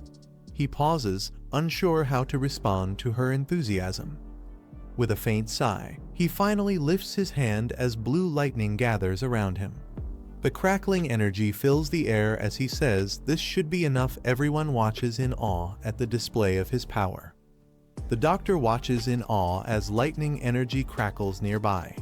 He realizes it's possible a lightning attribute this pure and powerful can truly counter the dark attribute. The woman explains that Fang Yi directly transferred his lightning energy to her, completely removing the darkness from her body. The silver-haired girl then suggests having him help other injured pioneers as well, mentioning a comatose spirit creation realm fighter. The doctor shakes his head, explaining that not everyone can withstand such intense spiritual power. He adds that to heal someone that's severely wounded, the lightning energy required would be 10 times greater. The scene shifts to a man lying unconscious in a medical pod. The doctor says it would be a miracle if he even survives. Full recovery is nearly impossible. The medics lead Fang Yi to their equipment as he asks how to transfer his spiritual power, comparing it to a blood transfusion. They tell him to follow them and demonstrate the process. He places his hand into the device and channels his spiritual power into it, calmly agreeing to their instructions. Nearby, others watch as one girl remarks that she didn't expect Galrin to be such a high-ranking officer in the Star God War Zone. She's impressed that the organization would personally extend an offer to him. Another observer quietly notes how even the normally distant Galrin showed interest in him. She took the initiative to befriend him and even gave him her personal token. Fang Yi remains silent, his expression calm and unreadable. Fang Yi notices two familiar figures approaching and turns with a faint smile as he greets them. The two women, Yi Yi and Bai, respond warmly, saying they've already adapted to their surroundings. Ye Yi explains that they plan to train further and take on new missions, saying they can't always rely on him if they want to improve. Determined, she thinks to herself that she must catch up to his level as soon as possible. Fang Yi nods slightly and tells them to be careful before turning back to continue transferring his spiritual power under the supervision of the medics. Fang Yi smiles softly, thinking to himself that the younger ones have really grown up. The silver-haired girl waves as she says her team will take their leave for now, hoping they'll meet again on their next mission. Fang Yi and Galrin nod, deciding to go visit Elder Wu next. Their vehicle drives off through the rocky terrain while someone inside complains about how distant the others are for not joining them at the scene. Inside the van, the silver-haired girl fumes in frustration, saying all her efforts to recruit Fang Yi were wasted now that he's been taken by the Star God War Zone. Her teammates laugh, trying to calm her down as she grumbles behind the wheel. In a shadowy meeting, figures discuss the disarray within the spiritual association. They note that its structure is too chaotic, with officials at the headquarters acting more arrogant than even military leaders. They continue, criticizing how elite squads operate independently without unity or discipline, and how few are willing to lower their pride to work with Fang Yi. At the Star God War Zone medical base, the narrator reflects that it's fortunate some of these powerhouses at least avoid causing trouble. Fang Yi and Galrin arrive at the facility. Inside a quiet room, they stand beside an unconscious elderly man. Fang Yi asks if this is Elder Wu, and Galrin confirms he's a former powerhouse of the King Kong realm, now reduced to a frail, weakened state. Elder Wu lies motionless in his hospital bed, his body covered in dark veins as machines keep him alive. Galrin explains that he hasn't woken up since using a powerful technique called the Lost Bloom. Before that, he was nearly like a walking corpse. Fang Yi looks at the frail old man and quietly asks what exactly he went through to end up like this. Galrin recalls the event a catastrophic dark attribute disaster struck the capital. To stop the spreading darkness, her teacher, Elder Wu, sacrificed himself to seal the rift in the sky. Before he did, everyone had combined their strength, transferring their spiritual power to him. Channeling all that energy, Elder Wu unleashed everything he had in one final, desperate act to protect the city. A monstrous red storm devours the land as Galrin explains that the dark attribute disaster was beyond S rank in scale, far more destructive than anything they'd faced before. She says that if such a disaster descended again, it could wipe out the entire capital and even destroy nearby cities. Losing the capital would throw the whole nation into chaos. Elder Wu used his own domain to seal the massive anomaly, but its power was beyond imagination. It took the combined strength of every top expert just to hold it back. Despite his strength, Elder Wu was overwhelmed by the dark attribute, screaming in agony as it consumed him. If he hadn't been a King Kong realm powerhouse, he would have perished instantly or worse, become fuel for the darkness itself. Fang Yi looks at the unconscious Elder Wu and says that anyone capable of preventing the city's destruction is truly a remarkable pioneer. He recalls the countless pioneers who once stood before him, sacrificing themselves so he could be the last survivor. A faint thought crosses his mind, perhaps in another life. This man had already made that same sacrifice. Without hesitation, Fang Yi steps forward and extends his hand toward the old man's chest. Startled, Galrin shouts, asking what he's doing to her teacher.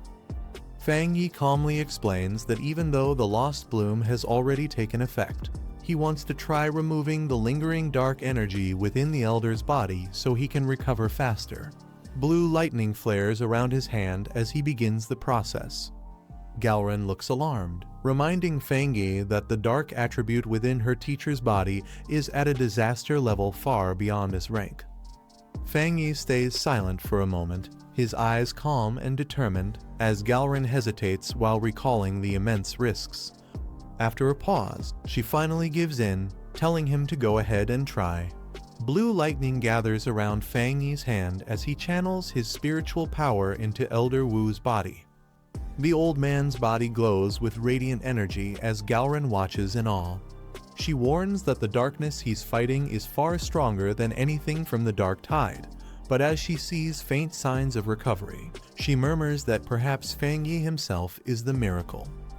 Fang Yi's body glows with blue lightning as he calmly says he understands the risk.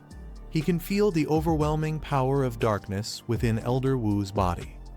Dark mist fills the room, pressing down with immense force. Even weakened by the lost bloom's purification, the oppressive energy still radiates a terrifying presence. Galrin watches tensely, but hides her worry behind a composed expression, knowing the danger Fang Yi is facing. The darkness begins to surge outward, and the ground trembles. Galrin yells for Fang Yi to concentrate, warning that the dark attribute is starting to affect him too. Golden lightning bursts from Fang Yi's body as he steadies himself, his expression calm and focused while resisting the dark energy's pull. His eyes glow with a golden hue, a surge of unfamiliar power awakening within him. He mutters in confusion, realizing something is different. Suddenly, his vision shifts, memories and sensations flood his mind.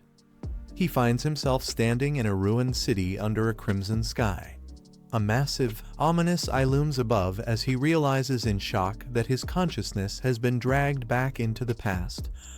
In the middle of a ruined city, a massive red eye appears in the storming sky. The man standing below stares at it in disbelief, questioning what kind of presence could wield such power. He wonders if the dark energy he sensed earlier is causing hallucinations, or if this entity is truly real. With determination in his eyes, the man steps forward, saying he doesn't care who or what it is, his only goal is to erase it. Blue flames rise from his hand as he prepares to strike, realizing that this so-called anomaly isn't as all-powerful as it seems. The red eye reacts violently, distorting the air as sharp crimson energy bursts toward him. Buildings shake under the pressure while the man braces himself, refusing to back down. He tightens his stance, ready for whatever comes next. A golden light flashes across his eyes as his power awakens. His calm gaze turns fierce and focused, signaling the beginning of a battle that could decide everything. Golden energy bursts around the man as he charges forward, his body wrapped in a mix of radiant light and blue flames. The air trembles with destructive force as he meets the dark entity head-on. He observes the strange lightning surrounding him, realizing it carries the same divine power he once absorbed atop Jade Emperor Peak. Its intensity confirms the danger he's facing. Above him, the red eye swirls violently, releasing countless shadowy, insect-like anomalies. The sky darkens further as they spiral downward toward the city. He acknowledges the overwhelming numbers, noting that even if these creatures are illusions, each one possesses the strength of real monsters from the dark tide. Thousands now descend, surrounding him completely. The man's hand ignites in flames, forming a blazing sword that radiates intense heat. His aura burns brighter, fueled by determination and anger. Facing the monstrous red figure in the sky, he declares that there's no other option left. It's time to wipe out every last one of these pests. He leaps into the air, gripping his fiery blade tightly. With eyes glowing crimson, he channels all his power into a single, decisive strike. Shouting fiercely, he brings his sword down, releasing a massive arc of blazing energy that cuts through the darkness, shaking the battlefield with raw, destructive force. The man's blazing sword slashes through the monstrous red eye, causing violent ripples of energy to burst outward. He studies it calmly, realizing this entity is an S-class amalgamation of anomalies, though the illusion might be weakening it. He suspects the lost tempering flower might have reduced its power, giving him a slight advantage. The explosion of light and darkness shakes the ruins around them. Still, the creature's strength feels close to a class, reminding him of the ancient battle Elder Yun once fought when an entire city was wiped out by anomalies like these. He clenches his hand, gathering a swirling mass of black energy. Admitting the threat could have been far worse, he activates his next move, the Boundless Dark Realm. Raising his hand, the man releases the Boundless Dark Realm, a swirling black void that distorts the very air around him. The red eye in the sky trembles in confusion, unable to comprehend the power before it. The monstrous voice breaks the silence, questioning what kind of being he truly is. Its tone shifts from arrogance to fear as the dark vortex expands. A smirk forms on the man's face. He doesn't bother to answer, only clicking his tongue in amusement, confident in his control over the situation. As the black sphere pulls everything into its center, the creature panics. Its once menacing gaze turns desperate, realizing too late that it's being consumed by the darkness itself. As the swirling darkness fades, the red eye lingers for a moment, whispering ominously that it will return soon before vanishing completely into the void. The man stands within the collapsing black sphere, realizing what he faced was likely the remnant consciousness of a dark attribute anomaly. Its presence still leaves an unsettling trace in the air. He recalls the creature's final words, "We'll be back." The plural chills him, suggesting it wasn't alone. If true, other catastrophic entities might also be preparing to return. With the battlefield in ruins and the ground still burning, he decides it's time to leave before more danger arrives. Blue energy gathers around him as he prepares to exit the scene. The man's eyes narrow sharply as his senses pick up a sudden disturbance. Blue energy flickers around his arm, warning him that something nearby isn't stable. Without hesitation, he raises his glowing hand, channeling intense spiritual power. A woman behind him watches in shock as the energy crackles violently, distorting the air. Dark lightning and blue flames intertwine, forming a chaotic vortex of unstable energy. The pressure builds rapidly, threatening to spiral out of control. With a firm gesture, he thrusts his hand forward and commands, "Seal." The ground trembles as he unleashes the 9 Dragons' heavenly fire seal, locking the raging power within a blazing red and blue explosion. The man observes the dark energy swirling in his palm, realizing it's the lingering power that had been trapped inside Elder Wu's body. The woman beside him listens as he identifies it as remnants of a Calamity-class anomaly. Though the energy still carries immense dark power, It has weakened after being drained by the lost temper blossom and Elder Wu's sealing efforts. Its influence has now greatly diminished. Elder Wu lies unconscious, his body marked by faint red lines from the years he spent containing the darkness. The man remarks that anyone else would have perished long ago, but Elder Wu's resilience kept him alive. The woman thanks him, acknowledging that his ability ultimately saved Elder Wu's life. He modestly replies that it was only possible because the lost temper blossom had already weakened the corruption beforehand. Blue light bursts from his hand as he completes the purification process. With a calm expression, he confirms that the dark energy has been fully neutralized. However, he adds that there's still something important left to discuss. Traces of black mist fade from his palm, hinting that the darkness might not be gone for good. Standing beside Elder Wu's bed, he explains that during the psychic illusion, the remnant calamity seemed to stir as if it was waiting to awaken again. They must stay alert, for the next attack could come anytime. The woman acknowledges his warning, saying she's heard the same rumor before. Her tone shifts calm but uneasy, realizing that the threat might truly return. The man explains that both the military and the spiritual association constantly monitor psychic readings, collecting data on aura anomalies. All such records are heavily classified to prevent leaks. He mentions a disturbing rumor that according to official projections, with the nation's current energy reserves, humanity might not survive even the first year of full aura resurgence. It's a possibility no one wants to believe. The woman listens quietly before asking if he thinks the rumor could be true. He notes that the data seems too coordinated to dismiss, hinting that the authorities might know more than they admit. As he reflects, his thoughts drift back to his past life. He recalls surviving 3 years after the aura resurgence began, but by then, the blue star had already been reduced to ruins. With a grim look, he wonders if his rebirth might have changed the future itself. The woman reassures him not to overthink things, saying Elder Wu will wake up soon. Her calm tone hides the weight of everything they've just faced. He looks determined, vowing that if the calamity ever returns, he'll stand and fight beside her no matter what. His eyes burn with quiet resolve. As the sun sets, the man reflects on the coming storm. The battle against the calamity is inevitable whether it arrives sooner or later. It's a fate they can't avoid. But this time, he swears to change how it ends. Night falls over the city, calm and silent for now. Yet beneath the peaceful moonlight, a sense of looming destiny still lingers.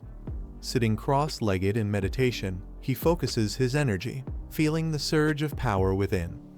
After battling 2S-class anomalies, he senses he's on the verge of breaking through to the Spirit Force realm, 2-star level. However, he knows it's not enough. Despite awakening the dark attribute, the upcoming aura resurgence will demand far greater strength. The memory of the illusion still lingers, its suppressed power had nearly overwhelmed him. Later, he sits quietly in his living room when something catches his attention, a small potted plant glowing faintly. He recognizes it immediately and sighs with a faint smile. Leaning closer, he mutters that not bringing it along last time was his mistake.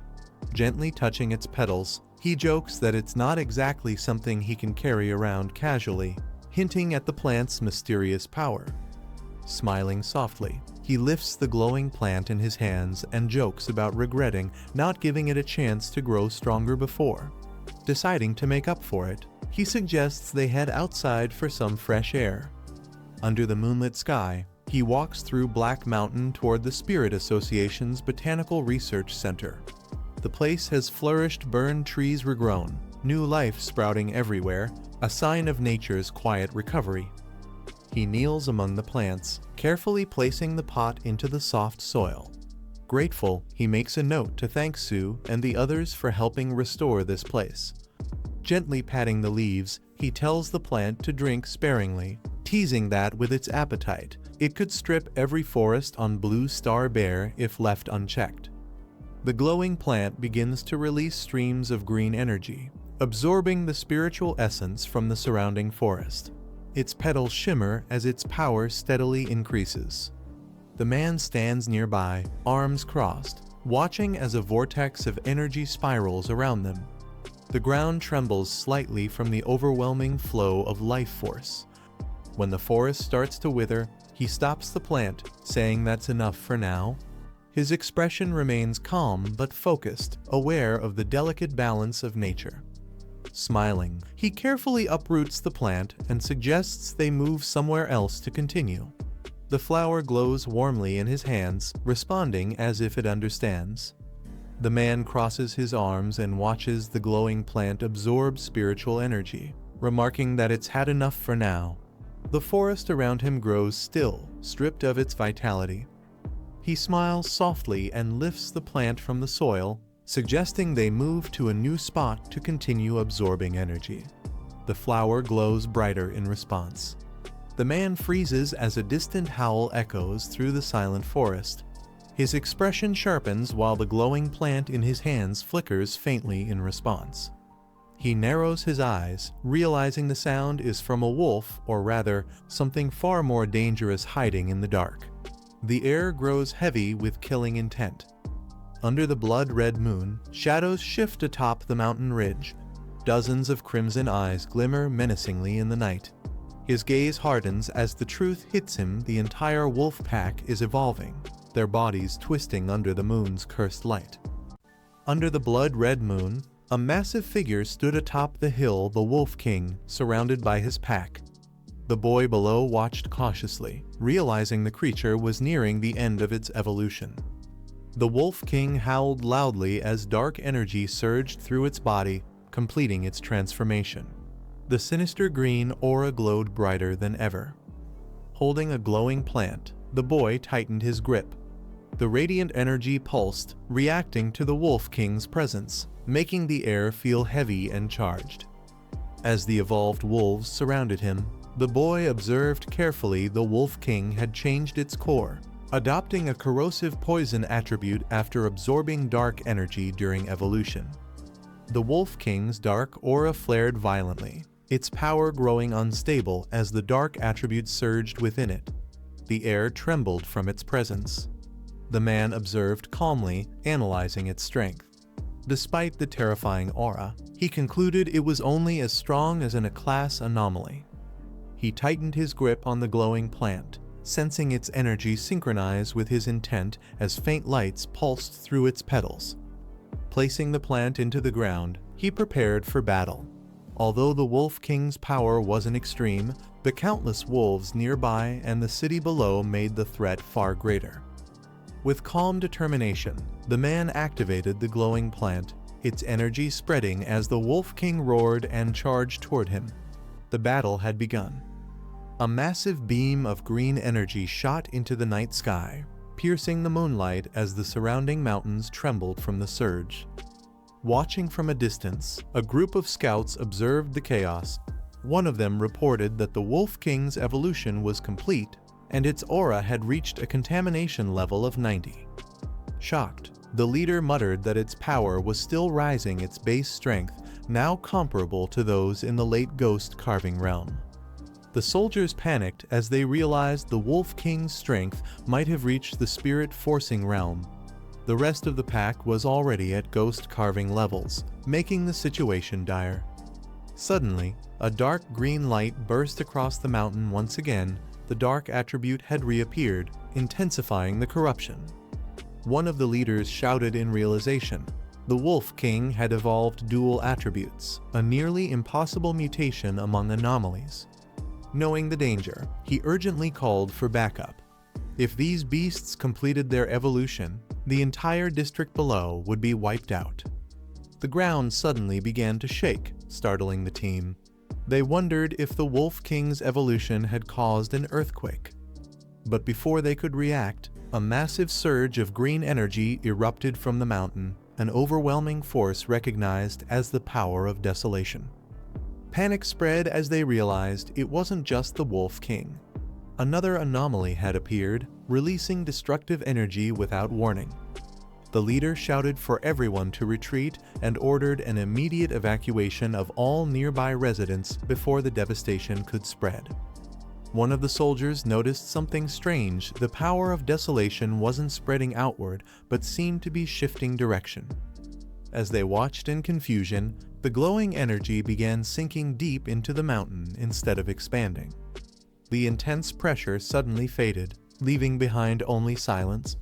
The men hesitated, unsure if the danger had truly passed. Beneath the surface, green vines spread through the rock, blooming with faintly glowing white flowers quietly concealing what had just occurred. The glowing energy from the mountain burst outward once again, scattering petals across the air as strange flowers began to bloom everywhere. The man stood amidst a field of glowing blossoms, their beauty masking the sinister energy pulsing beneath the surface. The Wolf King roared, its claws slicing through the air as the flowers multiplied around it, covering the battlefield in petals. Calmly, the man explained that these spirit blossoms would keep regenerating, endlessly draining everything around them until nothing remained. Surrounded by the snarling wolves, the man stood calmly as massive vines emerged from the ground, twisting around the beasts. He noted that the wolves still had some spiritual energy protecting them, but it wouldn't last long against what was coming next. The spirit blossoms latched onto the wolves, draining their strength as their bodies weakened and their howls turned to desperate cries. As the last of the wolves collapsed, the vines around the man turned crimson, pulsing with power while he stood motionless, completely in control of the carnage. The Wolf King unleashed a massive beam of green energy, roaring furiously as it tried to obliterate the vines surrounding it. The blast struck the ground, but the crimson vines absorbed the attack completely, leaving the creature stunned. Wrapped in swirling red petals, the man calmly said it was useless. The desolation attribute of the spirit flowers had already spread deep beneath the forest. As the Wolf King looked on in despair, a single crimson flower bloomed atop the mountain, marking the forest's complete consumption by desolation. The man smirked at the enraged Wolf King, mocking its newfound intelligence, saying even wildfire couldn't stop spring from blooming again. The beast howled, charging forward with green flames swirling around its body, locking its gaze on the glowing red flower. The man calmly acknowledged its effort, impressed that it had identified the source of the spirit blossom's power. As the Wolf King lunged to destroy it, the crimson flower expanded violently, its petals wrapping around the beast in a burst of red energy. The Wolf King leapt at the crimson flower with all its strength, its jaws wide open and green energy bursting from its fangs. The monstrous flower countered, wrapping its massive petals around the beast in a violent clash of red and green light. The Wolf King roared and thrashed, but the petals tightened, draining its strength as the glow in its eyes began to fade. Standing before the chaos, the man silently watched as the creature was engulfed completely, the flower's power overwhelming even the evolved Wolf King. The man gazed at the dying Wolf King, asking if it truly intended to let the dark attribute consume it entirely. His voice was calm, yet cold. The beast roared in agony as the crimson petals constricted tighter, merging with the green energy swirling within its body. Its desperate howls echoed through the red field, but the flower absorbed every last trace of its power, leaving nothing behind. Watching the scene unfold, the man reflected that he never expected the spirit blossoms to develop their own cultivation ability, an overwhelming force born purely from the desolation he infused into them. The crimson flower stood tall amid a sea of red blossoms, radiating a quiet yet terrifying power. The man calmly declared that once trapped here, no anomaly could ever escape. The Wolf King's body, now reduced to a lifeless husk, lay before him, its remains turning to bone beneath the glowing petals. He explained that even if the flowers were destroyed repeatedly, they would regenerate endlessly, feeding on everything until nothing was left but desolation. As the moon shone above the endless field of crimson, the spirit flower completed its evolution, inscribing a new power, endless spirit sea. The crimson flower's core began to glow intensely, radiating warmth and power as golden sparks danced between its petals. Petals drifted through the air like embers, swirling around the man, their glow reflecting in his calm, determined eyes.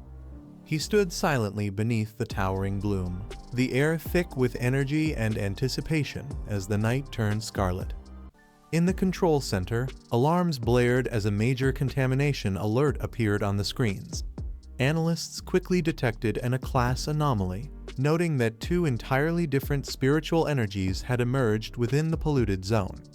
One was identified as the Wolf King's dark evolution, while another desolation-type energy had suddenly appeared out of nowhere. A man with a stern expression demanded the anomaly's location.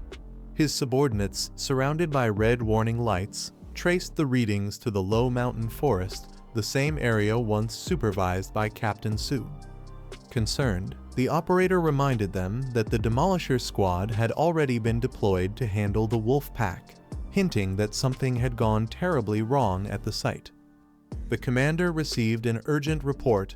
The Demolisher squad confirmed an immense surge of desolation energy at the mutation site, its power rising uncontrollably beyond measurable limits.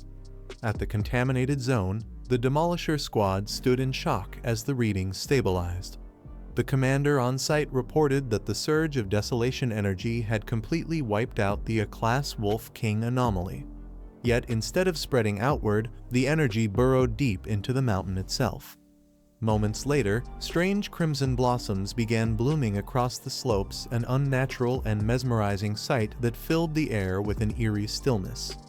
The squad tried approaching the site, but the ground pulsed with unstable energy. None of their instruments could predict what the after effects might be. They decided to hold position, realizing that even the slightest disturbance could trigger another catastrophic surge. Back at headquarters, tension grew.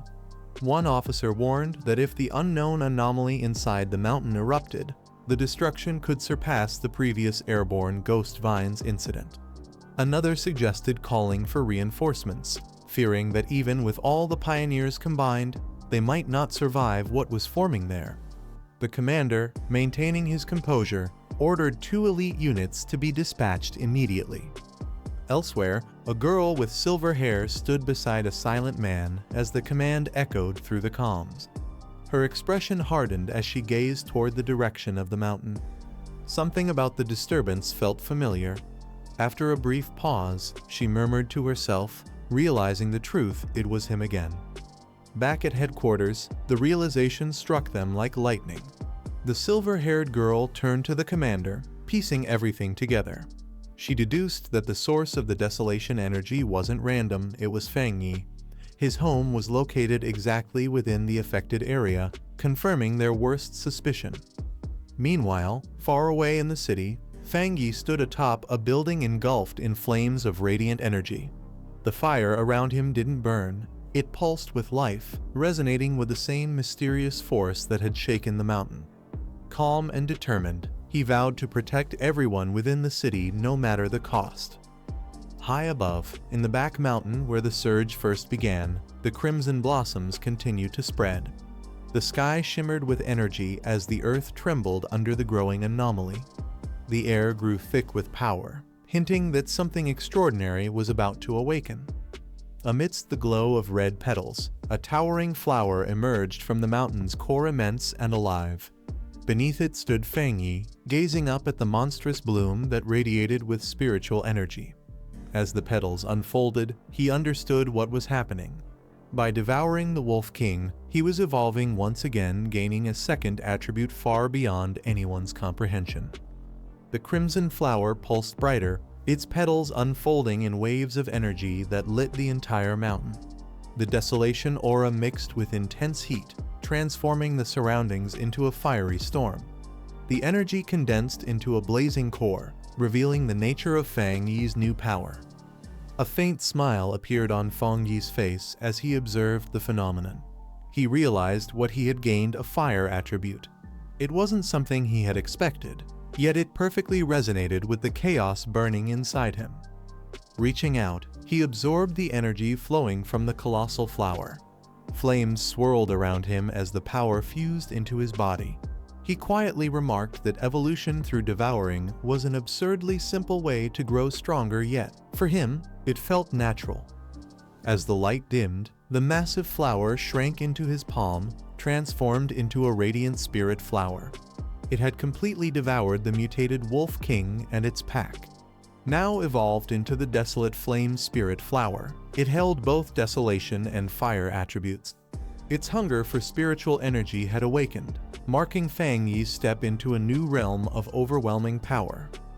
Fang Yi studied the glowing panel before him, his crimson eyes narrowing as the words echoed in his mind, the boundless dark realm. The phrase carried both mystery and power, hinting at a dimension where darkness itself thrived. Realization struck him. If the spirit flower thrived on energy, then the boundless dark realm was the perfect place to nurture it. The soil and air of that realm were steeped in shadow, a haven for desolation and dark attributes. He couldn't believe he hadn't thought of it earlier. Channeling his power, Fang Yi summoned the realm's energy. Black tendrils of darkness swirled around him as the spirit flower floated gently in front of his palm. With one focused motion, he sealed it inside the void, letting the darkness engulf it completely. The sphere pulsed violently, lightning tearing through the clouds above as the sky dimmed into chaos. Fang Yi's gaze lifted toward the forming storm, his expression steady yet alert. Something had begun to awaken within that darkness, something powerful enough to shake even him. The sky above Fang Yi blazed with golden light as his eyes glowed fiercely, burning like twin suns. His aura surged uncontrollably, shaking the ground beneath him. It was clear he was breaking through once again, reaching the spirit-forging realm, and already advancing to 2 stars. A pillar of divine fire descended from the heavens, enveloping him in radiant energy. The storm clouds parted as lightning danced through the air, recognizing his power. Fang Yi sat calmly within the inferno, unshaken by the overwhelming energy that surrounded him. He could feel the change coursing through his veins. Channeling his power now felt effortless, as if the boundaries between him and the world had vanished. The spiritual essence of heaven and earth flowed into his body seamlessly, no longer resisting him but merging as one. From a distance, a man cloaked in shadows finally spotted the fiery beam that pierced the clouds. His eyes narrowed as he smirked, muttering under his breath. So, Fang Yi had been here all along. The hunter had found his target. Not far away, another figure watched the golden pillar piercing through the clouds. His eyes gleamed with excitement as he realized what he was seeing, the legendary heavenly fire strike. He recognized it instantly as a sign of someone breaking through to the spirit-forging realm. 2 stars. A wild grin spread across his face. Flames burst around his body as his aura ignited. The fire roared, wrapping him in a blazing storm of energy. He declared that if Fang Yi was a fire attribute pioneer, then he would crush that pride himself and prove who truly reigned supreme. Back in the glowing forest, Fang Yi's eyes narrowed as he sensed a presence nearby. The energy was unfamiliar yet powerful. His voice cut through the silence as he demanded to know who was there. Stepping into view, the intruder's aura flared with fire as well. Fang Yi's expression hardened when he realized it, another fire attribute pioneer. Sparks crackled in the air between them, setting the stage for a clash of flames that would shake the entire region. Fang Yi's hand glowed with a deep violet hue as he summoned the energy of the boundless dark realm. The orb in his palm pulsed with swirling darkness mixed with fire, forming a perfect balance of destruction and control. He launched forward, flames and shadow spiraling together into a blazing sphere that tore through the air. His tone remained calm but cold. It seemed he had been expecting this confrontation all along. "Finally showed yourself," he muttered, eyes fixed on the figure ahead. The opponent stepped out from hiding, his aura wild and unrestrained. Fang Yi observed him with quiet disdain, noting that he hadn't even bothered to suppress his spiritual energy. His presence was loud, arrogant, just like his flames. Fang Yi's gaze sharpened. The man before him was clearly a newly advanced cultivator in the spirit-forging realm. Yet despite his confidence, he stood no chance against someone who wielded both fire and desolation. The clash between them was inevitable. The flames roared higher as the stranger revealed himself completely. His aura burned with intensity, his presence wild and unrestrained. Unlike most pioneers, he had no affiliation or organization, just a lone warrior obsessed with combat. Fang Yi observed him silently. The man's energy radiated a fierce spiritual pressure, enough to make even the air tremble. Yet Fang Yi's expression remained calm, his crimson eyes unwavering as he assessed his opponent. A crooked grin formed on the stranger's face as he stepped closer, his voice filled with arrogance. He admitted he'd forgotten to introduce himself earlier, clearly enjoying the tension building between them. With a burst of fiery energy, he charged forward, shouting his name. "Zhang Lu," he declared, "you'll remember that soon enough." Flames exploded from beneath his feet as he launched himself toward Fang Yi, the battle between two fire-wielding pioneers about to ignite. Zhang Lu lunged forward, his entire body engulfed in roaring flames. His fiery aura blazed brighter with every step, his grin widening as he closed in. But Fang Yi stood motionless, calm amidst the chaos, his finger slowly rising toward the sky. The atmosphere shifted instantly. A surge of divine energy began to form above them. Fang Yi's voice was calm yet filled with authority as he invoked his next move, Divine Thunder. Lightning cracked across the sky, splitting the darkness as a torrent of blue energy descended like judgment itself. Zhang Lu's charge faltered, his flames meeting the descending storm. His confident smirk turned into shock as he felt the overwhelming power pressing down on him. The ground trembled as the lightning struck, engulfing Zhang Lu completely. His body convulsed under the blinding blue light, his mind racing in disbelief. "Wow, what is this?" he gasped, unable to comprehend the sheer force of Fang Yi's divine attack. A massive surge of lightning struck the ground, engulfing everything in a blinding blue flash. The impact shook the air, sending waves of energy rippling through the forest. Within moments, Zhang Lu's body was hurled backward, consumed by the devastating force of Fang Yi's divine thunder. When the light faded, smoke rose from the shattered ground. Zhang Lu coughed violently, his body trembling as he struggled to stay upright. The searing pain from the lightning coursed through his veins, leaving his flames flickering weakly. Sparks still danced around Fang Yi as he stood calmly amidst the storm's aftermath, arcs of electricity wrapping around him like armor. His eyes glowed faintly, radiating an untouchable calm that made the difference between them clear. Zhang Lu clenched his fists, confusion clouding his face. "What just happened?" he muttered under his breath. "Isn't he also a fire attribute pioneer?" The realization struck him too late. Fang Yi's power had already surpassed the limits of elemental control. He wasn't just fire anymore. The storm of lightning slowly faded, revealing Fang Yi standing tall, his crimson eyes glowing menacingly in the dim light. Zhang Lu struggled to move, his body scorched and trembling as the immense pressure around him made even breathing difficult. Fang Yi walked forward without a word, his steps echoing through the silent battlefield. He grabbed Zhang Lu by the head and forced him to the ground effortlessly, his grip like iron. The difference in power was absolute. Bolts of blue lightning surged once more, striking down like divine punishment. Zhang Lu screamed in agony as the energy coursed through him, his flames dying out completely. The proud pioneer who once boasted of being the strongest now lay defeated in the dirt. Fang Yi looked down coldly, his expression unreadable. "Didn't catch that," he said calmly, lightning crackling around his arm. "What did you say your name was again?" His voice was quiet, but the humiliation it carried was louder than thunder. Zhang Lu's face twisted in disbelief as lightning still crackled across his body. His mind struggled to process what had just happened, his pride shattered under the crushing weight of Fang Yi's power. He roared in defiance, his voice trembling. "Impossible, how can this be? I'm a spirit-forging realm cultivator 1 star, the fastest among all pioneers."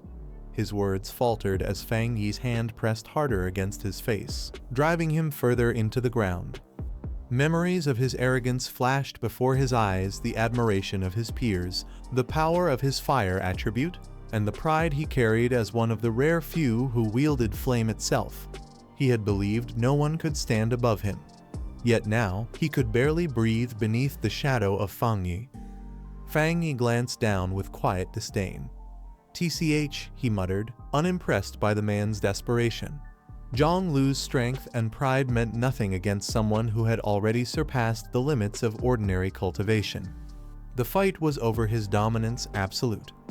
Zhonglu screamed in agony as Fang Yi's lightning tore through his body, the pain searing into every nerve. The energy was relentless, crushing his flames and burning away the last remnants of his pride. His thoughts spiraled in disbelief. He's fire attribute, so why does he have lightning? The realization hit him hard. Fang Yi's power had evolved far beyond any normal elemental boundary. His flames had been snuffed out completely, leaving him powerless beneath the storm. Fang Yi looked down with cold indifference, blue lightning dancing across his hands. "So this is your true strength?" he said, almost mockingly. "That's it? Kids these days, so overconfident." His tone was calm, yet every word carried a weight that broke Zhonglu's will. Terror filled Zhonglu's eyes. "No, he hasn't even reached the spirit-forging realm, 2 stars, so why does his power feel like it surpasses me by 2, no, 3 realms?" His mind screamed the truth he didn't want to accept. "I'm gonna die. I'm gonna die." The lightning storm raged around them, its blinding light reflecting off Fang Yi's cold, confident smile. The air crackled with raw power as Zhonglu lay beneath him, paralyzed by fear and pain.